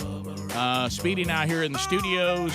Stretch Armstrong here. He's taking phone calls and handling YouTube. Adler is about to take he and his wife about to go to the hospital to start the process of labor, and they'll have a new baby, here before too long. It'll be this maybe next 24 hours, Adler. You never know. So when you need to go, just let us know. Greg, Helmsy, Adler, all on location, including Bill Bubba Bussey, who we welcome back. Bubba, still from the broadcast closet.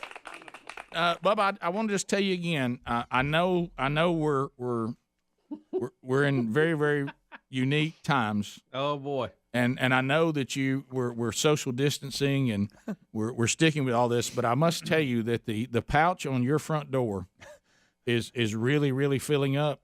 And it's filling up with things that we keep worrying if we're going to have enough of. Yeah, and good stuff in there. Yeah, put it this way: if your automobile needed fuel, you got a pocket full of fuel up there on your door. And if you need me to do something about that, I will. But it's stacking up. Well, I think we're going to take care of that today or tomorrow at the worst. Okay. So I'll let you know. Okay, just let me. All right. So preliminary report going into the break that Wesley's booby trap was destroyed by the weather, and this is a great line that somebody's put out. If this is true, the CDC needs to be notified that something probably escaped worse than COVID-19. Oh, right. So, the old booby trap. Oh, my goodness. I want to thank Bobby for bringing that to our attention. Right. Bobby, good to hear from you. Thank you, Bobby. Greg, I don't know were they still operating? I figure, social distancing makes that job a little tough. It does. Right? Yeah. Did they have a drive-through? Curbside, I guess. No, well, let's hope not. Guys, when we were watching the storm coverage last night, and James Spann.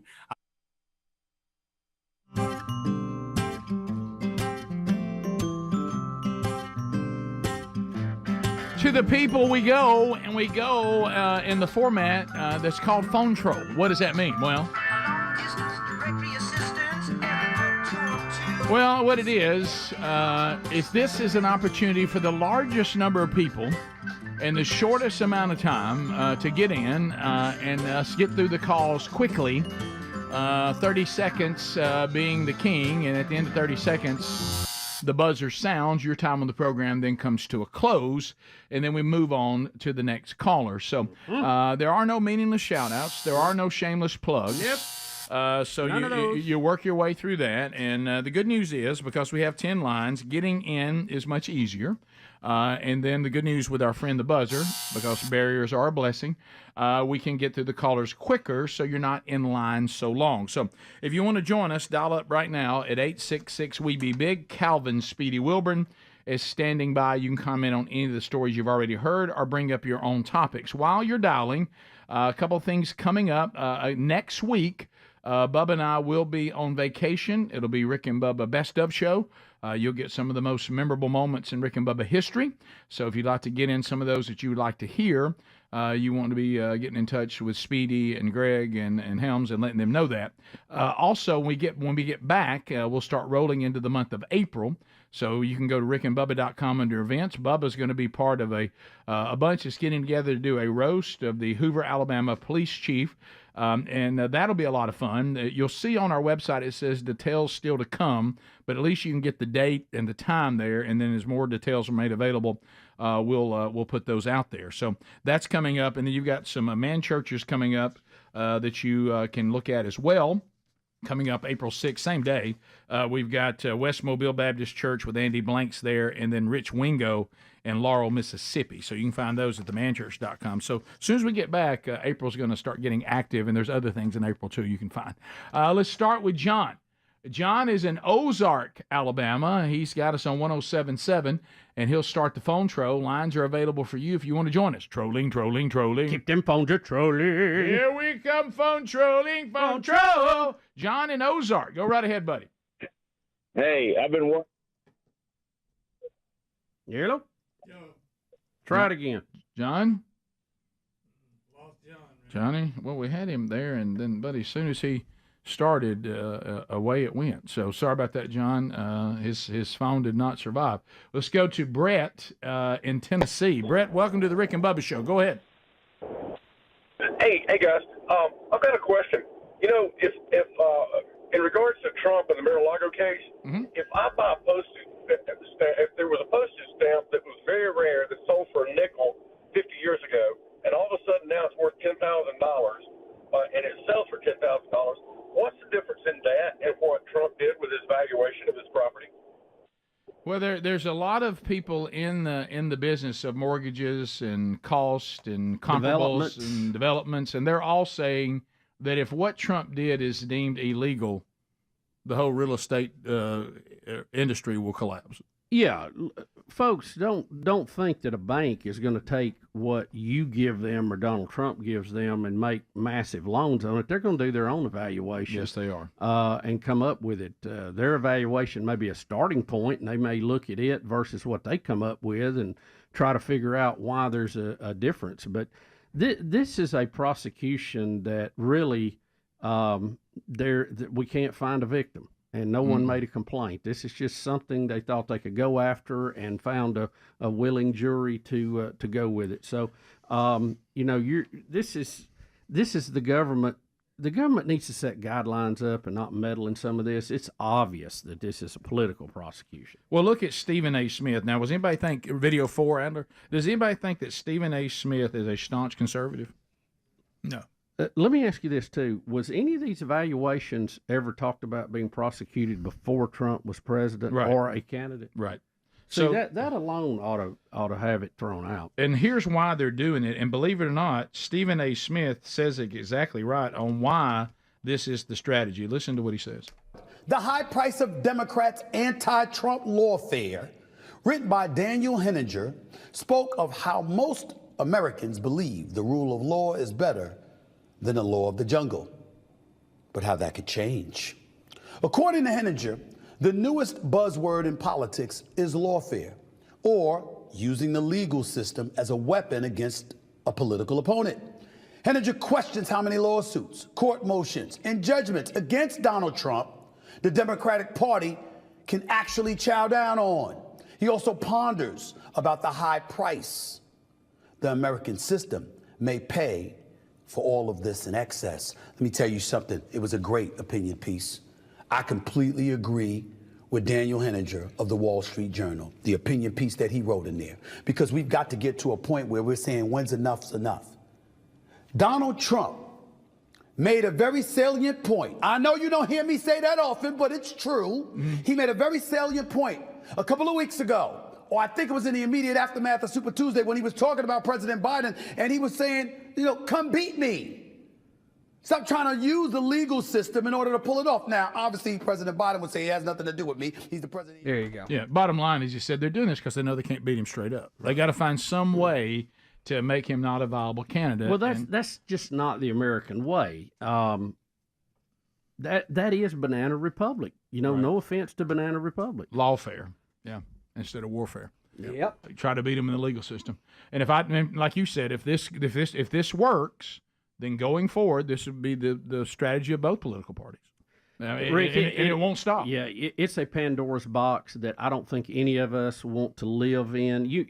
Let's just say you despise Trump now, and that's fine. I know a lot of people do, and you probably have semi-good reasons for that.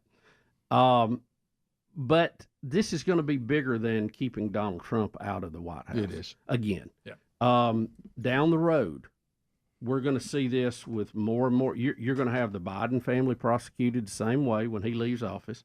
You're going to see the next Democrat president prosecuted this way if you have Republican votes to do it. They pick what they want to do. They get it in courts that they know they have a friendly judge, friendly jurors on, and they go after you. And you have to defend yourself. Yeah. And it ties you up, costs money, and gets you off the campaign trail. If Donald Trump is as bad as they make him out to be as a candidate, you shouldn't need all this to beat him. That's right. Yeah, that's the thing that is really odd about all of this. If it is so blatantly clear that he is a threat to democracy, why does half the country want him to be president? Right. Maybe it's just a political difference. Maybe it's a style difference. Yeah. Bo and Aniana. Bo, go ahead. Have a nice day. Hey, yes, sir. I have a funny scenario. Okay. Dippin' Dan and Car Wash Joe fishing on the Gulf of Mexico, and they run into an abandoned boat, and it appears that John Wayne was on it. This has to be an episode of the Twilight Zone. Yeah, John Wayne's not with us anymore. So we got an abandoned boat with John Wayne. Who does Ghost John boat? Wayne? Is that a call for the man with 1,000 voices? I guess that he so. would attempt Pilgrim. a John Wayne? I'm not following the guy. Yeah, that one was a little wordy, and it was involved a lot of people. And it is close to the last hour, which Right, is somewhat yeah, right. expected. Yeah. Maybe not on a Monday. Yeah, But, yeah. That one had so many details it almost Yeah. requires an email. Right. You know, for us to sit and read it. We need a flow chart on that one. That was good. And that one, crazy. and the John Wayne appearance is what Yeah, I that's didn't- where it threw me off. So maybe the man of 1,000 voices. He's trying to bring that in for him to attempt a impression. I don't know. I think that was one of those things we've all been there, where you're thinking about it and you think this is going to be awesome, and then it's time to present it to the show. Yeah, it and is. as you're rolling through it, you're like, you know what, this is not as good as I thought it would be, and I now regret doing it, and I don't know how to get out of But it. I'm now. too far in it. I'm too far. I've in it. already mentioned John Wayne. In my mind, if you have Howard Cosell and you slow it down, yes, and you drop it an octave or two, then you got John Wayne. Yeah. They're very it's- similar. yeah. Oh, yeah. All right, top of the hour. If you leave us, have a great day. More Rick and Bubba coming up. Still much to cover on the program today. If you want to find out everything you could possibly ever want to know on how you can get the show live and archived so you never miss a minute, all the options are available to you there at Rick and Bubba. Spell out the word and.com. We'll be right back. Rick and Bubba, Rick and Bubba.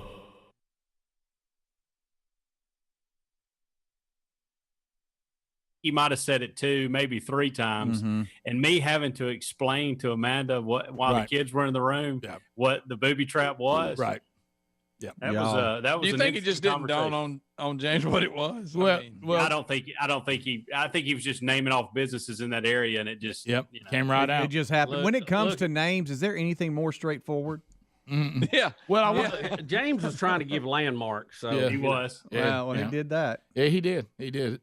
You remember our other studio we were at? There was a landmark there we always referred to where you had to take a right, so everybody knew where it was. You know, a bunch of guys, their wives looked at them, said, and they were like, "I don't know. I'm not sure where they're at. I don't know where he's talking." Honey, where's that? Oh, I have no idea. I have no idea. Yeah. Might as well be in another state, far as I know. Right. That was a tough one there, and James doing it in a serious situation makes it even better. Yeah, with tornadoes on the ground. Yeah. Well, you know what? We can always use every time somebody emails us, says, well, I'll tell you one thing today. When y'all talked about so-and-so, even though y'all were using code words, I had to explain that to my kids. I'm just going to say, well, ain't nothing working. What's James Spence said? Yeah. And Helmsy had to explain that. I'd like to know how you explained it. I'd like to know. He kept talking about, and y'all know the barbecue place there. I think it's called Green Top. Green Top. Yeah. Oh, yeah. He kept mentioning it and a church that I don't know how to pronounce the church because he kept messing it up too. And he was getting on himself a little bit and giving himself a speech. Right. It was either Lawley or Lawyer. Yeah, he got Lawler. tangled up, didn't he? Yeah. He didn't say if you're at the booby trap, you need to get in your safe place, did he?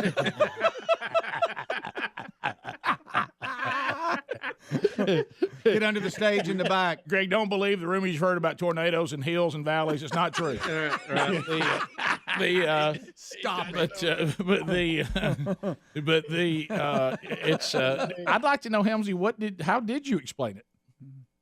I just leaned over and whispered to Amanda what it was. Okay. All right, I just good. told her it was a establishment with women in it. Right. And she got the point. Okay. Yeah. Well, once you hear that and you put the name, you got it. You know. Right. Yeah. Right. Yeah. So, Well, you think it would be self-explanatory? Yeah. Well, it was funny because she looked at me and she goes, "Did he just say booby trap?" Yeah. Wow, there you are again. Yeah. Well, that's what it's He did. called. That's what it's called. Yeah. Well, we're making sure they know. And keep in mind, what Helmsy's wife does for a living. She. Well, yeah. I Well, mean, that's yeah. She just wanted to know how she could help at one point. So Greg's wanting to say something. Look at now, listen, I'm backing up. I had a lactation joke. I let it go. All right, thank you, Greg. Thank you, buddy. I'd want to show some levity there. All right, so let's There's something funny about him saying it's just funny. I know with that haircut. So Where'd you get your hair cut at, Hams? No, the rest of us looking like we got a mop. None of us had a haircut in a month. Amanda cut it. Yeah, she just got the clippers and went nuts. She's never cut hair before. She claimed that she watched 4 videos on how to do it, so she was ready. Well, I see she flattened the curve out there in the front. She took that I wood actually speed did. and cut it down. I did that because she didn't want to mess with that, so I did that over the weekend. I'll be honest, you went a little high with it. You flattened the curve, didn't you? Wait a minute, I just noticed.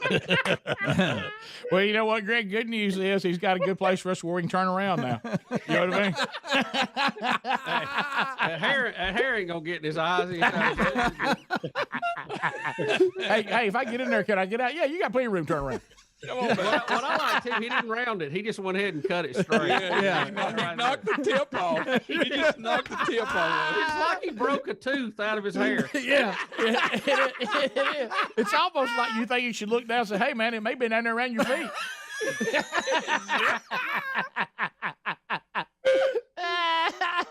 Oh, that's so good. This is where I wish the internet was still down. I could come back to the studio. That's right. Sure. 6 feet or more. Rick, he got tired of them Eddie Mustard references. He did. Well, he solved it. He solved it. We may get a new nickname, but that one's gone.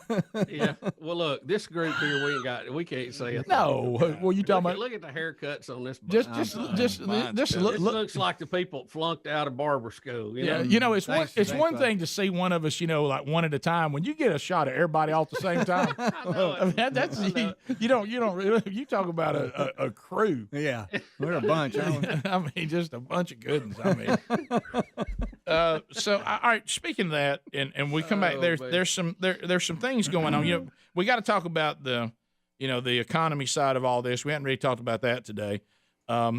Also, and just some things that are. We don't need to lose who we are in all this. And I'm seeing some things that are just a little. This is stuff that creeps you out. You were talking about you wasn't going to talk about. Yeah, and I know some, but I'm thinking to myself, I think it needs to be said. And plus, we got 4 hours to fill, and I can't find anything better than this to talk about. So and I saw it a couple times, and it's that thing again. Can we not be just level-headed about this? But and you've heard that it really, if you understand the way things work in a tyrannical, communistic, big brother, giant government world, this is a breeding ground for that kind of stuff, as we know. And we just got to be level-headed and not let this happen to us. And some things happened over the weekend that really creeped me out. And I was like, we can't be these people. This is America. Let's not forget who we are and all this. I know it's rough, and we're doing things that we need to do. That's not what I'm talking about. But there's another element that has crept in, and I do blame some of the media, and I do blame our government officials for this. But just because they're trying to breed something doesn't mean it has to grow. We can police ourselves on this. So we'll be back 14 minutes past. Our number is 866-WE-BE-BIG, and our website's Rick and Bubba, spell out the word and.com. Rick and Bubba, Rick and Bubba.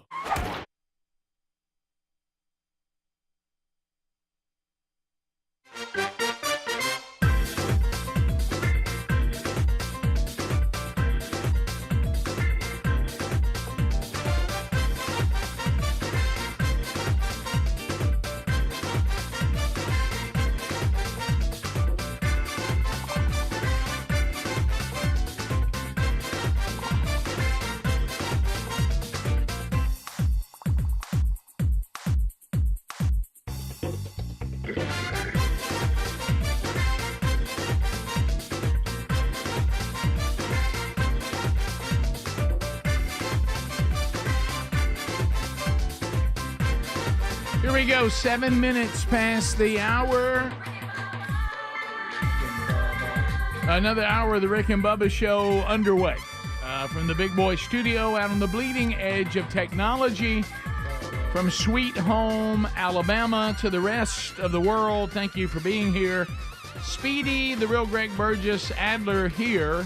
Welcome back, Bill Bubba Bussey. Rick, glad to be here, and thank all of you for joining us. So, Bubba and I were, this is a new clip, and I never know how to say this judge's last name. Napolitano. Napolitano. Yep. Napolitano. Yep. So he's on a, is this a podcast or something? It's a podcast, and so he is being interviewed, and he's talking about when President Trump was the president. Now, here comes the JFK assassination thing again. It's going to find its way into today's conversation. Did you think today we'd talk about the JFK assassination? I really did, and that's, around November maybe. Yeah, sure. So here he is talking about a conversation. Bubba and I think we've heard this before, but he might have just been referencing it again because this is a new clip. And here he is talking about his conversation on a telephone with President Trump, who was president at the time, about things he found out once he became president. Here we go. Oh, boy. Please play. My goodness. He's doing the whole thing again. It's Look, he went to sleep. He did. Let me. That's funny, but it didn't look like you went to For sleep. a minute, I thought it was a clip of the current president. Here it is. Trump in the White House. He called me a lot. And this is after January 6th, so it's 2 weeks before, or a week before he's leaving office. He wanted to run past me the names of people he was going to pardon and sentences he was going to commute. He wanted my opinion on them. Some of them I knew. I said, "How you doing?" He said, "Not too well," and he went off into a tangent about what he thought happened with the election. I said, "You made a promise to the public many times and to me privately that you haven't kept." What? I'll take care of it right now. I said, "You promised you would release the records of the JFK assassination." He said to me, "Judge, if they showed you what they showed me, you wouldn't have released it either." And I said, "Who's they and what did they show you?" And then he said, "Judge, someday when we're on the phone," and then he raised his voice, "and there aren't 15 people listening to the phone call," back to a normal voice, "I'll tell you." Oh, my God. I mean, this makes it sound even worse. Who are they? Probably somebody in the intelligence community. What did they show him? JFK's brains blown out? This is it. It was said by one person that after the Kennedy assassination, there has been no president. They have only been factotums of the system since then. No, well, that got doubled down. A factotum? No. Is that what he said? I'm not familiar with that terminology. I'm not either, but I know it doesn't sound good. Yeah.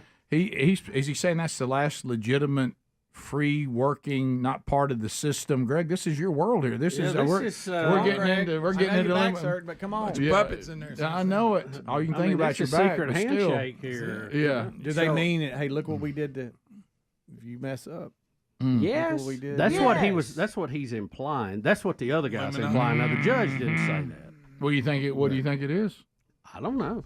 I mean, we got so many theories. It's all over the road.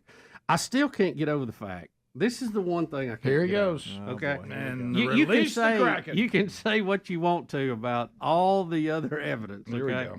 And I've been there and looked at it. Okay, I knew that was coming. Yep. How does a madman, okay, that has rifle skills, who hates the U.S., okay, is an avowt communist, marries a Russian woman, tries to go to Russia, tries to go to Cuba, end up working in a school book depository 6 stories up, that the president's parade route is going to go right in front, and he only was hired a few weeks before the parade. The odds of that happening, guys, are astronomical. Now, it could be totally accidental, and I give you that, but that is one fact we cannot deny. Oswald was there, okay? He was the only person missing after that. And we're off and running. He had tried to kill a general already. Okay. He was a good shot. We have his scores at Marine camp. And Kennedy's limousine with the top off went by his building. Now, those facts we cannot argue, right? I mean, aren't we all in agreement on that? Yeah. So just that happening is so odd. So odd. I know. But and you have to go back with who was in charge of the parade route. Why would that was Lyndon Johnson's staff? And there it is, there. Why? It was his state. 12 It was after. his visit, and he arranged all of that. Now I'm just telling you that is just strange. Okay, I'm not saying he did it, but I'm saying the odds. Those are facts. I mean, we can argue about bullets and what hit and who jumped and all that. I mean, Jimmy Jam. You talk about that. I think it's pretty clear, but just those facts are in place, and I don't know. I would like to have heard the person who planned the route. Surely they were interviewed. I got it started with that person. Yeah. Let me see who I want to talk to first. And I'm sure they did. What we have to talk about today is who hired Oswald. Right. And how did those two come together? Today's Then they question. shut him right up. Yeah. Today's question is, what did Donald Trump see that made him tell a friend of his that he talked to often? I tell you, I realize I did make that promise, but if you had seen what I saw, you wouldn't have announced it either. Okay, so Trump obviously was not a puppet of the system. Okay. Right? Right. I mean, you have far to as we admit know, he would not fall under that theory. You wouldn't that think they so. were all. You wouldn't I don't fault him for this, but he got played a little bit during COVID. He did. But, I mean, Yeah. so Well, did I. So I can't fault the guy for that. Adler, here's the thing. Okay, let's say that we find out, and I've been through this, and hopefully none of y'all will, but a lot of people are, that you're told you got cancer. Sure. Okay, what do you have to do? You trust a cancer doctor for treatment. That's right. Yeah. I'm not smarter than the cancer doctor. I can't overrule the cancer doctor and tell him what we're going to do. Right. Yeah. So, I mean, if you have a worldwide pandemic break out, don't you have to trust the people in charge of worldwide pandemic? You would hope that you could trust the medical and the media establishment. Well, you're also, from a political standpoint, and I've been there before, when you have something you really want to be okay, and you're really willing to hear anything that could make it okay. And he knew that this economy he had, the only thing that he needed to be able to come to a microphone and say, we got it. We got it under control. If we'll just do this, we'll all be okay. He needed that badly. And then, of course, people were willing to say, well, this would be what you need to say here. And like you said, then you trust that they're telling you the truth. And there's a lot of things that I think we didn't know that we now know that there's no way to have known, that kind of stuff. And we were talking about it in the break a minute ago. Do you think that the medical establishment that we have now would they do anything different? Again, let me go back to the vaccine, the shot, because that's been a real hot topic. We all wanted a shot, a vaccine to help cure this and to slow it down and to get herd immunity out of it. And it had to be developed quickly, and it was new technology, and we all had hope it would work. And we all, I mean, the people on TV too were saying, hey, you take this, you never worry about it again. We all thought it was going to be like, we thought it was going to be like the polio vaccine. We didn't think it was going to be like a flu shot. Right. There's a big difference in the way they work. I'm sorry, I accidentally changed the subject from JFK to COVID. That's I'm really sorry. I'm really sorry. So COVID killed JFK? Yeah. I think that the bullet from Oswald and then the bullets from the CIA and then the bullets from the mafia collided. I mean, there were so many people trying to shoot at JFK. Now, I will say this. If Oswald had not have shot him, there were probably more people waiting down the line. Everybody was trying to get a shot at that particular time. Grassy knoll. I think even Frank Sinatra might have taken one. Yeah. Look at that. Rick and Bubba, Rick and Bubba.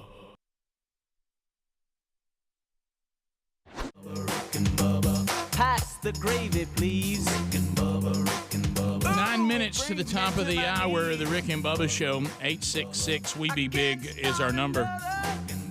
It's definitely interesting. There's certain topics on the program that always work, and they always spawn conversation. And, of course, UFOs is one of them. Bubba, I don't know if you've seen this email over the weekend or not yet. I have sent it to you. And I have not reviewed it yet, Rick, to the level that I need to. Well, let me tell you, that's the understatement of the day. So this person watched, you can go to Rick and Bubba University, and it's interesting.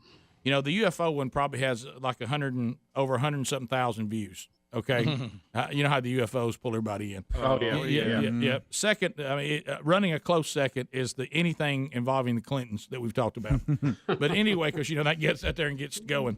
But anyway, so this person says, and it's addressed to Mr. Burgess and Mr. Bussey, so they mean business. It says, I just watched your show on Calvin Parker. Very, very believable man. Appears to be honest. I have seen an alien, not the same types of species that we all hear about. He apparently, the one she is talking about, referring to him as he, is a new species on Earth, according to the government guys that have come to talk to me, and there's been quite a few. My experience is so much different than the ones you hear about, the abductions and all that they supposedly do to humans. I have a different opinion and outlook on aliens based on the one that's made a presence in my life. Okay, so I'm just reading it right there. So there it is. Just like it's. I spent 4 years in the closet, so to speak, and told no one because I didn't want anyone to think I was crazy because I saw an alien, and then she puts in parentheses an AS aliens. Ooh. I only saw one, but I'm pretty sure there were several more of them based on the events that took place and have taken place afterwards. He's an alien with an attitude. Uh-oh. But it appears I'm his human, and he's decided that we are friends, whether I like it or not. Took a little while to get used to it, but I'm fine. He has never touched me, never approached me up close. He maintains his distance, probably because of the virus. But does show me his technology. Oh. Which is Sorry. But Greg, the next line, which is quite amazing. Oh wow. So she said it looks similar to Helmsley's microphone. Okay. No, Burgess. it doesn't say that. It doesn't say that. It doesn't say that. It doesn't say that. It does not say that. Encounters have only been 4 times, 3 separate ones, 2 in one day. Over a 5-year period of time, I have not seen him since October 2018. But that being said, years go by before he shows up again. I get the impression it's when he's in town, so to speak. It just wants to let me know he's still here or that he's back. Out of state rule. Bubba, you would know this term. I was not familiar with it. You okay, buddy? Yeah. This alien is the one that flies the Tic Tac UFO. Okay. Now, how do they know that? There's pictures with it. You got those too. Climbing into his craft. The one Commander Fravor and the Navy guy saw in the Pacific Ocean back in 2004. You know who that is? Attached is the UFO photo, cropped and up close. I do have the original. Was taken from my hunting tracker, and September 2nd, 2017. Nice. I've watched the alien climb up in his UFO in February of 2013. Their technology is amazing, to say the least, and I'm lucky he chose me to show me some of the capabilities, and they keep showing me this since the first time I saw him. Why me?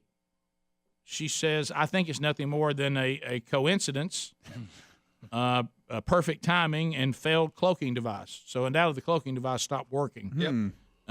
Cloaking device. He was in my backyard when his cloaking device failed, and that's how I was able to see him. My backyard backs up to a cove that dumps into a massive freshwater lake. The home I was renting was within 80 miles of the Kennedy space station. And Bubba, help us with this, 70 miles from the PAFB? PAFB? I don't know what that is. You said space station, Pensacola Air Space Force? Center? Yeah. Pensacola Air Force It says Base? station here. I guess center. You're right.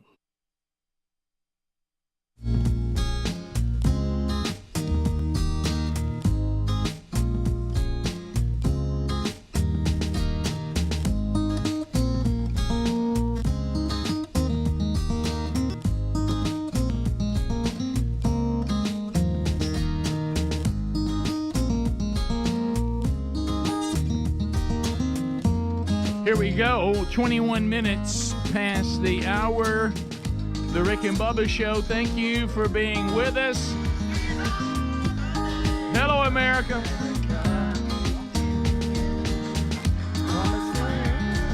Here we go as we work our way back. Bubba, if you're taking notes, jot down. We've told Adler, Alt Adler, cut his time with Greg down by 50%. Right. We may want to bring that up to 60 now after the conversation when y'all went to the bathroom. Oh, boy. He walks in here and he says, you know what? I mean, the way things are going, I'm starting to kind of be with Greg. I'm not sure we ever landed on the moon. And I said, that's it. I said, that's it. I said I was just looking into it. I said, that's it. He gets it. It's kind of weird. We went and never went back. Okay, all right. 60%. Cut footage it back. looks weird. All right. Stanley Kubrick? That what you talking about? All right. Okay. Bob, I'm sorry. This is right in front of you, bud. Okay. I'm not even listening. No. So anyway, I'm not going to waste any time. You know how Neil Armstrong I've acted weird. explained why they real weird. Why they videoed it. Right. I've done all that. You've done all you can. You can't do anything. Well, I told him I moved the percentage to and 60. it really doesn't matter. It's not going to affect anything I do today. Right. Not one thing. Not one thing. The Earth could be flat, and there could be no moon landing. Ain't going to affect me at all. Yeah, that's me. I've always the Earth flat not thing. worried I'm going. about Okay, let's say it was flat. Now, wouldn't that change? Yeah, it didn't even change anything. Yeah. All right. So yesterday, our emailers, the email's always a blast, and sometimes there's people that love y'all so much you're a little too detailed, meaning that the email's way too long. Mm-hmm. But then there's some that don't offer any details at all. And yesterday I simply got a text, and all it said was, "Do not eat Tyson." Mm-hmm. Well, I thought, first of all, are we talking about Jeff Tyson? I mean, what are we doing? And that's all it said. It did not say anything else, and I didn't even know why. I thought, is that Tyson what? Mike Tyson? I wasn't planning on it. Tyson Foods. Mike Tyson eats people's ears. He does. Well, apparently this is what people are upset about. Tyson Foods announced it is shutting down an Iowa, or shuttering? It says shuttering, but an Iowa pork factory that will lead to more than 1,000 lost jobs. The company reportedly met with and hired migrants in Manhattan for positions at a Tennessee plant. They're saying that they will join the Tent Partnership for Refugees. Mm-hmm. And they're saying that, is this some deal where all these illegals that have ended up in these cities that got bused there, they're looking for work? Tyson now is entering some program that is trying to get them a job while they're here, and they fired American citizens and allegedly are replacing them with illegal migrants in this program. I'm saying that's what people are saying. I don't know what's going on, but people are angry. Now, this goes to that difficult place we find ourselves in. I'm all about a protest here or there, but when you start wanting to protest Tyson Foods, it's hard to get me motivated. Yeah, I don't know that I can protest Tyson with chicken in my mouth. Right. Yeah. That's what they're betting. But y'all know how I feel about it. They own so much, by the way. This so hurts. many things. This hurts. I mean, look how many so things they much. own. Yeah. Sure So we're do. not going to eat any of this. Oh, boy. Sarah Lee, Ballpark, Jimmy Dean. Hillshire Farms. When I did the men's Right. conference in January up in at Long Hollow, one of the speakers was a Tyson big wig in Tyson Foods, and I couldn't believe how many things they own. It was shocking. So much. Yeah. And Big- of course big he's having a tough day today. But Sure. so Well, no wonder. I mean, they're. so what? First of all, what is the Tent Partnership for Refugees? What is that? Is that we're all got this little deal where we're going to find them work? That's what it sounds like. I'd never heard of it. Had you ever heard of it? Where all these companies get together and go. Like, I got news for y'all. There was a Tyson plant where I used to work at, and there was actually and they were legal, though. They would come and work and then go rotate back, and the new group would rotate in. Yeah. They had a trailer park they all lived in. Of course, they were charging them by the head. But okay, Greg, TMI. at least 87, like a clown car. All right, at least 87 migrants from Central and South America were hired in two separate groups, according to the Tribune News Service.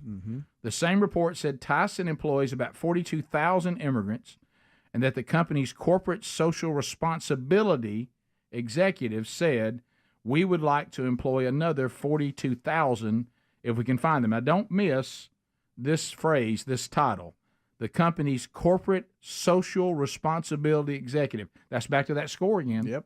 We're back to that score again that we ESG. said was going to be problematic. Yep. In so many places.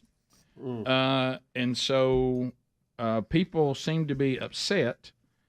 And of course, those that are trying to protest this, J.D. Vance is a senator, Republican of Ohio, and he says the laying off of Americans while seeking foreign nationals for open positions should face some sort of congressional scrutiny.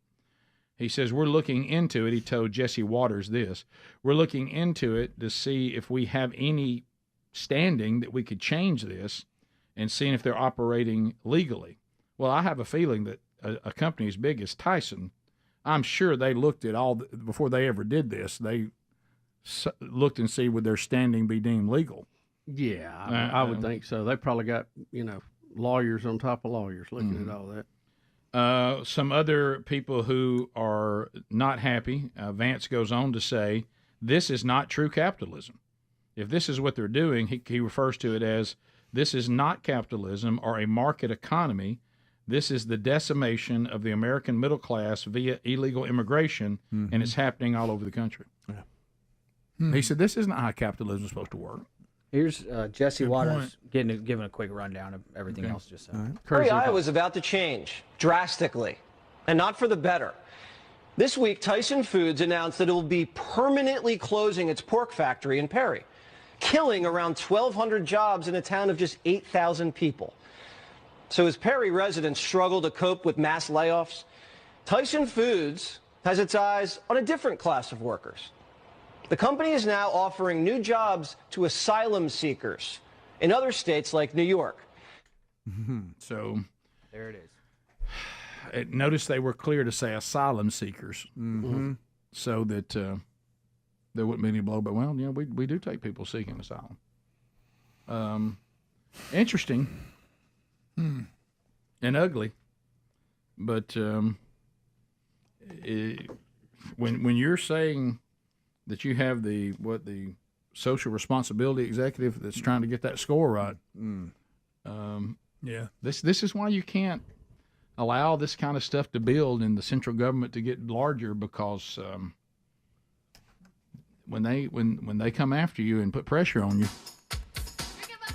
things start happening, and usually the person who ends up getting hurt the most are the same people it always hurts. Yep.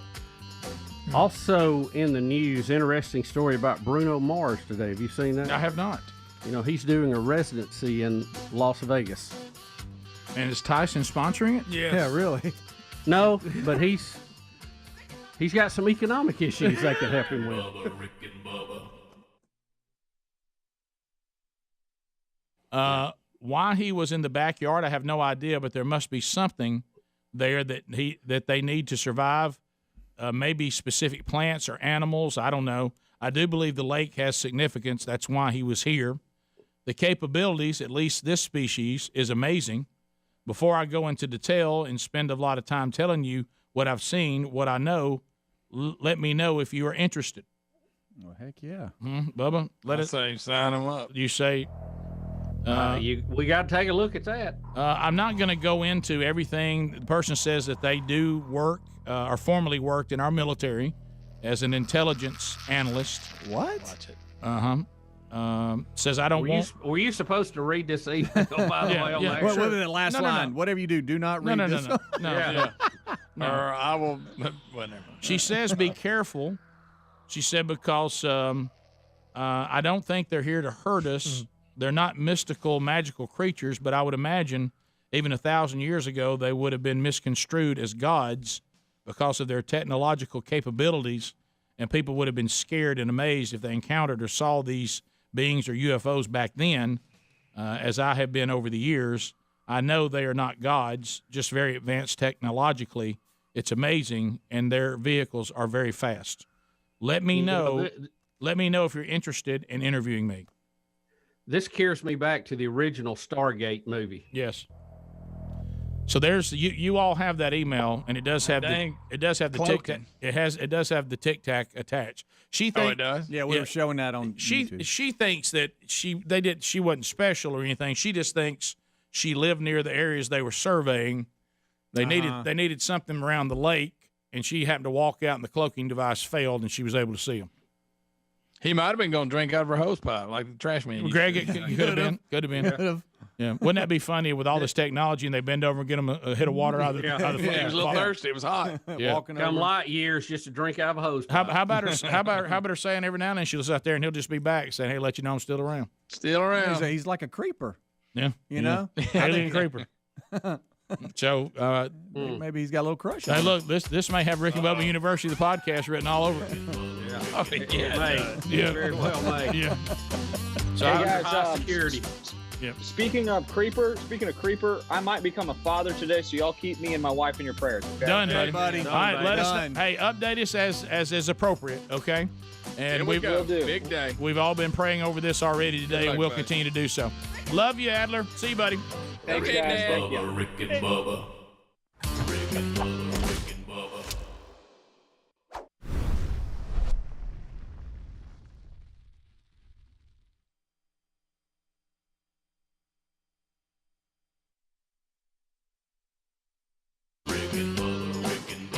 This is the Rick and Bubba Show. Watch more at blazetv.com/Rick and Bubba.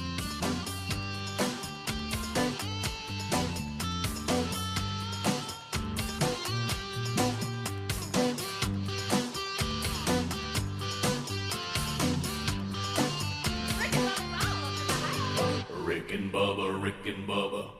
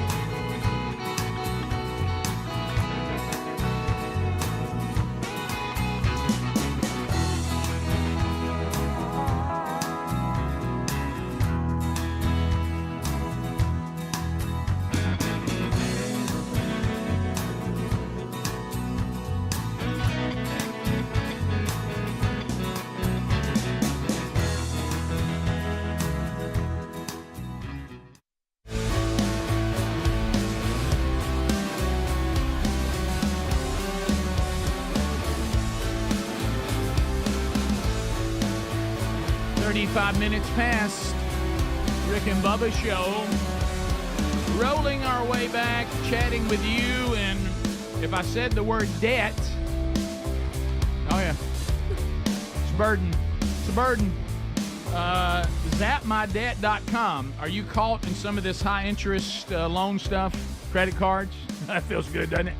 And it's designed that you'll never get out. That's the reason why you got to have help, and we have it. Our friends put together a great little website called zapmydebt.com because that's easy to remember.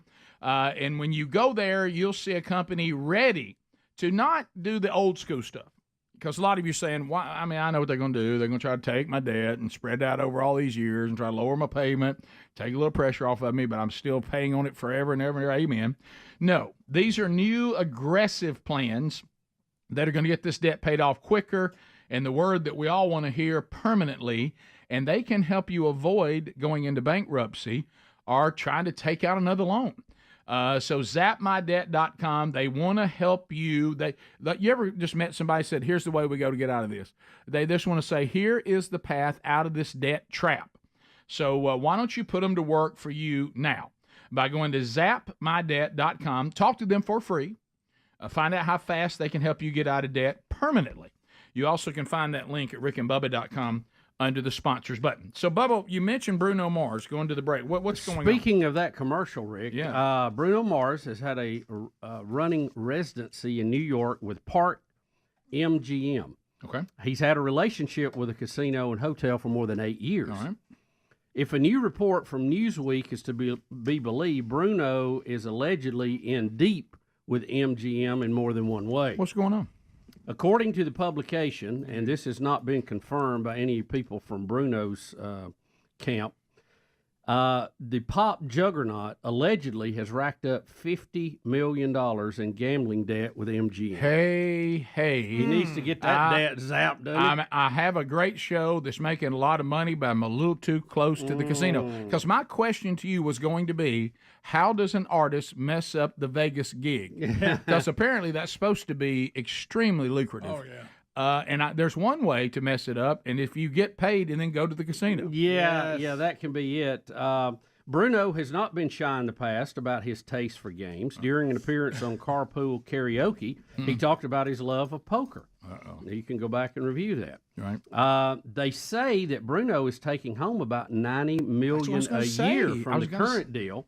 Yeah. And he just launched a cocktail lounge, the Pinky Ring, and another Vegas-based MGM property, the Bellagio.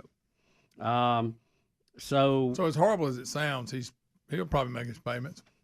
Well, it's $50 million in gambling debt, though, Greg. Oh, that's Good ridiculous. gracious. That's ridiculous. Because if you bringing in $90 million, yeah, but if half of it half goes to your taxes, income, you're $10 million in the hole. you still, I ain't saying you got to pay it off at once. Yeah, but if my net is 40 or 50, I just paid. you know what I mean? I don't, Yeah. Hey, type 2 diabetes just doesn't even scare you, does it? I'm promoting a product that was brought by. Okay. so funny. He's so good. I'm promoting the product that was brought by. Yeah, we appreciate. I'm going to get you a T-shirt that says Type 2 with those cross things through like Ghostbusters. Hey, that needs to happen, Rick. It don't bother. Well, I was going to eat it before y'all threw it away. Well, if it gets still here, it'll go. Oh, boy, I tell you so what. can you know what I say to your grandchildren? You're welcome. You're welcome. No. So can you negotiate with MGM? Like, go, all right, I know I owe 50. I'm making 90. But if I pay But Greg, you... that's before taxes. No, I'm saying if I'm negotiating with them. I got 90 coming in. So let's Some say, of this y'all can probably relieve me of. So on 90, let's just say, just kidding. let's say he's got good tax people. On 90, he's probably bringing home, best case, 60? Yeah, best case. Yeah, 50? Best Right. case. And then you got $50 million worth of debt? I imagine that the Pinky Ring is a good write-off for him. You're going to make some payments. Yes. Yeah. But Greg, he needs to stop. Yeah. Well, yeah, that. How about that? How about the fact I don't care how much money I got. If I lost that much, Good gracious! Do you think? I just can't handle gambling. No, I have some moral reasons why I know that gambling is a horrifying thing. But before that was ever even in the game, as I told y'all, I was told when I thought I would dabble in playing some of these games or go to the track. And I was told, never gamble with money you can't afford to lose. And I just never found myself in that situation. And that sounds good. Yeah, but I just don't. The first time I lose, I'm like, I just spun a wheel and they kept my money. Yeah. That was it. I just never were drawn to it because I just don't like money going down the toilet like that. I'd rather spend it on something I at least can remember the vacation. Do you think that when they sign some of these people to these residencies, they kind of figure that they'll get part of that back? Of course. Do you think part of their pay is in chips, literally? Yeah. Well, just they don't have to. And give you they money. know they won't stop at that. They'll try to win it back. So somebody said, "I promise you, Bubba." To your point. And again, this is an unverified story. It's a story. It's a real unverified story by his salary and by this. But his side has not made a comment. But let's take what we do know. Okay, like you Haven't said, said anything. Let's talk about the facts. He said on the cab show, whatever he was on, that he has a bit of a taste for the gambling. Mm-hmm. Okay, right? That's fact. Got a little touch for the game. So if I'm Vegas, somebody says, "Who are you thinking about doing the residency?" And I said, "I like Bruno Mars." Really? He's very entertaining. I agree with you. That's a great idea. And let me tell you something.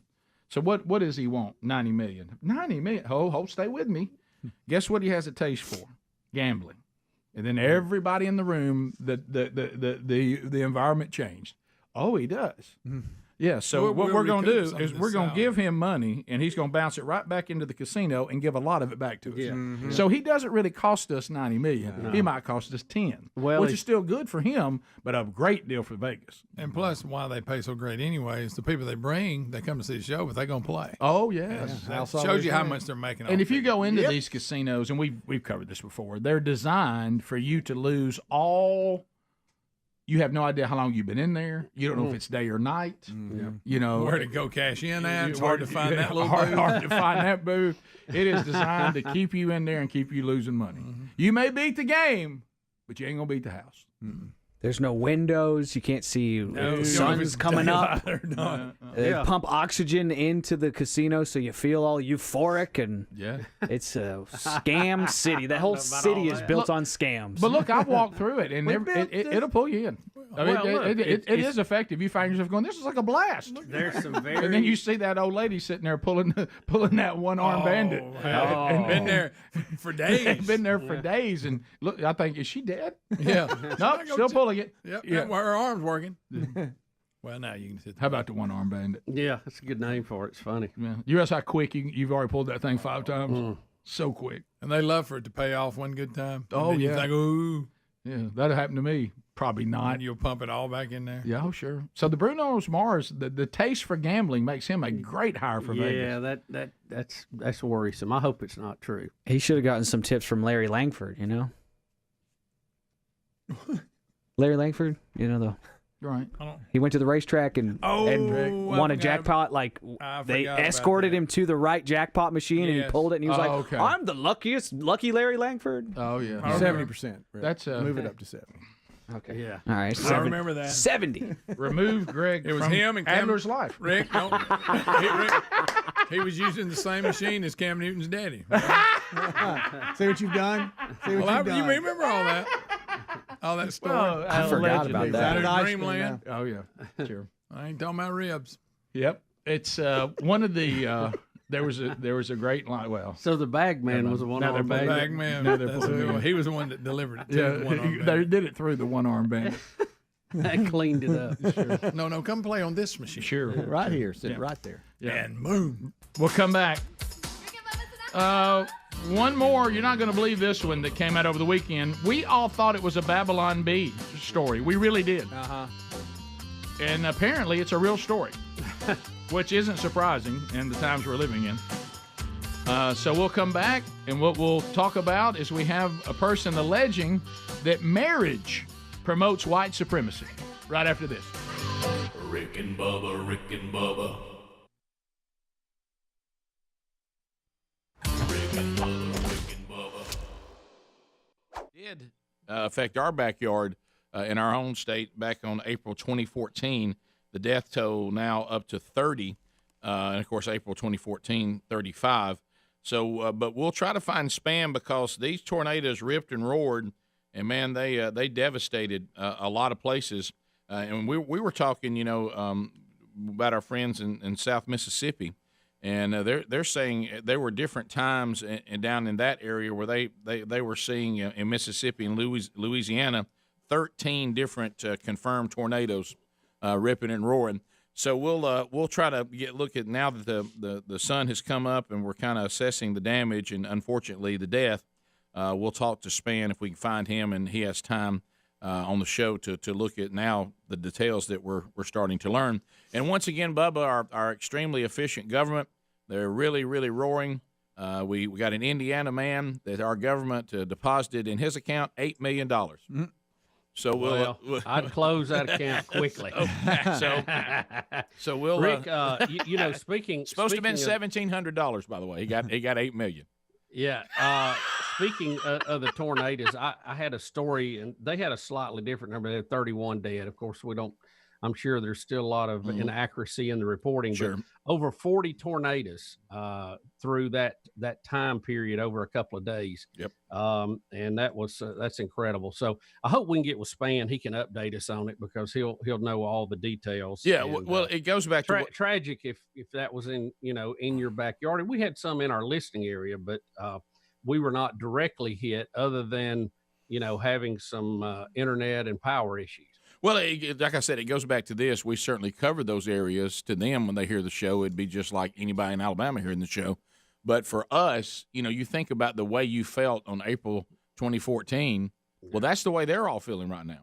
And since it didn't happen in your city and in your area, it's just odd what a different feeling it is. I mean, but I mean, it really, when I hit that they're talking now, if your report right, only 4 less deaths, if it's the one I'm holding, 5 less deaths than April 2014. I mean, April 2014 in our state, I mean, you talk about it, historically, forever. And we got people out there that had that same experience just this last weekend. Yeah, it's the benchmark for sure. So anyway, our thoughts and prayers, and I know are with those folks, but it's even more complicated with the shelter in place pandemic. Oh yeah, sure. Well, everything right now when you throw, I mean, look at the Adlers trying to have a baby. Mm-hmm. I mean, and what all that's going. Can you believe that? Yeah, it's crazy. So anyway, so we'll talk about that. We'll talk about the like I say, the government. My goodness, this.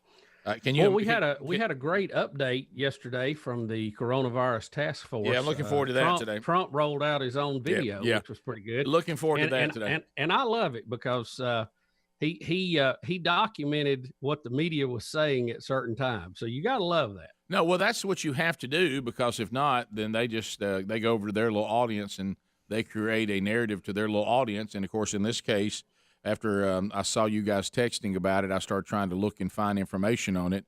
And it was interesting that CNN just they pulled away from the coverage because they were getting thrown under the bus, and then started tweeting out and putting up headlines, how dare Trump do this, and look at this. And of course, that's what you do when you're trying to get people on a new narrative other than the one the president is showing about you.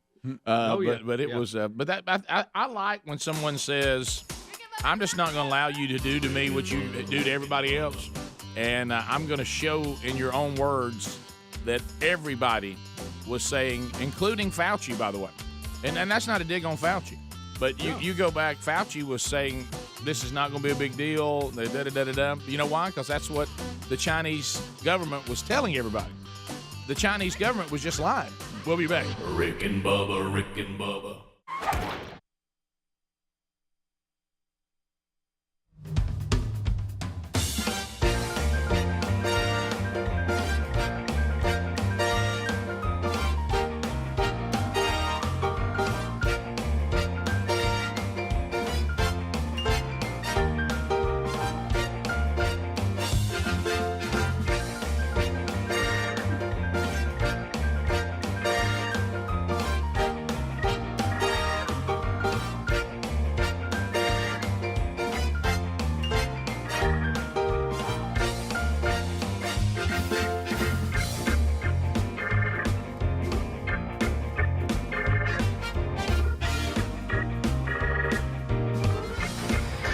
All right, so we're back. 10 minutes to the top of the hour. Make a note.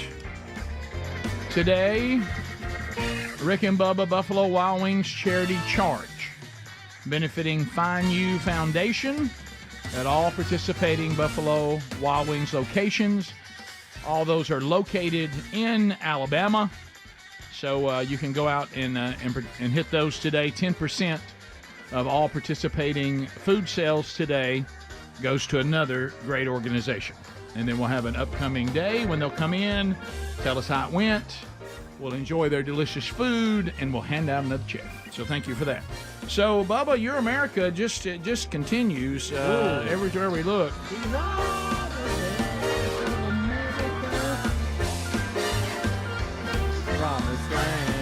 Bubba, are you familiar with the term marriage fundamentalism?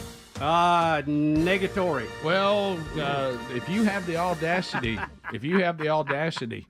to have a biblical worldview and believe that marriage was established as a one man and one woman, and that marriage is called holy by the one and only living God, and this is the setup to rear children, and if you think that, you are promoting ideas of white supremacy. Really? How dare you? Yeah, according to a George Mason University professor, I cannot pronounce her name, Professor Bethany Letieck. Anybody want to take a look at that? Bubba, she wrote in the Journal of Marriage and Family about her theory that marriage fundamentalism, like structural racism, is a key structuring element of white, are you ready for this word? Heteropatriarchal supremacy. Hetero.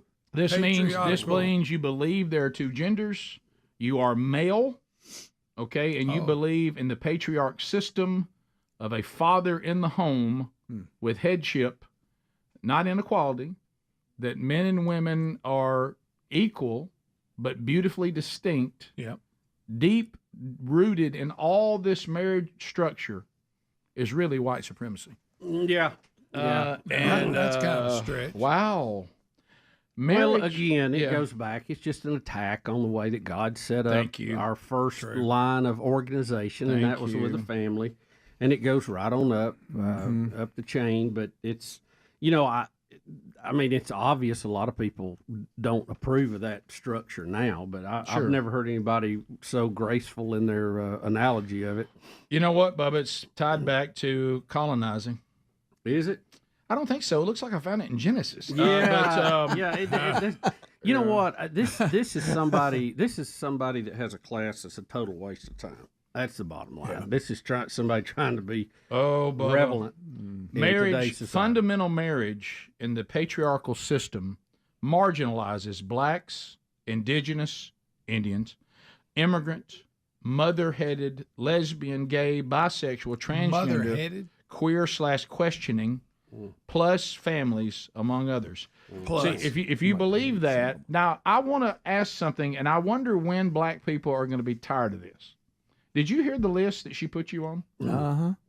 Yeah. So what she is saying, she is trying to take the fight for equality that black people faced in this country, and she is marrying that civil rights movement to the LGBTQ movement. No pun intended. She is. Yeah, no pun. Didn't mean to offend her by saying that. Y'all do realize that. And somehow, I don't know how, she is saying, tell me what she has to say to bother you, that if you believe in God's standard of marriage, you're not black. Only white people believe that. Well, let me ask you this. If I'm not mistaken, don't black people, Indian people, people from all over the world get married? Marriage is kind of worldwide. There certainly are. And it was around a long time before colonization was. It has been, Bubba, but that takes away from her ability to have a paper. And listen, what about interracial couples? Well, to get married. Well, that's watch out. Clearly a white person making someone of color get married because they want them to be more white. Don't you understand how this works? Oh, I don't. No, I really don't. I don't either. Have you guys heard of heteronormative? I'm sure when do about we get to. to just make words up? That's when that's a complaint. People are like, "Oh, everything is so heteronormative," meaning they make heterosexuality, being a heterosexual, they push that as normal. And that's the problem. Everybody's pushing that as normal. But I hate to tell you this, but throughout all of human history, the only way that we're alive now is because heterosexual couples had kids, and they survived long enough to have kids. Say hello to Brad Wilcox, who says, I disagree with her assessment. He says, marriage, Adler, your point, as an institution, has advanced the common good in civilization across the globe. Marriage benefits children of all racial and ethnic backgrounds and always has. See, this is just what this really is back to this movement we've talked about. And it's the core, it's the foundation of the leftists.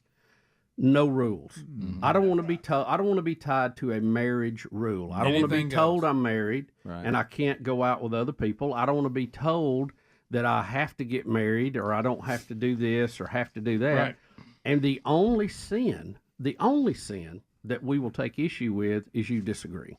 Yep, the American Principles Project leader Terry Schilling says, and this is true, all this is the far left, especially in academia, they're ramping up their attack on the family, and the reason why is it's the most important institution in society. Right. Mm-hmm. Absolutely. And they don't know who they represent. But remember, if God has created something that he says is good, because remember he said it wasn't good that Adam did not have the perfect partner. So he said, so I haven't made the perfect partner yet. So then God goes on record, the perfect partner for a male is a woman, and for a woman is a male. He didn't give them multiple choice. And then he says this is good. And then he goes on to say this is holy. The writer of Hebrews says that marriage should be held in a place of honor by all, and the marriage bed should never be defiled. So if God loves something, guess who's going to hate it? Big Red. Yep. So they may not realize what they're doing, but they're being used as instruments of evil to attack the institution that God created and called holy. Now, to say that God's standard for marriage and people who believe this standard of marriage somehow is linked to white supremacy, and I don't know, maybe people won't laugh at that. We will. Mm-hmm. That's laughable. I mean, you need to go see a counselor, and somebody needs to talk about that you have something going on. You have left all reality. Left the to building. Tie that to white supremacy. Now, if you want to say, I refute the standard of marriage, not my thing. I'm going to be with whoever I want to be with. I'm not going to be married, or I choose to stay, out of relationships completely, and I just want to be my own person and be single. You can do that. No one's going to force you. But you can't, we can't let you get away with saying that a husband and a wife in marriage raising their children together is white supremacy. We just can't let you do that. We cannot let you get away with that. Yeah. Think about how it's evolved. Used to, you couldn't get away with a lot of the things you get away with today. Now you can get away with them. Yeah. Now you're not being punished because of it, but not everybody is okay with it. Most people are passive on the issue. Look, do whatever you want to do. Or just leave me alone. That's not good enough anymore. Nope. Now you have to endorse me. You have to give your stamp of approval and get behind me.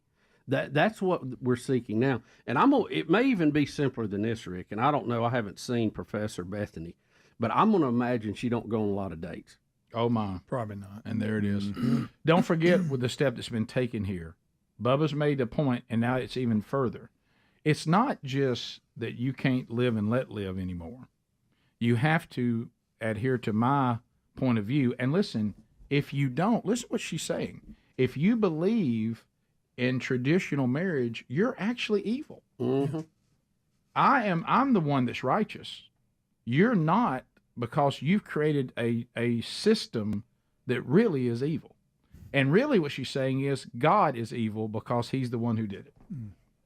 Now, I'm just telling you, this is really serious if stuff. you walk it out, that's where you get to. That's where you get to. You know where all that comes from. And so that's pretty straightforward.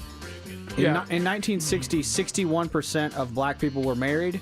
By 2008, it was only 32%. Well, I didn't create it. Top of the hour, but also you can look at it actually functions much more healthy than the other structures. That is just true. Top of the hour. Rick and Bubba, Rick and Bubba.